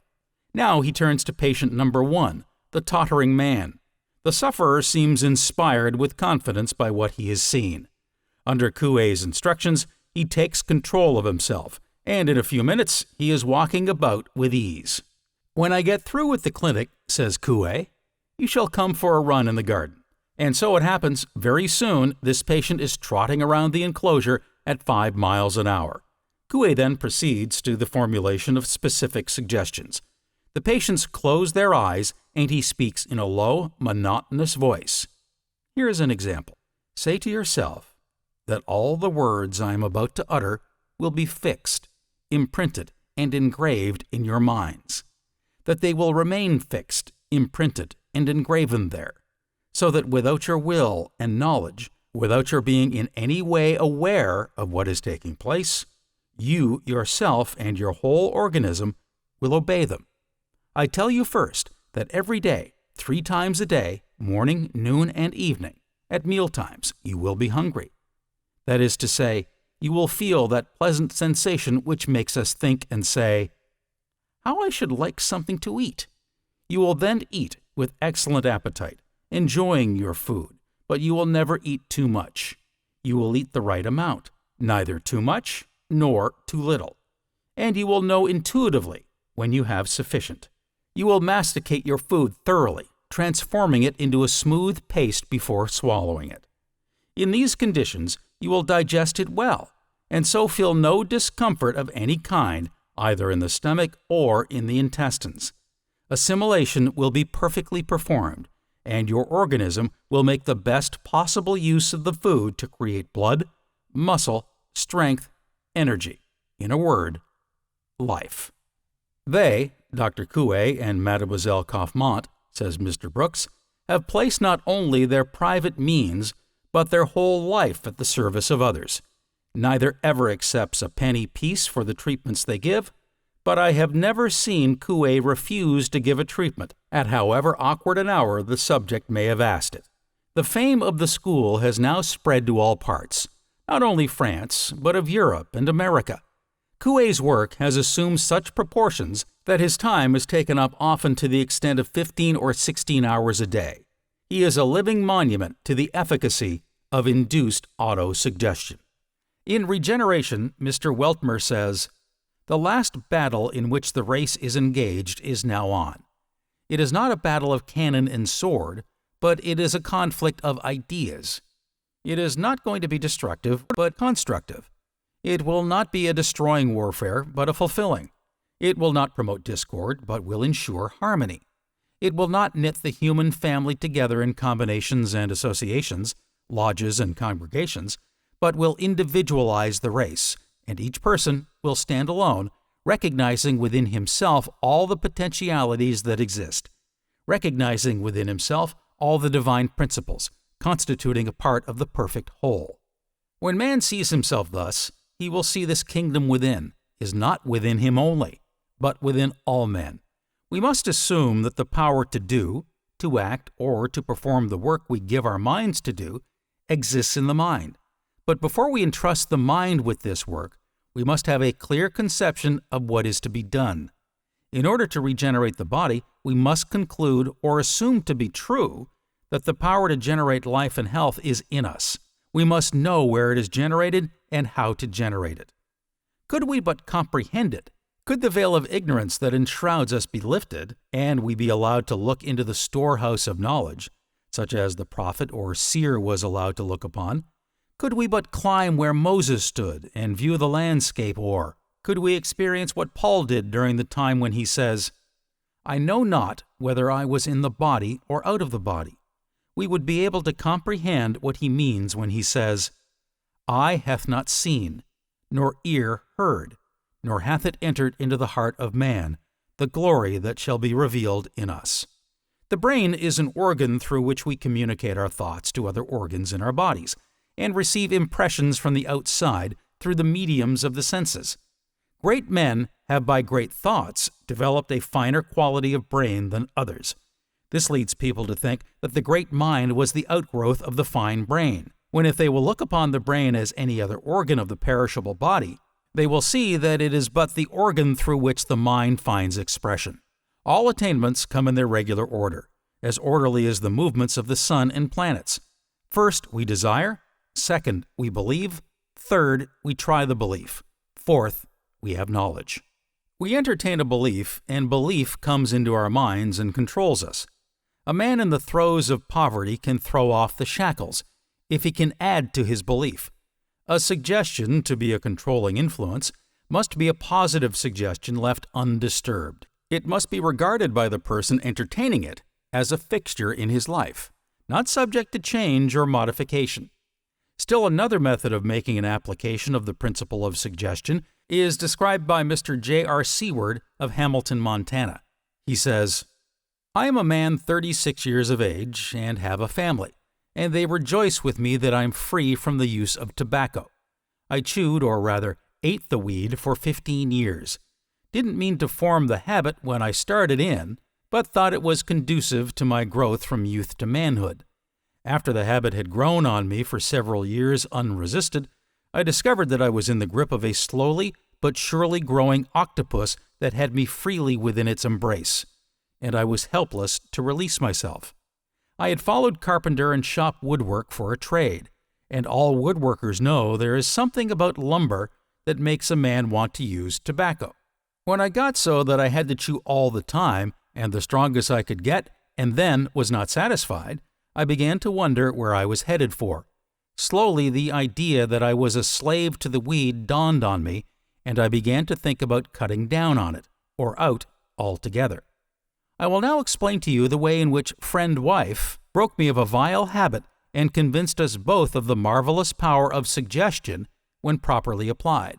At about the time that I struck bottom, there came to my notice some literature telling of the power of directed thought, and I became interested in the study of that, and also in some inspirational literature which later came to my notice. I was rather skeptical at first, but as I read and thought and commenced to look for proof in the events of our daily lives and in our environment, the truth commenced to dawn upon me. I began to see and know that life manifestations were fed from within and grew from within, and if the within be in a state of decay, it invariably showed without. In fact, I know now that the man of Galilee said something when he said, "As a man thinketh in his heart, so is he." If he thinks himself a slave to tobacco or other obnoxious habits, so is he. He must think himself free to remain free, once he has gained freedom. But to think oneself away from a habit that clings as close as thought itself is a hard matter unaided. At the time we tried suggestion for the elimination of my tobacco habit, I slept in one bedroom with one of the children, and my wife slept in another bedroom with our then youngest boy, about 8 months old. As often is the case, she had to be up at times during the night to wait on the baby, and it was at those times that she gave me mental treatments while I was asleep. It isn't necessary to be in the same room, though it is all right if it happens to be the case. While I was sleeping, she would visualize herself or mentally project herself as though she was standing or kneeling beside my bed and speaking to me. Her suggestions were of a constructive and positive nature rather than of negative. It went something like this. You are now desiring freedom from the tobacco habit. You are free and desire and enjoy mastery more than indulgence. Tomorrow, you will want only about half the normal amount of tobacco, and each day it will be less until you are free within a week, and shall never have any more craving for tobacco. You are master and free. She made the above suggestion in substance to me each time that she was awake during the night, and I do pledge on oath that within 6 days from the time she started treatment, I had completely quit craving tobacco and quit using it. That has been several months ago, and today I am more master of my habits of thought and word and deed than ever before in my life. I have changed from an underweight, nervous wreck to a full-weight, healthful, strong, energetic, and clear-thinking man, and everyone who knew me remarks how differently I look and act and seem. Since that time, I have followed the study and the practice of constructive and directed thinking. You know that in wireless telegraphy or telephony, they use an instrument called the tuning coil that vibrates in harmony with an electrical wave or vibration of a certain length. It is in tune with that particular tune of wave, and consequently, they are in harmony and allow the vibration to go on to the other receiving instrument unhindered. Yet, there may be other wireless vibrations of a higher or lower tune or key passing at the same time. Yet only those in harmony are registered by the receiver. Now, our minds are just about the same way, only we regulate our tuning coil by our willpower. We can tune our minds to low vibration thoughts, such as the animal impulses of nature, or we can tune them to thoughts of an educational or mental nature, or we can, after some qualifications are met, tune ourselves to receive purely spiritual thought vibrations. This power constitutes the divine power that is given to man. Of course, you will readily see that there never was a primitive hut or modern mansion built without the application of this principle of directed, constructive thinking and visualization. The backbone of salesmanship of all kinds is the understanding and skillful use of suggestion. When cleverly used, it tends to relax one's conscious attention and warm up and quicken the desire until a favorable response is gained. Window displays and counter displays, as well as illustrated advertising, all rely on the power to drive a suggestion into the very center of desire, where it grows to the point of action if in harmony with the thought vibration of the desire. If the desire does not recognize or is not in harmony with the suggestion, it is as seed that has fallen upon stony ground and is without harvest of action. Thought and action do produce material results, as is easily verified in the builder and his plans, the dressmaker and her pattern, or the school and its product, all in harmony with the leading constructive thought. The quality of thought determines the measure of success in life. All truly wise thoughts have been thought already thousands of times, but to make them truly ours, we must think them over again honestly, till they take root in our personal experience. Goethe. Psychoanalysis. Canst thou not minister to a mind diseased? Asked Macbeth of the doctor, but the passage is so strikingly fitting, so prophetically explanatory of psychoanalysis, that it must be given in full. Macbeth. Canst thou not minister to a mind diseased? Pluck from the memory a rooted sorrow, raise out the written troubles of the brain, and with some sweet oblivious antidote, cleanse the stuffed bosom of that perilous stuff, which wait upon the heart. Doctor. Therein the patient must minister to himself. There is hardly a person today exempt from some form of phobia or fear, whose origin may date so far back as to be lost among the shadows of childhood. Hardly a person is free from some aversion or complex whose effects are a matter of daily occurrence, despite the will of the victim. In a sense, the subconsciousness has never forgotten the incident, and still harbors the unpleasant memory of it. The consciousness, however, in an attempt to protect our dignity or vanity, whichever you prefer, may evolve some apparent better reason than the original one. Thus complexes are formed. Brontophobia, or a fear of thunder, was brought about in the case of one patient by hearing a cannon go off very near her when she was a child, a fact which had been forgotten for years. To confess to such a fear, even to oneself, would have been childish, and fear to the somewhat more dignified cause of thunder. Needless to say, it is such disguises of the memories which make difficult the labor of the psychoanalyst to pluck from the memory a rooted sorrow, to raise out the written troubles of the brain, its traumas, or the original shocks. And when we remember that psyche in Greek means not only the mind, but the soul, we can better understand Shakespeare's amazing grasp of psychology when he speaks not only of the mind diseased, but of that perilous stuff which weighs upon the heart. We all have these complexes, in forms ranging from the mild to the severe. Cytophobia, the aversion to certain foods. Claustrophobia, the fear of locked doors, to which the fear of open spaces forms a striking contrast. Stage fright, touching wood and other superstitions. A thorough list would indeed be a very long one. For the greater part, the patient must minister to himself, with the help of the skilled psychoanalyst. In some cases, elaborate processes are needed, and the use of psych meters and other delicate registering devices enlisted. But usually, the procedure is a simple one. The subject of investigation is made comfortable physically and put in a quiet mood. He is then told to utter whatever may come into his mind in connection with his complex, with occasional promptings and questions from the psychoanalyst. Sooner or later, the association of ideas will bring to the surface the original cause or experience which had become rooted, submerged. Very often the mere explanation will suffice to eradicate the obsession.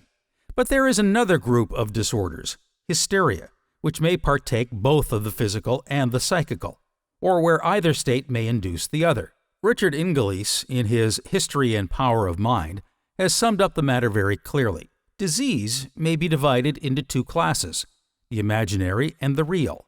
Imaginary disease is a picture held firmly by the objective mind, which causes more or less physical correspondence. This kind of disease is often created in total disregard of the laws governing anatomy or physiology, and is the hardest to cure, because persons possessed of it hold to it so persistently that an entire revision of their mode of thought must be made before it can be cured. It is not at all infrequent to have a patient complain of kidney disease, locating the pain in the organs several inches below the waistline. The spleen is often supposed to be in the right side of the body, and phantom tumors appear and disappear. But all these mental pictures, if held long enough, create matrices or vortices, and draw into them the elements that will bring finally the actual disease that was at first purely imaginary.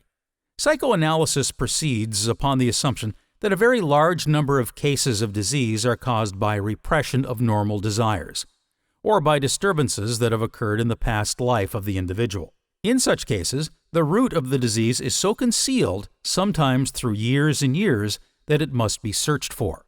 The psychoanalyst is enabled to locate such difficulties through dreams, or rather through the interpretation of dreams, or by questioning the patient concerning his past life. The well-trained analyst must of necessity secure the friendly confidence of the patient to such an extent that the latter will not hesitate to reveal any experience, no matter how intimate. As soon as the patient has been led to remember a particular experience, he is encouraged to talk about it in detail, and thus it is brought up from subconsciousness.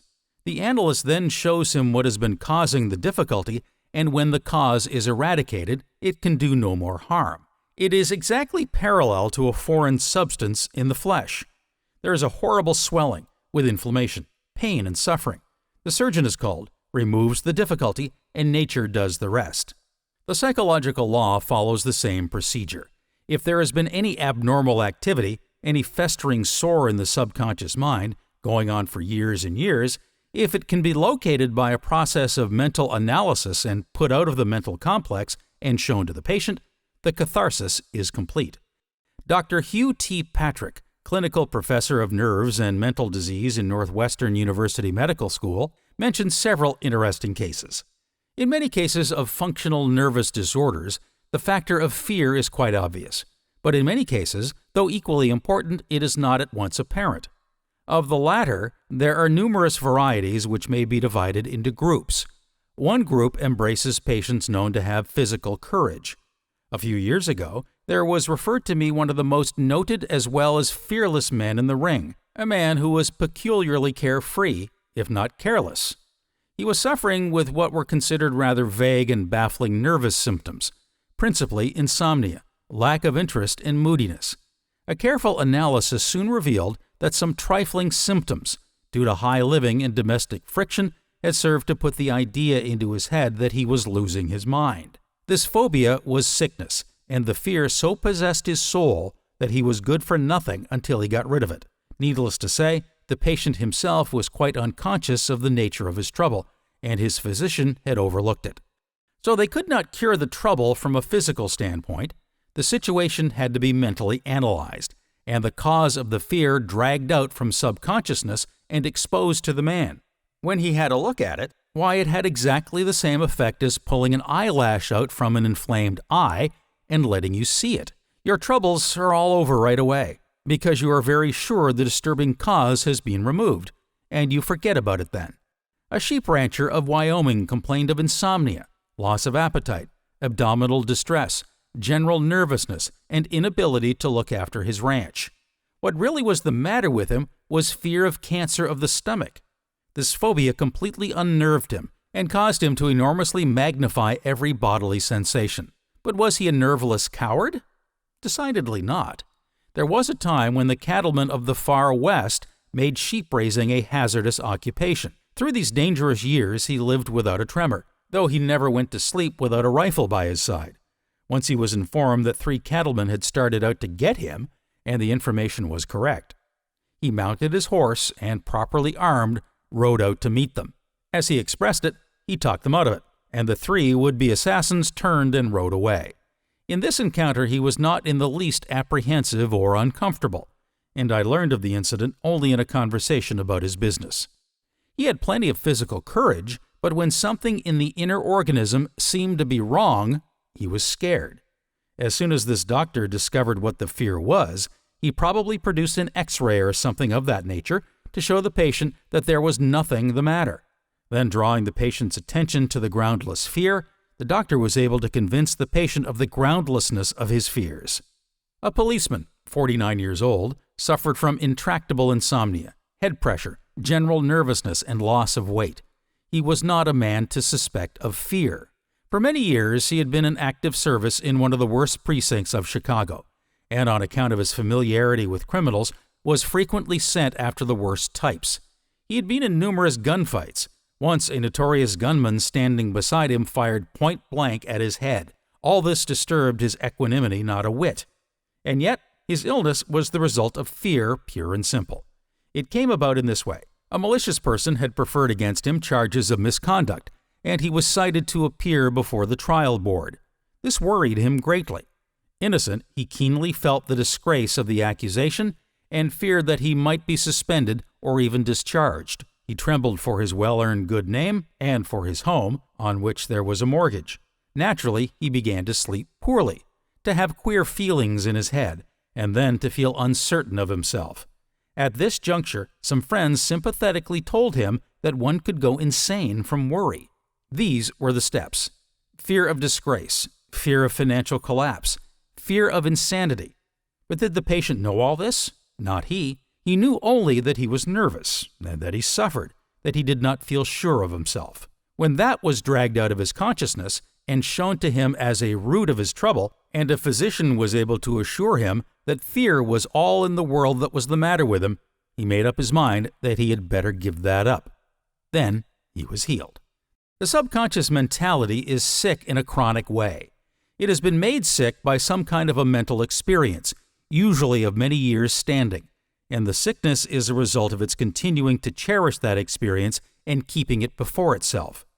This constitutes what is technically called a running sore in the subconscious, that is, mentally, not physically. A woman had suffered from general debility for a number of years and had been unable to secure relief. The psychologist began to probe to see what the trouble was.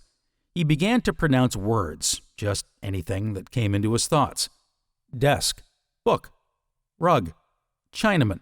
When he pronounced the word Chinaman, the woman appeared startled, and he asked what the word Chinaman suggested to her and why it startled her.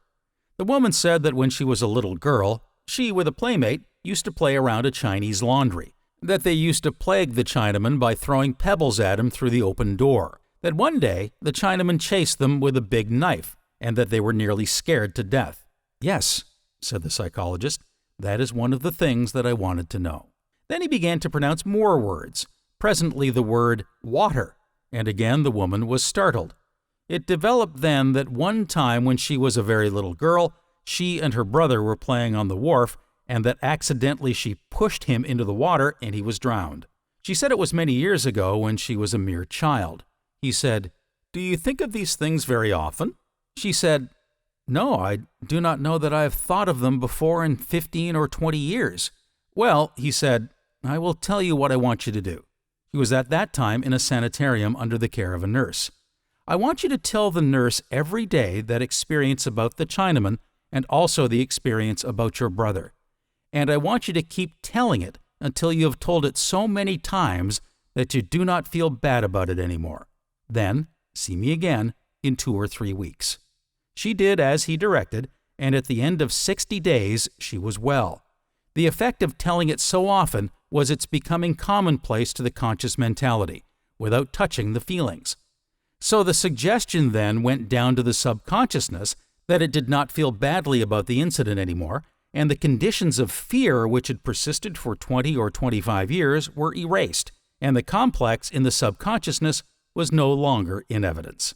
The subconscious mind has perfect memory and is fully equipped at birth. Every child inherits certain characteristics from its ancestors. These are carried in the subconscious mind and brought into play when the life or health of the individual requires them. It is natural to be born without pain, to develop without pain, to live without pain, and to die without pain. This is as natural as it is for a tree to blossom and bear fruit, which at the proper time drops off without distress.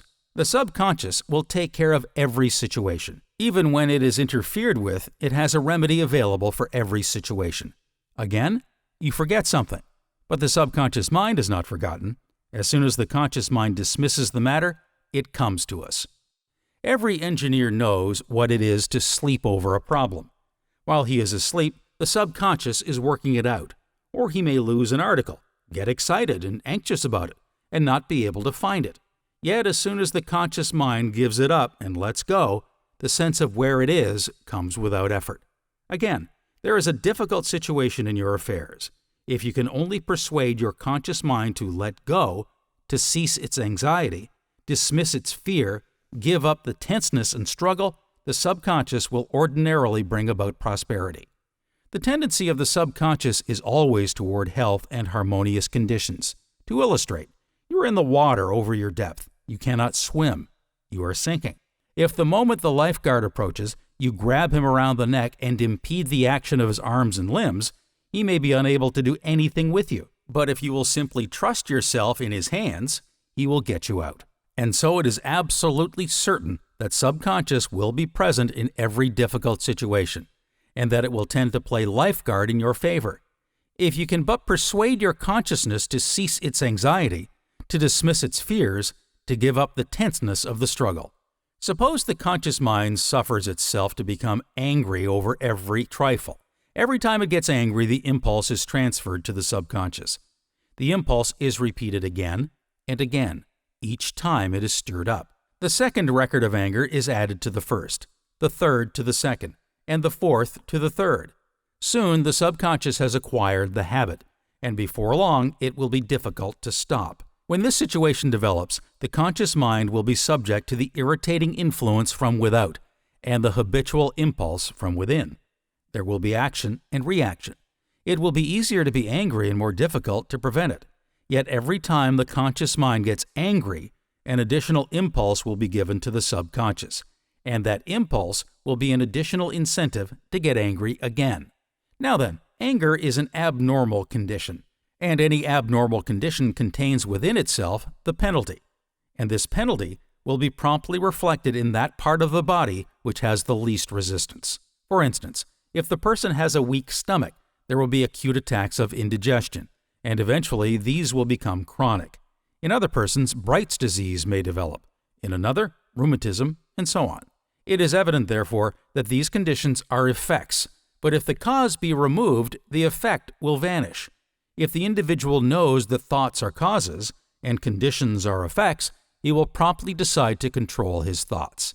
This will tend to erase anger and other bad mental habits.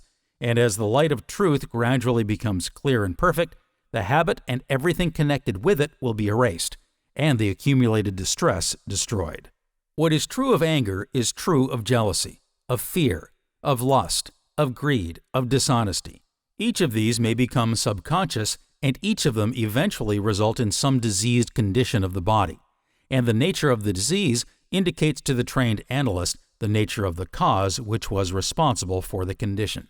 Frederick Pierce tells us in Our Unconscious Mind, "It is a matter of common observation that everyone is in greater or less degree suggestible. The reaction to suggestion may be either positive or negative, either an acceptance or heightened resistance. In this we see a censorship. An epidemic of a certain type of crime shows, on the part of the perpetrators, imitative response to suggestion implanted both by the elaborate descriptive accounts in the newspapers and by the great amount of discussion of the outrages heard on all sides. Primitive effects of great intensity are aroused. They break through the primary cultural censorship, which is weak in the criminally disposed person, accumulate energy by being dwelt on in consciousness, and finally becoming sufficiently strong to surmount all fear of punishment and to control the conduct. The remainder of the social group, having a higher cultural censorship, reacts to the same suggestion negatively, and discharges the energy of whatever primitive effects have been aroused, in the form of wrath and the desire for punishment of the criminals. In this connection, it is interesting to note that one often hears the desire for vengeance expressed in terms of much greater primitive violence than the crime itself actually showed. Psychoanalysts hold that this is a method by which the individual is reinforcing his own none too strong censorship of his unconscious. Mind in itself is believed to be a subtle form of static energy, from which rises the activities called thought, which is the dynamic phase of mind.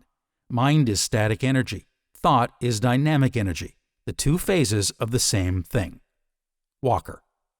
Tradition whispers that in the sky is a bird, blue as the sky itself, which brings to its finders happiness. But everyone cannot see it, for mortal eyes are prone to be blinded by the glitter of wealth, fame, and position, and deceived by the mocking will-o'-the-wisp of empty honors. But for the fortunate ones who seek with open eyes and hearts, With the artlessness, simplicity, and faith which are richest in childhood, there is an undying promise, and to them the bluebird lives and carols, a rejoicing symbol of happiness and contentment unto the end. Psychology. The observation and analysis, knowledge, and classification of the activities of the personal consciousness, consisting of the science of psychology, has been studied in colleges and universities for many years. But this personal or conscious, self-conscious mind does not by any means constitute the whole of the mind. There are some very highly complex and very orderly activities going on within the body of a baby.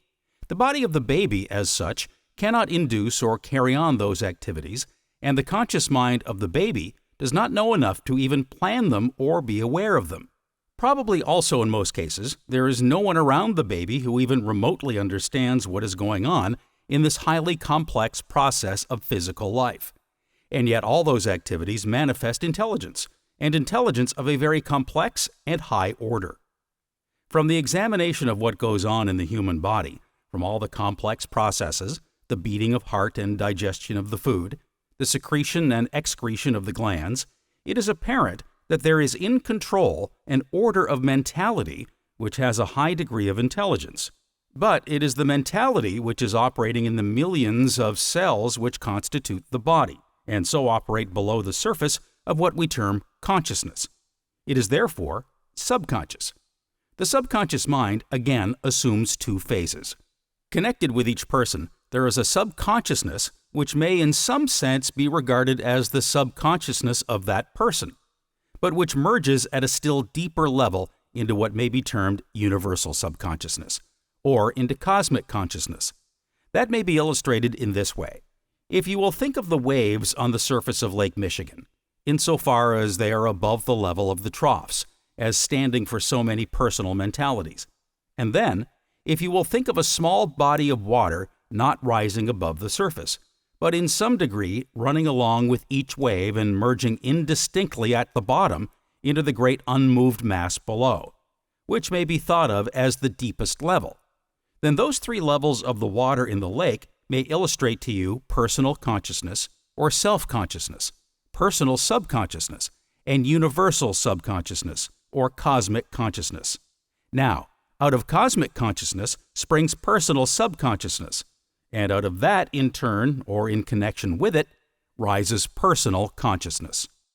At the beginning of the experience of the child, its government is almost wholly from subconsciousness, but as it goes on, it becomes aware, maybe unconsciously, but still in a degree aware of the presence of laws of consciousness which manifest as justice, truthfulness, honesty, purity, liberty, loving kindness, and so on, and begins to relate itself to them and to be governed by them more and more.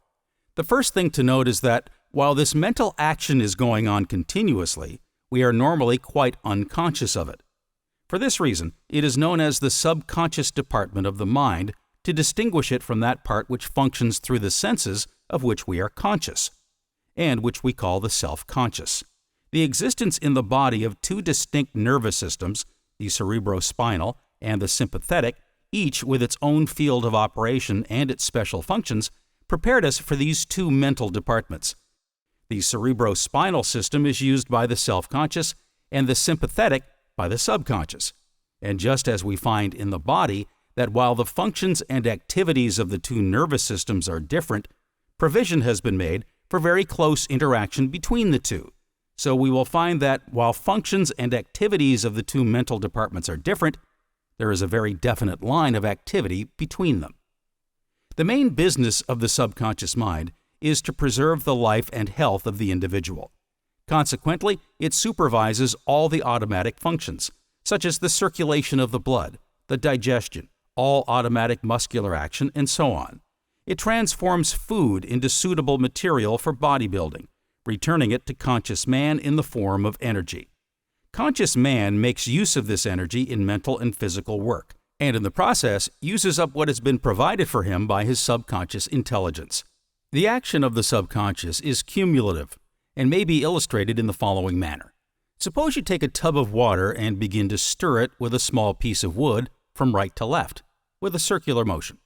At first, you will start only a ripple around the wood. But if you keep the wood in motion with the circular movement, the water will gradually accumulate the strength which you are putting into the wood, and presently you will have the whole tub of water in a whirl. If you were then to drop the piece of wood, the water would carry along the instrument that originally set it in motion. And if you were suddenly to stop the wood while it is still projecting in the water, there would be a strong tendency to not only carry the wood forward, but to take your hand along with it. Now, suppose that after you have the water whirling, you decide that you do not want it to whirl, or think that you would prefer to have it whirl in the other direction, and so try to set it going the other way.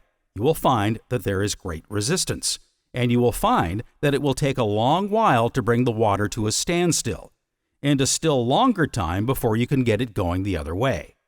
This will illustrate that whatever the conscious mind does repeatedly, the subconscious will accumulate as a habit.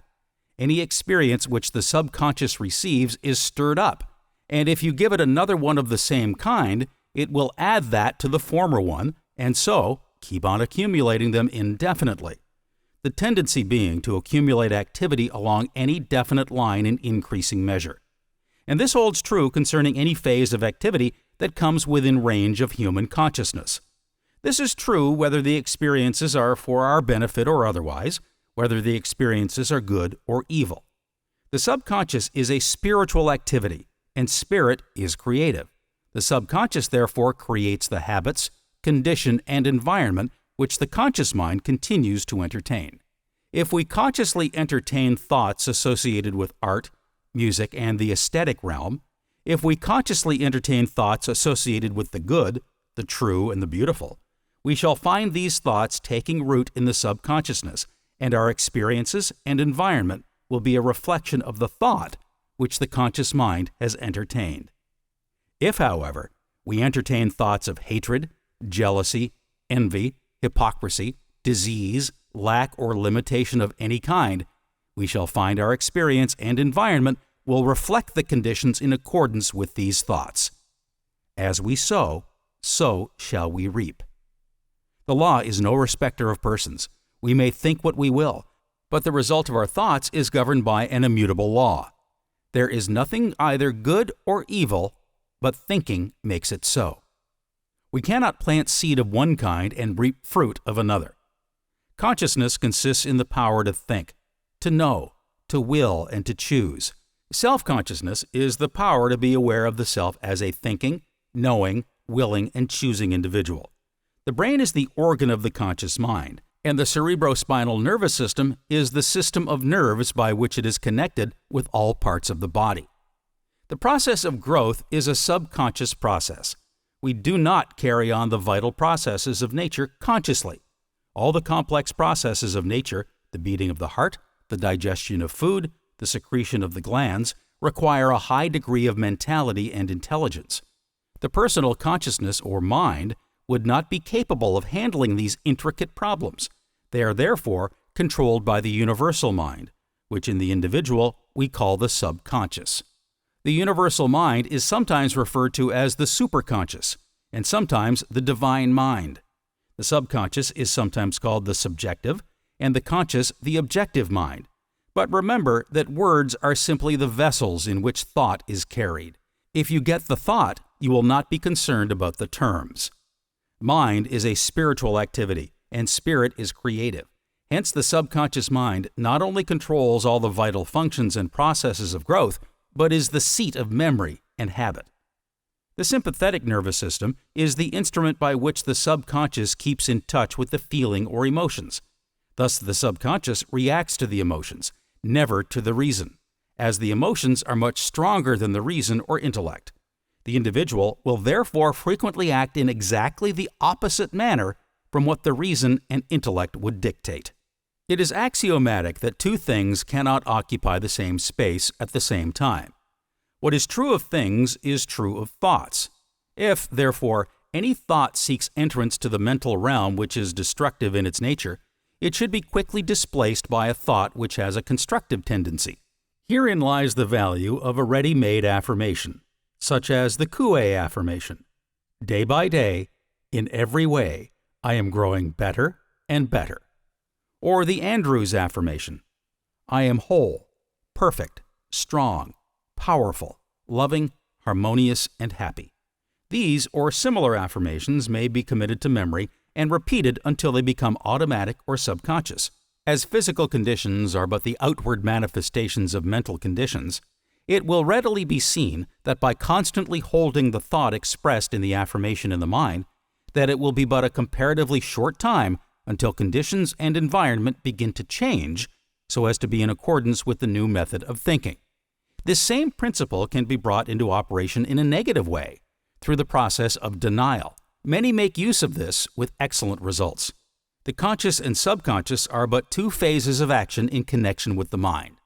The relation of the subconscious to the conscious is quite analogous to that existing between a weather vane and the atmosphere. Just as the least pressure of the atmosphere causes an action on the part of the weather vane, so does the least thought entertained by the conscious mind produce within the subconscious mind action in exact proportion to the depth of feeling characterizing the thought and the intensity with which the thought is indulged.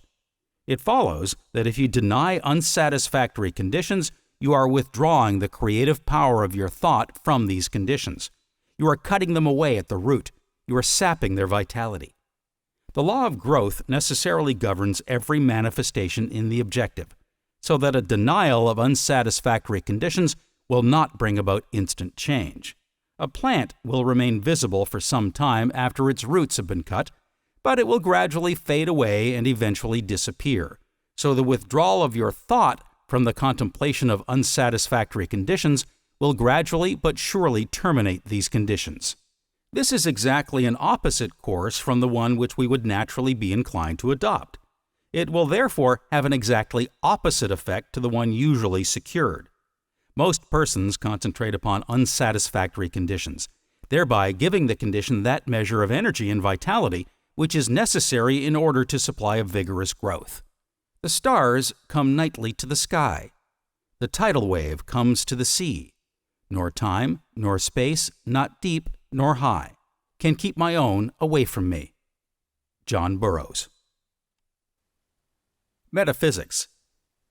Creation consists in the art of combining forces which have an affinity for each other, in the proper proportion. Thus, oxygen and hydrogen combined in the proper proportions produce water. Oxygen and hydrogen are both invisible gases, but water is visible. Germs, however, have life. They must therefore be the product of something which has life or intelligence. Spirit is the only creative principle in the universe, and thought is the only activity which spirit possesses. Therefore, germs must be the result of a mental process. A thought goes forth from the thinker. It meets other thoughts for which it has an affinity. They coalesce and form a nucleus for other similar thoughts. This nucleus sends out calls into the formless energy, wherein all thoughts and all things are held in solution, and soon the thought is clothed in a form in accordance with the character given to it by the thinker.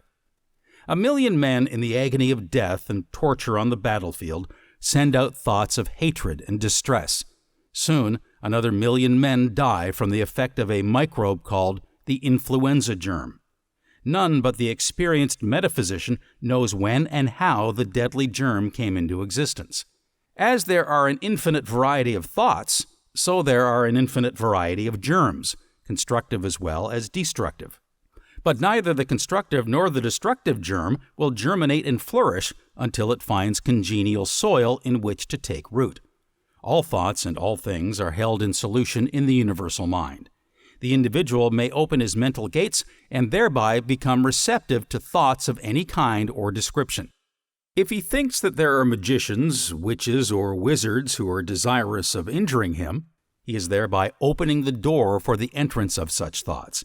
And he will be able to say with Job, "The things I feared have come upon me." If, on the contrary, he thinks that there are those who are desirous of helping him, he thereby opens the door for such help, and he will find that, as thy faith is, so be it unto thee. This is true today, as it was 2,000 years ago.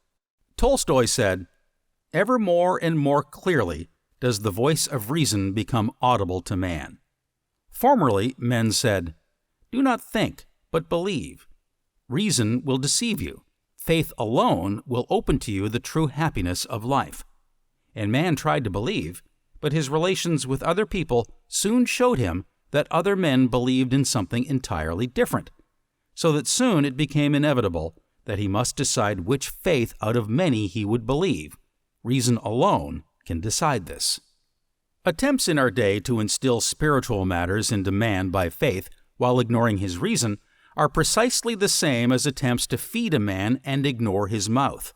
Men's common nature has proven to them that they all have a common knowledge, and men will never more return to their former errors. The voice of the people is the voice of God. It is impossible to drown that voice, because that voice is not the single voice of any one person, but the voice of all rational consciousness of mankind, which is expressed in every separate man. Reason tells man that the universe is a cosmos and is therefore governed by law, so that when we see that some persons secure extraordinary results by mental or spiritual methods, reason tells us that we can all do exactly the same thing, because the law is no respecter of persons, and that this is being done every day, all the time, everywhere, is apparent to everyone who has taken the trouble to ascertain the facts. All manifestations are governed by principles which we recognize as universal laws, and in the manifestation of those laws, we recognize system, order, and harmony. If the infinite is omnipresent, it must encompass and infiltrate all that seems to be matter, and be one with it and inseparable from it. Science teaches that so-called matter exists in a diversity of grades, from its crudest visible form to the most refined and invisible state in an inseparable relationship with spirit, from which it can never be disassociated. The latent or electric power in the gaseous condition of the elements acts through vibration upon all matter in the combinations lower than the gases by induction, raising them also to a fluidic or gaseous condition and enabling them to form new combinations on a higher plane. By the same principle is the mineral raised to the sphere of electricity, magnetism, or light, which of themselves are nothing more than ether in different velocities of vibration. Radioactivity consists in setting in motion certain electric vibrations, which after passing through the ether record themselves on a distant receiver. The whole system depends on the intangible substance known as ether. It is a substance invisible, colorless, odorless, inconceivably rarefied, which fills all space. It fills the space between the earth and the sun and the stars, and it also fills the minute space between the atoms of the densest substance, such as steel. Even when electricity passes through a wire, it is merely a vibration of the ether which circulates between the atoms composing the copper wire. In turn, we have abundant proof of the subjugation of ethereal matter by the still more rarefied sphere of force, which we recognize as psychic force or mind force. Matter thus refined becomes the plastic associate of the mind for the transmission of its forces in the manifestation of its power. That mind does transmit its forces through or by its vibrations, we have proof of in the expression of its power of mind over mind, as in the manifestation of the mind of the hypnotist over his subject through mental suggestion, by which he is enabled to control the entire organism of his subject to such an extent as to suspend the functions of the organs of the body at will. Thus, we see that the subtle or refined elements of matter at the disposal of the mind are subject to his control. Matter in itself has no consciousness or feeling, and is active only when controlled by spirit or mind in accordance with the laws that govern its action. And when active gives forth the manifestation and power of the spirit, mind or intelligence behind it, and acting upon it, and its varied manifestations symbolizes the wisdom or intelligence of the mind of man, or of the infinite mind itself. As the infinite mind rules and governs the universe, so it is ordained for man to rule and govern his living universe, which he has created or evolved, known as the temple of the living God, an abridgment or microcosm of the universe of the infinite. Wisdom is the proper use of knowledge to bring about harmony, happiness, ease, and health. Ignorance is the darkness which the light of truth disperses, which light alone can enable us to understand the priority of mind in the control of matter. The office of metaphysics is to bring man into a true comprehension of his relationship with the world in which he lives, moves, and has his being. and an understanding of how to gain dominion over all which is his rightful heritage. The metaphysician gives the patient nothing which he can see, nothing which he can hear, nothing which he can taste, nothing which he can smell, and nothing which he can feel. It is therefore absolutely impossible for the practitioner to reach the objective brain of the patient in any way whatever. It will be said that he may give a mental suggestion. He may send him a thought. This might be possible if it were not for the fact that we do not consciously receive the thoughts of others except through the medium of the senses. Again, admitting that it might be possible to reach the conscious mind without the aid of any material agency, the conscious or objective mind would not receive it because the objective mind is the mind with which we reason, plan, decide, will, and act.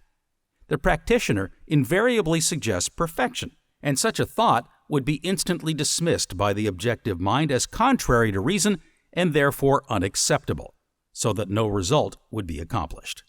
The mind which the metaphysician calls into action is the universal, not the individual.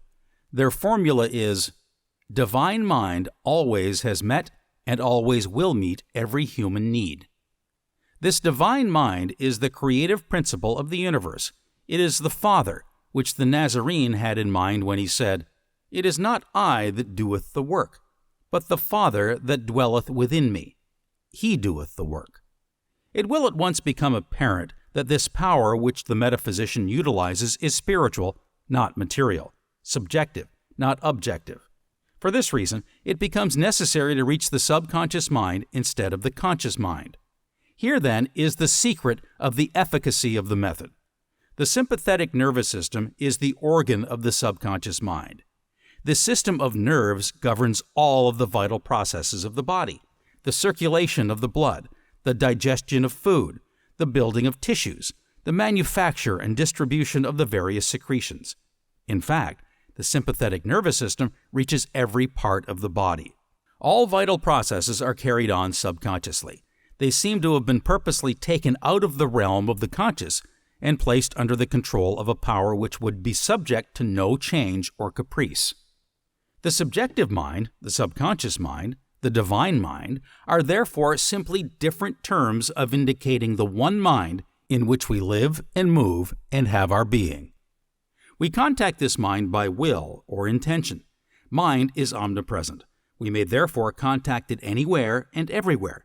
Neither time or space require consideration. As spirit is the creative principle of the universe, a subjective realization of the spiritual nature of man and his consequent perfection is taken up by the divine mind and eventually manifested in the life and experiences of the patient. Some will say that this ideal state of perfection is never realized. To be sure, the great teacher anticipated this criticism, for did he not say, "In my Father's house are many mansions," indicating that there are many degrees of perfection, that although the law operates with immutable precision, the operator may be uninformed or inexperienced. The ability to throw the thought up and beyond the evidence of the senses into the realm of the uncreate, where all that ever was or ever will be is waiting to be brought forth, to be organized, developed, and crystallized into tangible form, is not the work of the enthusiast who has just come into the knowledge of his spiritual inheritance. It is rather the work of one who has become responsive to the most subtle vibrations. He who can hear the voice of the silence. He who has come into the terrible realization that the oasis he saw as he passed over the desert was but a mirage, and as he approached, it receded. He who is no longer astonished or amazed to find that, after all, real power is impersonal, that it may make a super beast of one and a superman of another. A great many do not understand the principle of metaphysics and the method of applying it so as to work intelligently in their own behalf. Under such conditions, they can only expect to rely on someone else, and when that is done continually or at frequent intervals, it tends to weaken rather than strengthen the spiritual factor in consciousness. It is, therefore, desirable and necessary to secure an understanding of the nature of truth. Most persons who have become interested in metaphysics have had some wonderful experience, or they know of someone who has had such an experience. It has been declared by philosophers, religionists, and scientists again and again that no proof of the existence of the absolute truth is possible. In other words, that the only way in which a man can be convinced of the creative power of truth is by demonstration, or by assuming that truth is all-powerful, and then, on the basis of this assumption, make the demonstration. This is proof. This is freedom. This is why it has been said, "Ye shall know the truth, and the truth shall make you free." Observation of the characteristic manifestations of anything and deductions based on such observation constitute knowledge of that thing. It will readily be seen, therefore, that if you have observed and have become aware of the fact of certain characteristic manifestations of truth, you will have knowledge. If it should come to pass that you had observed and carefully noted all the characteristic manifestations of truth, and then, in addition, perceive the uniformities that run through those manifestations, especially if they are complex, and see the laws or system upon which their characteristics are based, then your knowledge of truth would be complete. Through the mental and spiritual awakening of a century ago, which was responsible for modern progressive thought, certain higher forces and principles were discovered in the mind of man, and in the same way, new realms of thought and spiritual reality were opened to consciousness, revelations, literally, that gave life a changed and marvelous meaning, and that caused the cosmos to extend into infinity, seemingly in every direction. And therefore, a twofold purpose appeared at the very beginning of this movement, to know the real man and to know the real cosmos, an ancient desire, but which was reborn at this time, and with so much life and virility that it has become today a sole passion in the minds of millions. What then are the characteristics of truth? All agree that in the philosophical sense, truth is that which is absolute and changeless. Truth must then be a fact. What then is a fact? Well, 3 times 3 equals 9. That is a fact. Always was a fact. Always will be a fact. There can be no evasion, no argument, no equivocation. It is truth in the United States, in China, in Japan. It is true everywhere, all the time. A fact exists in the nature of things without beginning, without end, without limitation.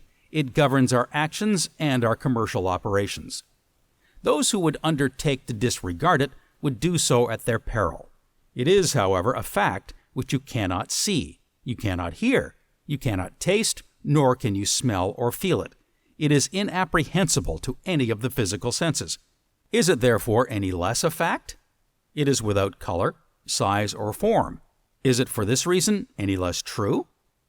It is without ears. Is it for that reason not the same yesterday, today, and forever? You may use this fact as long as you live. Millions of other persons may use it as often as they like. That will not destroy it. Use does not change it. From everlasting to everlasting, 3 times 3 equals 9. This is therefore a fact, or the truth. Truth is the only possible knowledge which man can possess, because knowledge which is not based upon truth would be false, and would therefore not be knowledge at all. Counterfeit money is not true money. It is false, however much it may pass for true. The truth is, therefore, all that anyone can know. For what is not true does not exist. Therefore, we cannot know it. We all think we know much that is not so. But what is not so does not exist. Therefore, we cannot know it. Therefore, the truth or absolute knowledge is the only possible knowledge, and any other use of the word is not scientific or exact. The metaphysicians of the East will not give out spiritual knowledge miscellaneously. They will not give it to children or young people except under conditions when they have them directly under control and directly under instruction, as definitely as we have our children under instruction in the intellectual life in our schools. In India, when a young man is to be initiated into things spiritual, a definite 7 years course is provided for him under a master, and he is given first the things that he first ought to know along these lines. He is forewarned with regard to dangers that may arise, and the whole course of his journey is guarded by his master with the greatest care, so as to prevent his stumbling during the early stages. If spiritual metaphysics becomes popular in our Western world, the same thing will develop here. People will not take up the most advanced work before becoming acquainted with the simpler forms of knowledge. Attainment implies obligation. If you are somewhere up the ladder of culture, if you have entered the school of understanding, if you have seen the light of spiritual truth, you are supposed by that very fact to know more than the one who has not yet arrived. Your nervous system will automatically organize itself on a higher plane, and because of this, you must live closer to the law of your being or experience suffering more quickly. There are no exceptions to the law. The resurrection from the dead is not a process of getting corpses out of the grave. It is the elevation of mentalities from the plane of the material to the plane of the spiritual. It is crossing the river Jordan and entering the promised land. It is not until one becomes acquainted with the laws governing in the spiritual world that he really begins to live. Consequently, those who are still functioning in the material world are dead. They have not yet been resurrected. Eyes have they, but they see not. Ears have they, but they hear not. Those who have been raised to the spiritual plane find that there are many practices which they must drop. In most cases, these practices leave the individual without difficulty. They drop away of their own accord, but when the individual persists in functioning in the old world, he usually finds that a house divided against itself will not stand, and frequently must suffer severely before he learns that he cannot violate spiritual laws with impunity. Philosophy. Physical science has resolved matter into molecules, molecules into atoms, atoms into energy, and it has remained for Mr. J.A. Fleming, in an address before the Royal Institution, to resolve this energy into mind. He says, "In its ultimate essence, energy may be incomprehensible by us, except as an exhibition of the direct operation of that which we call mind or will. We find, therefore, that science and religion are not in conflict, but are in perfect agreement. Mr. Leland makes this quite plain in an article on world-making. He says, "First, there is wisdom that has planned, and so adjusted all the parts of the universe in such a perfect balance that there is no friction. And as the universe is infinite, the wisdom that has planned it must be infinite too. Secondly, there is a will that has fixed and ordained the activities and forces of the universe and bound them by laws inflexible and eternal. And everywhere this omnipotent will has established the limitations and directions of the energies and processes, and has fixed their everlasting stability and uniformity. And, as the universe is infinite, this will must be infinite. And thirdly, there is a power that sustains and moves, a power that never wearies, a power which controls all forces, and as the universe is infinite, the power must be infinite too. What shall we name this infinity trinity? Wisdom, will, and power? Science knows no simpler name for it than God.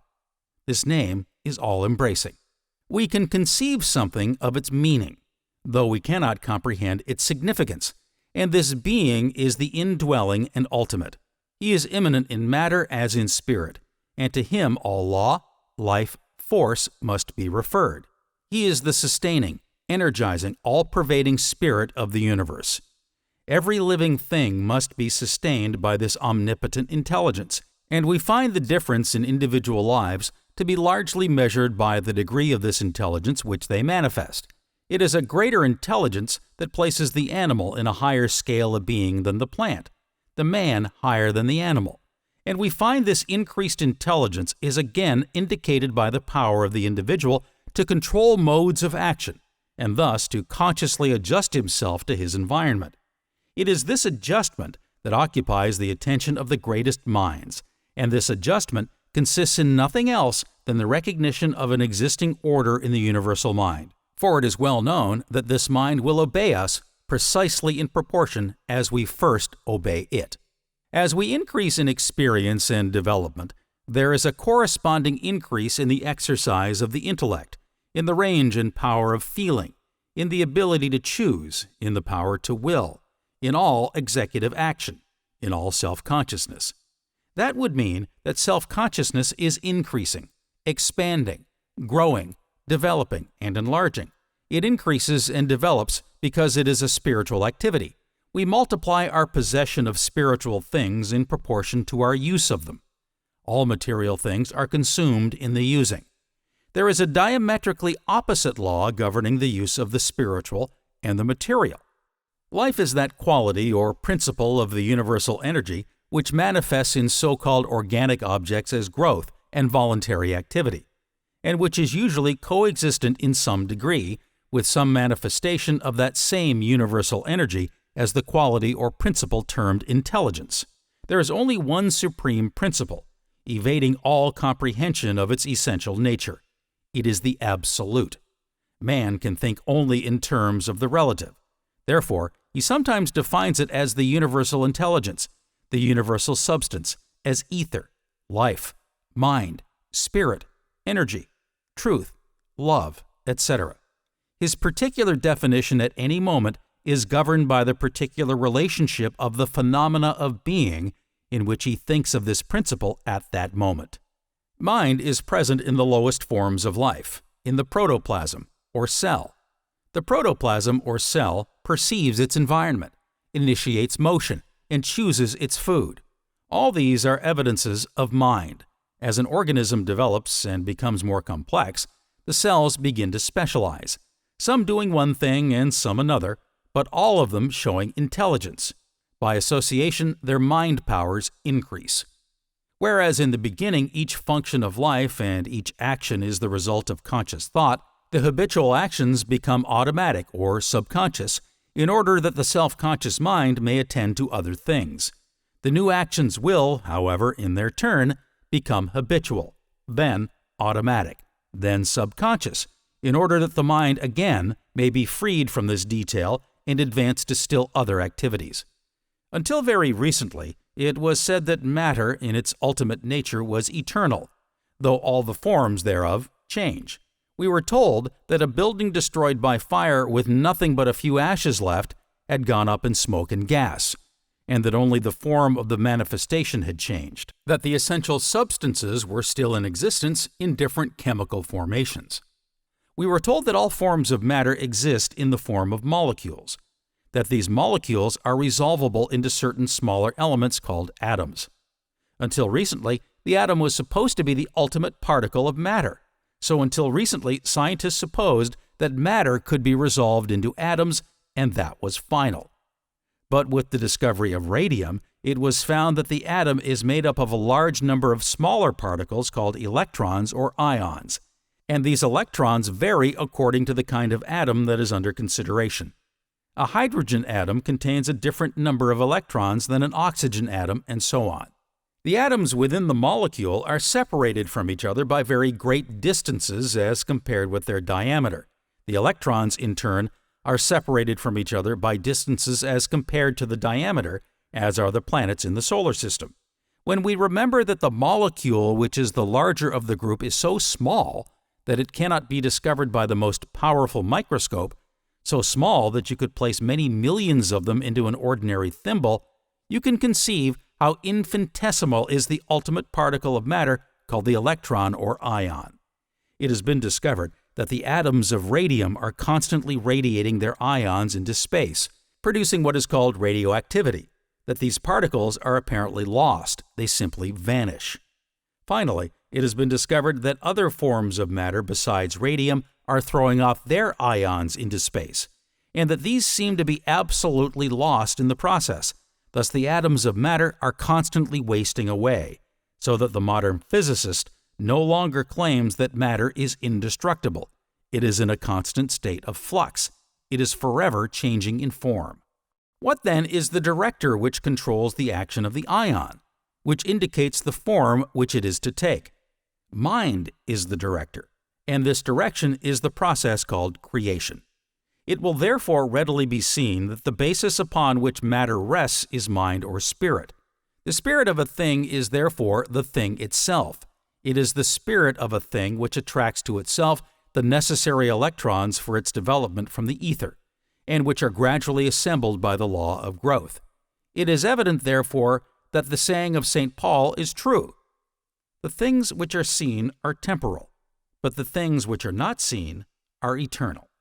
Many years ago, John Bovey Dodds wrote, "We have mounted from lead up to electricity, and though, as we rose, we found each successive substance more easily moved than the one below it, Still, we have not as yet found a single material that possesses inherent motion as its attribute. Lead, rock, earth, and water are moved by impulse. Air is moved by refraction. And electricity is moved by the positive and negative forces. True, we have mounted up, as before remarked, to electricity, but even this cannot move unless it is thrown out of balance in relation to quantity as to its positive and negative forces. Electricity is a fluid most inconceivably subtle, rarefied, and fine. It is computed to require 4 million particles of our air to make a speck as large as the smallest visible grain of sand. And yet electricity is more than 700,000 times finer than air. It is almost unparticled matter, and it is not only invisible, but so far as we can judge, it is imponderable. It cannot be seen. It cannot be weighed. 1,000 empty Leyden jars, capable of containing a gallon each, may be placed upon the nicest scale and most accurately weighed. Then, let these be filled with electricity, and, so far as human sagacity can determine, they will weigh no more. Hence, to our perception, 1,000 gallons weigh nothing. As electricity, in regard to motion, stands upon the poise, being completely balanced by the positive and negative forces that equalize each other, so it is easily perceived that if we mount one step higher, we must come to that substance whose nature is to move, and the result of that motion is thought and power. It is mind. Hence it will be distinctly perceived, in view of the argument now offered, that we cannot, as philosophers, stop short of motion in the highest and most sublime substance in being. This conclusion, as the result of the argument, is absolutely and positively irresistible, and challenges refutation. When we mount up in our contemplations through the various grades of matter and see it continually brightening, as we press onward in our delightful career of rapture, until we arrive at that sublimated substance which can neither be seen or weighed, which moves with a velocity of 12 million miles per minute and can travel around this globe in the 1/8 part of a second, we are struck with astonishment and awe. But as this is not the last link in the immeasurable chain, we are forced to proceed onward till we arrive at the finest, most sublime and brilliant substance in being, a substance that possesses the attributes of inherent or self-motion and living power, and from which all other motion and power throughout the immeasurable universe are derived. This is the infinite mind, and possesses embodied form. It is a living being. This infinite mind comes in contact with electricity, gives to it motion, arms it with power, and through this mighty unseen agent moves the universe and carries on all the multifarious operations of nature. Hence, there is not a motion that transpires amidst the immensity of his works, from rolling globes to the falling leaf, but what originates in the eternal mind and by him is performed through electricity as his agent. Mind is, therefore, the absolute perfection of all substances in being, and as it possesses self-motion as its grand attribute, so it is, in this respect, exactly the reverse of all other substances, which are of themselves motionless. Mind or spirit is above all, and absolutely disposes and controls all. Hence, mind is imponderable, invisible, and eternal. Silence. In silence was the universe conceived. In silence doth the heart of man seek out that other heart to rest on. Nature's soul yearns ceaselessly to give it speechless calm unto her restless children as they roam far from that central place which is their home. Wouldst know thy mother nature face to face? Wouldst hear her silent heartbeats? Close thine ears, and still thy senses. Wouldst thou feel her arms enfold thy being? Thou must give thyself in uttermost abandon to her will, that she may teach thee the one truth: be still.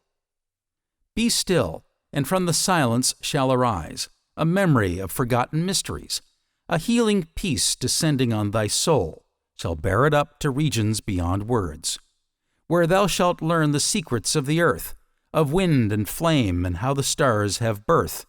Then shalt thou know thy heritage of joy, borne on the pinions of the bird of life, tuned to the rhythm of revolving spheres, feeling with all that breathes, with all that strives for union with its prototype above, the silent comforter whose name is love. Francis Poyle. Religion. Destiny is determined, for nations and for individuals, by factors and forces that are really fundamental, such as men's attitude toward one another. Ideals and motives are more potent than events in shaping history. What people think about the abiding concerns of life means more than any contemporary agitation or upheaval. A few centuries ago, it was thought that we must choose between the Bible and Galileo. 50 years ago, it was thought that we must choose between the Bible and Darwin. But as Dean W.R. Ing of St. Paul's Cathedral, London says, "Every educated man knows that the main facts of organic evolution are firmly established, and that they are quite different from the legends borrowed by the ancient Hebrews from the Babylonians. We are not required to do violence to our reason by rejecting the assured results of modern research. Traditional Christianity must be simplified and spiritualized. It is at present encumbered by bad science and caricatured by bad economics, and the more convinced we are of this, the less disposed we shall be to stake the existence of our faith on superstitions, which are the religion of the irreligious and the science of the unscientific."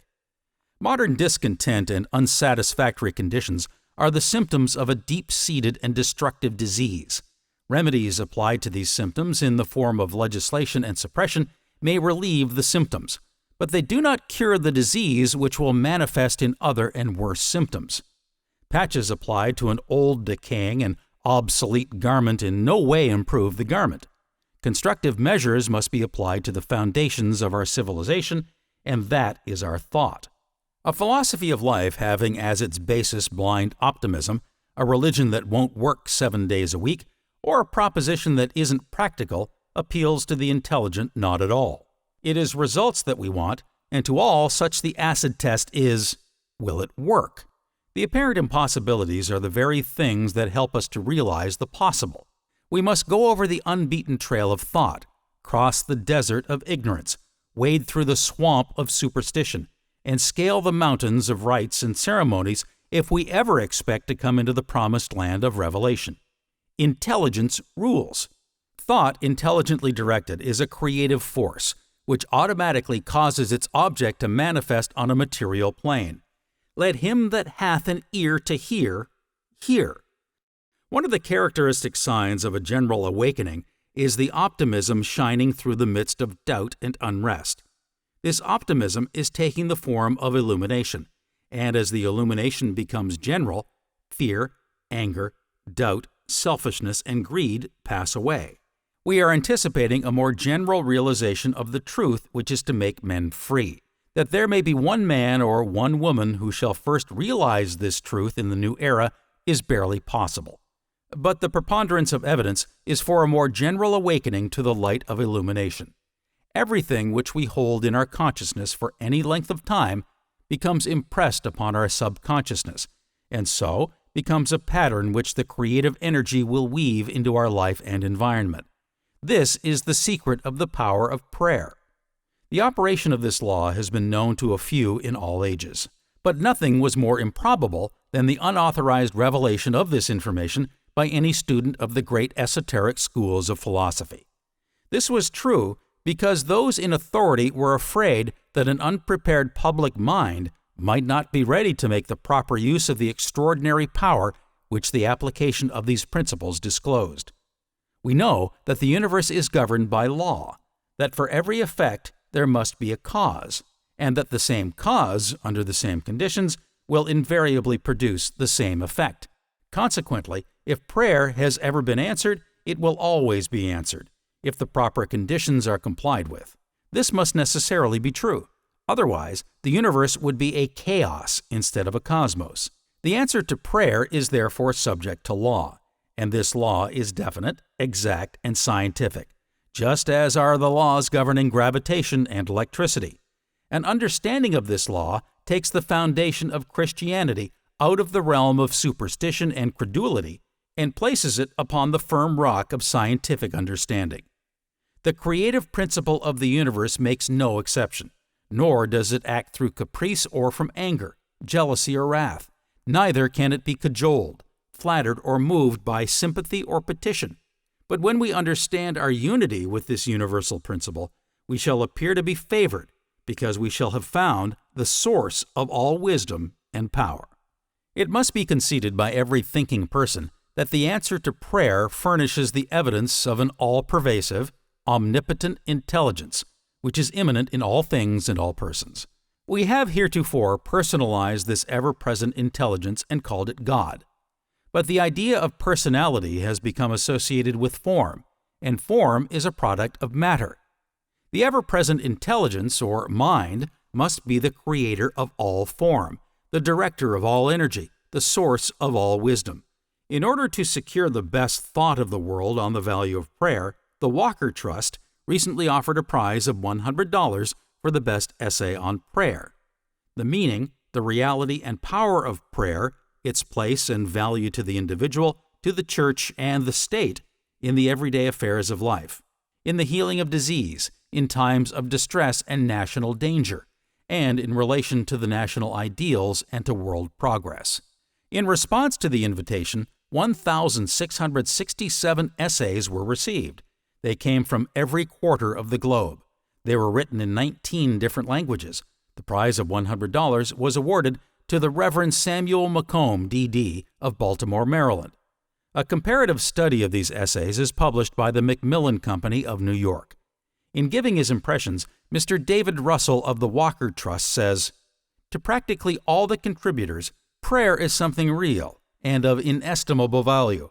But unfortunately, there is little information given as to the method by which the law is placed in operation."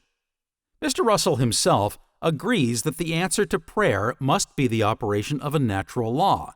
He says, "We know that to make use of a natural law, the intelligence must be able to comprehend its conditions and to direct or control its consequences.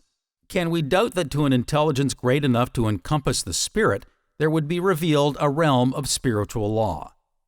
It seems that we are rapidly coming into an understanding of this law, and understanding is control. The value of prayer depends upon the law of spiritual activity. Spirit is the creative principle of the universe and is omnipotent, omniscient, and omnipresent. Thinking is a spiritual activity and consists of the reaction of the individual against the universal mind. I think, therefore I am. When I cease to think, I cease to exist. Thinking is the only activity which spirit possesses. Spirit is creative. Thinking, therefore, is a creative process. But as the larger part of our thinking processes are subjective rather than objective, most of our creative work is carried on subjectively. But because this work is spiritual work, it is none the less real. We know that all the great eternal forces of nature are invisible rather than visible, spiritual rather than material, subjective rather than objective. But exactly because thinking is a creative process, most of us are creating destructive conditions. We are thinking death rather than life. We are thinking lack rather than abundance. We are thinking disease rather than health. We are thinking inharmony rather than harmony. And our experiences and the experiences of our loved ones eventually reflect the attitude of mind which we habitually entertain.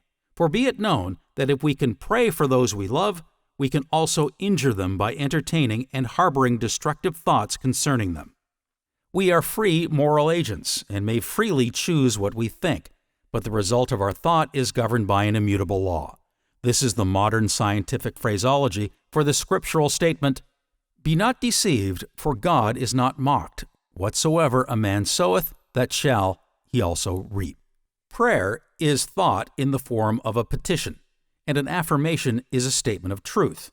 And when reinforced by faith, another powerful form of thought, they become invincible, because faith is the substance of things hoped for, the evidence of things not seen. This substance is spiritual substance, which contains within itself the Creator and the created, the germ, the Elohim, that which enters in, goes forth, and becomes one with its object. But prayers and affirmations are not the only forms of creative thought. The architect, when he plans to erect a wonderful new building, seeks the quiet of his studio, calls on his imagination for new or novel features embodying additional comforts or utilities and is seldom disappointed in the results. The engineer who designs to span a chasm or river visualizes the entire structure before making any attempt to embody it in form. This visualization is the mental image which precedes and predetermines the character of the structure which will eventually take form in the objective world. The chemist seeks the quiet of his laboratory and then becomes receptive to the ideas from which the world will eventually profit by some new comfort or luxury. The financier retires to his office or counting room and concentrates on some problem in organization or finance, and soon the world learns of another coordination of industry requiring millions of additional capital. Imagination, visualization, concentration are all spiritual faculties, and are all creative, because spirit is the one creative principle of the universe, and he who has found the secret of the creative power of thought has found the secret of the ages. The law stated in scientific terms is that thought will correlate with its object, but unfortunately, the large majority are allowing their thoughts to dwell upon lack, limitation, poverty, and every other form of destructive thought. And as this law is no respecter of persons, these things become objectified in their environment. Finally, there is love, which is also a form of thought. Love is nothing material, and yet no one will deny that it is something very real. St. John tells us that God is love. Again, he says, "Now, are we all sons of God?" Which means that love is the creative principle of the universe, and St. Paul tells us, "In him we live, and move, and have our being." Love is a product of the emotions. The emotions are governed by the solar plexus and the sympathetic nervous system. It is therefore a subconscious activity and is entirely under the control of the involuntary system of nerves. For this reason, it is frequently actuated by motives which are neither dictated by reason or intellect. Every political demagogue and religious revivalist takes advantage of this principle. They know that if they can arouse the emotions, the result is assured, so that the demagogue always appeals to the passions and prejudices of his audience, never to the reason. The revivalist always appeals to the emotions through the love nature and never to the intellect. They both know that when the emotions are aroused, intellect and reason are stilled. Here we find the same result obtained through opposite polarities, one appealing to hatred, revenge, class prejudices, and jealousy, the other appealing to love, service, hope, and joy. But the principle is the same. One attracts, the other repels. One is constructive, the other destructive. One is positive, the other negative. The same power is being placed in operation in the same way, but for different purposes. Love and hatred are simply the opposite polarities of the same force, just as electricity or any other force may be used for destructive purposes just as readily as it may be used for constructive purposes. Some will say that if God is spirit and is omnipotent and omnipresent, how can he be responsible for destructive conditions? He cannot bring about disaster, want, disease, and death. Certainly not, but we can bring these things upon ourselves by non-compliance with the spiritual laws. If we do not know that thought is creative, we may entertain thoughts of inharmony, lack, and disease, which will eventually result in the condition of which these thoughts are the seed forms. But by an understanding of the law, we can reverse the process and thereby bring about a different result.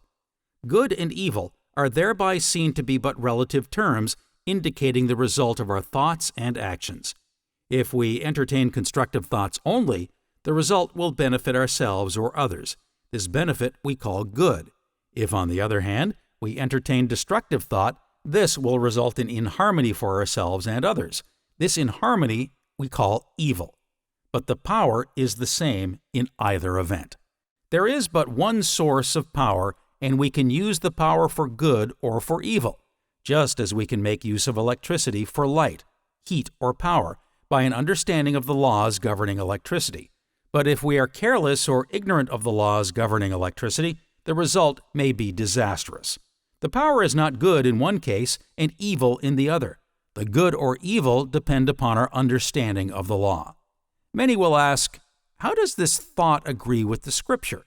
Many millions of Bibles are sold annually, and every discovery in chemistry, science, or philosophy must be in agreement with the vital truth of religious thought.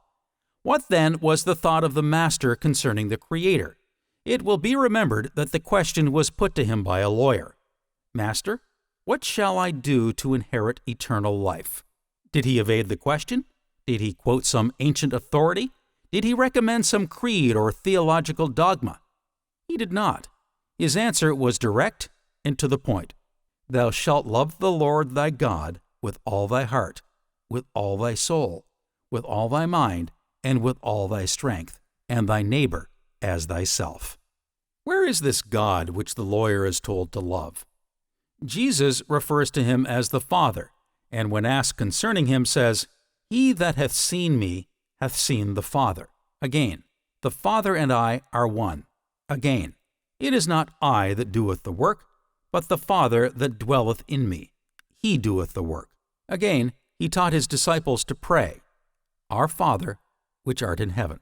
And when asked concerning the location of heaven, he said, Men shall not say, Lo here, or Lo there, for behold, the kingdom of heaven is within you. Here then is authority as to the immanence of the Creator, the Father from the Master Physician himself. Thus, we find that science and religion are not in conflict, and that within the Church and without, there is a setting aside of traditional creeds, and a return to the things which the great teacher taught and the things for which he stood. The Old Testament has much to say concerning the God of Jacob and of Moses, but this conception of an anthropomorphic God is principally interesting as indicating the thought of a people who believed that the world was flat, that the sun moved, when science was but magic and religion the dogma of the scholastics. This was the result of the destructive method of reasoning, which originated with certain statements of fact which were universal and absolute, and which were incapable of verification. All other facts must be arrived at by a process of deduction from these original axioms. If facts were observed which seemed to contradict the deductions from which these original axioms were formulated, so much the worse for the facts. They could not be facts. Facts are nothing compared with statements of truth, as given by the scholastics. If there were those who persisted in seeing these unwelcome facts, there was the hemlock, or the stake, or the cross. But in the New Testament, all of this is reversed. The doctrine of the immanence of God is taught. An objective God is converted into a subjective God. We are told that in Him we live and move and have our being. We are told that the kingdom of heaven is within you, and we are led to infer that God is always in the kingdom. In this connection, it is interesting to note that the miscellaneous collection of manuscripts which have finally been put together and called the Bible were written by many different men, of many different locations, and at widely different times. At first, these manuscripts were circulated separately. Later, they were collected into a single volume, and for a long time there were serious disputes among the ancient Jews and the early church ecclesiastica as to what manuscripts should have a place in the sacred book. In fact, until quite recently, there were many of these manuscripts included which are not now to be found in the Bible as recognized by the Protestant Church of today. The manuscripts comprising the Old Testament were written originally in Hebrew, those of the New Testament in Greek, and not a single original manuscript of any book, either of the Old or the New Testament, is in existence today, nor have they been in existence for hundreds of years. We have then only copies of copies of copies, many times removed from the original. When we remember that those who undertook to translate these manuscripts into the English language for the purpose of giving them to the people met with violent opposition, frequently being driven from the country and excommunicated from the church, we see that there was little uniformity in the various translations of these manuscripts, which are now called the Bible or the Word of God. The King James edition, which finally became popular with the people, was the work of 54 churchmen who agreed with each other that all differences of opinion should be settled at special meetings to be held from time to time, and that all marginal notes concerning the Greek or Hebrew text should be eliminated. The fact that this edition had the sanction of the king was probably the determining factor in favor of its general adoption. But aside from this, the work came to be held in high esteem by the scholastics because of the smoothness and beauty of the diction, the churchmen who had the revision in charge evidently sacrificing accuracy for euphony and rhetoric. And now we have a strictly American Bible, the work of the American Revision Committee, in which the famous definition of faith by St. Paul, now faith is the substance of things hoped for, the evidence of things not seen, is changed to, now faith is the assurance of things hoped for, a conviction of things not seen, from which it would appear that Paul did not begin to have the insight, the vision, the intuition with which he has been credited, the latter translation completely nullifying and destroying what has heretofore been the most wonderful definition of faith ever given to the world. It will readily be seen that the Nazarene completely reversed the process of thought in vogue at that time. Instead of using the deductive method of thinking, he used the inductive. He accepted no authority, no dogma, no creed, instead of reasoning from the seen to the unseen, the visible to the invisible, from things temporal to things eternal. He reversed this process completely, and as the idea of this immanent God took hold of man, as they began to understand that closer is he than breathing, nearer than hands or feet, then gradually came an awakening, which marks the birth of a splendor such as had never before been known. If the inductive method of reasoning obtained in religion, we should find all religions cooperating for the purpose of bringing about peace on earth and goodwill toward men. We should find every school of theology cooperating with every other school for the purpose of spreading the glad tidings of great joy, telling of a Redeemer who has come, that we might have life and have it more abundantly, and that this abundant life may be had by looking within instead of without, that objective peace is the result of subjective peace, that harmony without is the natural consequence which follows harmony within, that men do not gather figs from thistles or grapes from thorns, and that a man's character is the evidence of the value of his religion. For by their fruits shall they be known. Such a religion satisfies the brain as well as the heart. Religion is to love justice, to long for the right, to love mercy, to forget wrongs and remember benefits, to love the truth, to be sincere, to love liberty, to cultivate the mind, to be familiar with the mighty thoughts that genius has expressed, the noble deeds of all the world, to cultivate courage and cheerfulness, to make others happy, to receive new truths with gladness, to cultivate hope, to see the calm beyond the storm, the dawn beyond the night. This is the religion of reason, the creed of science. The end. For we know in part, and we prophesy in part. But when that which is perfect is come, then that which is in part shall be done away. I hope that you've enjoyed this presentation, and please remember to subscribe to receive notifications of upcoming recordings. This recording is a production of Master Key Society for the purpose of research, study, and discussion. The views and opinions expressed in this book belong to the author, and may not always reflect those of Master Key Society or its affiliates. The video and audio is copyright 2025, Master Key Society.